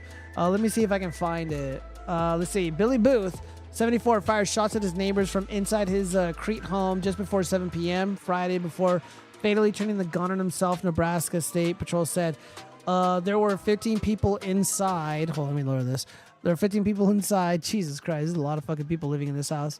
Most of the victims were outside when they were shot. 3 of the victims were adults between the ages of 22 and 43, while 4 were children ranging from 3 to 10. All right. Some of the treated, blah, blah, who cares? When police arrived, they found the victims suffering from gunshot wounds inside the residence, blah, blah, blah. Police said they did not believe there was a dispute in the moments leading up to the shooting, but that Booth and the family had prior history, including disputes over parking and other nuisances, as well as a report from someone who said the suspect told them to go back to where they came from and to speak English. Well, it's really sad this man took his life. We really needed to decide the story to defend himself. The Crete police have responded to several complaints in the neighborhood since 2021, most of which came from a Booth regarding driving behavior in the neighborhood.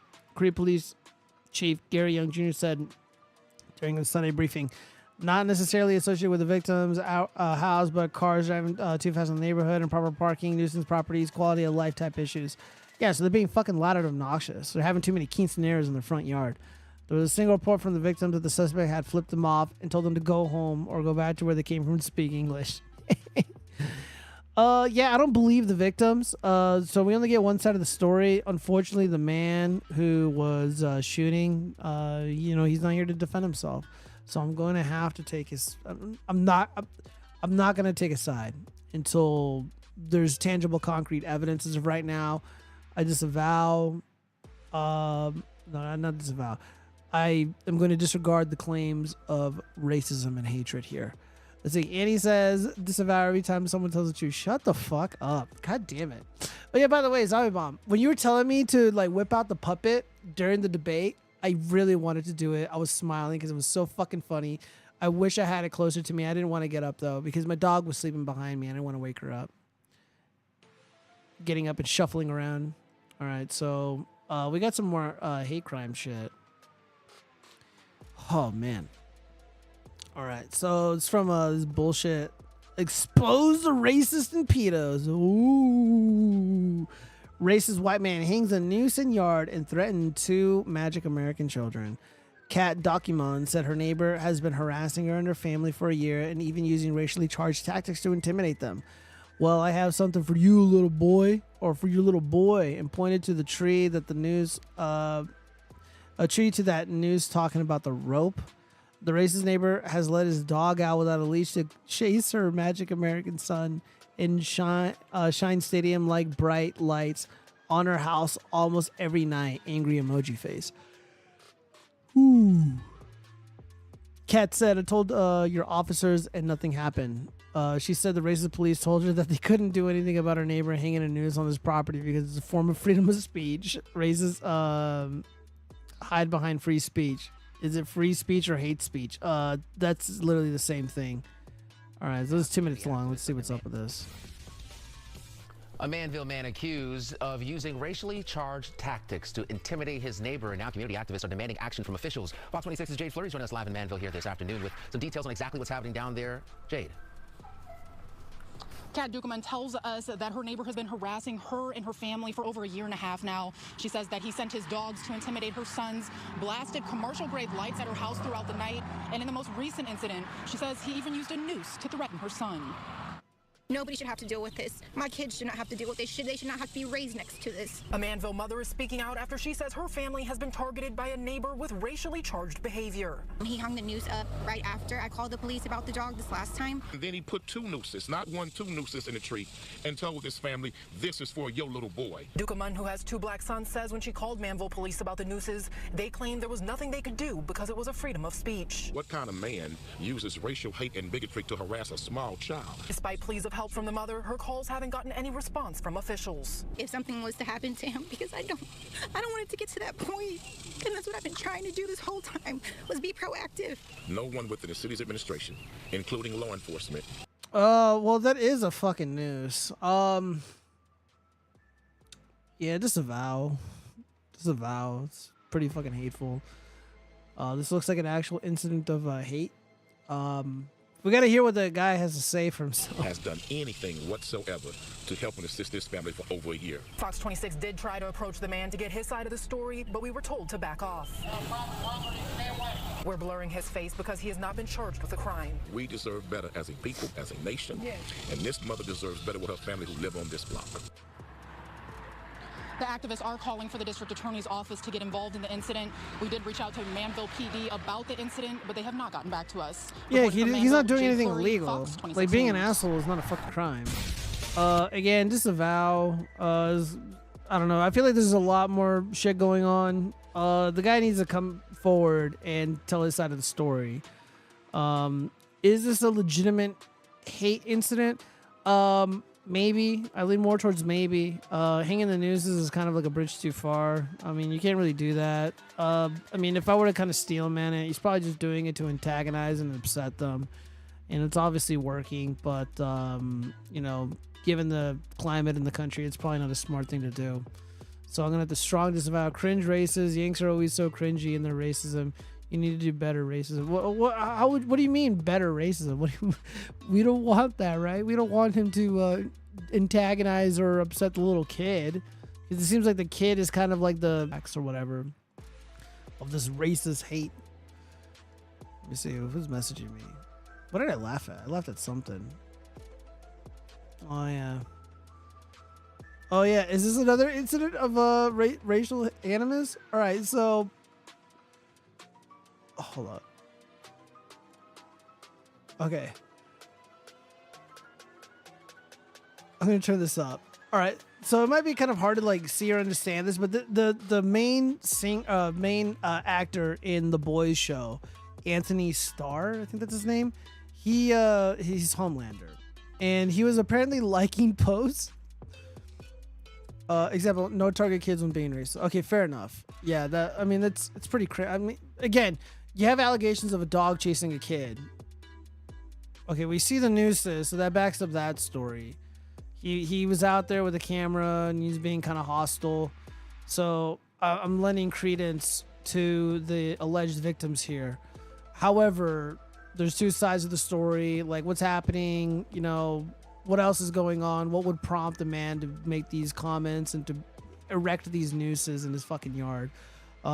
Bro, like, dude, people are gonna fuck with you when you do that shit, man. Like, I mean, this is a legit fucking, you know, display of racial animus, for lack of better words. Dude, you're only gonna make things worse. So I disavow. All right, so anyways, back to this incident of hate. So Anthony Starr, or I think it's Anthony. It's got a weird name. Homelander. This is his official Instagram, and he was liking posts. And people started fucking freaking out about it. All right, so for the audio-only viewers, people are cosplaying at this event. This Magic American woman, she's playing as she's cosplaying as Starlight, and then she's with another chocolatey man, and he is A-Train. All right, so there's nothing wrong here. I mean, just like whatever, dude. People are cosplaying and having fun, just being silly. And Anthony Starr, he ended up liking a post from a user j.tf, and then it's just a Starlight death skull emojis. So he liked it, and he liked a handful of other comments, and there has been a response from the cosplay community. Let's just hear about it. Somebody writes, "Why are you liking racist comments? ... That somebody asked that of Anthony Starr. As someone who's cosplayed professionally for over a decade, you get used to things like that as a black cosplayer, but it's not like it doesn't hurt any less. Guys, I can't turn this up anymore. Coming from people that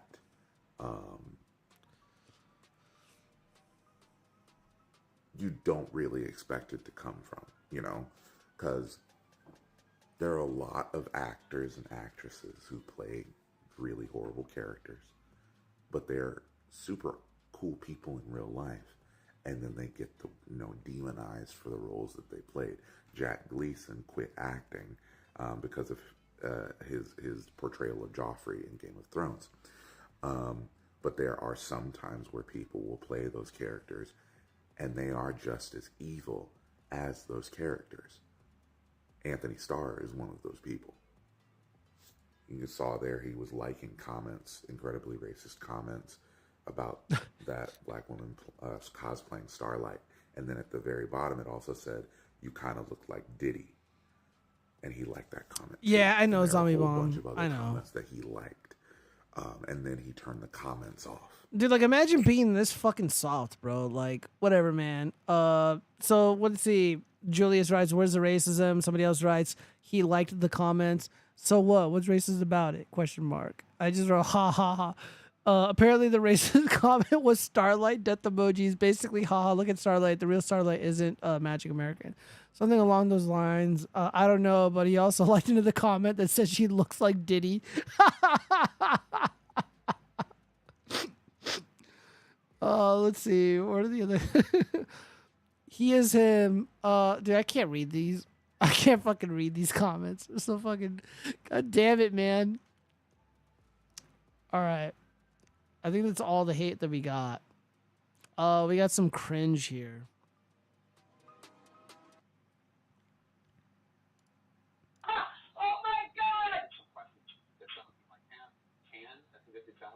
I should have played this earlier. This is a cringe reactions to Trump being found guilty. This is before the Supreme Court ruled that they were innocent. Trump was convicted on 34 counts, dude. Dude, look at the dog. The dog's like, "Shut the fuck up, bitch."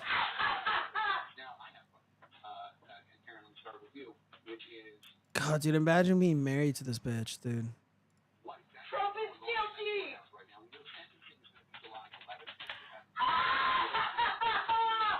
Motherfucker, you're going to jail. I'd be like, Susan, I'm working. Can you like call me some other time or like whatever? Like, Jesus.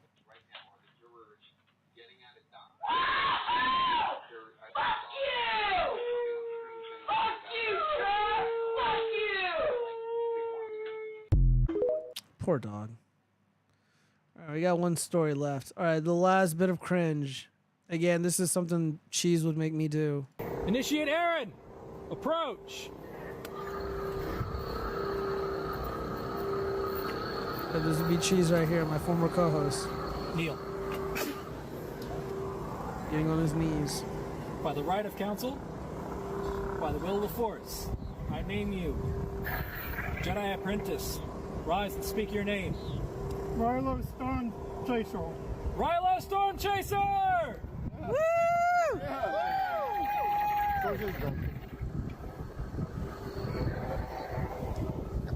All right.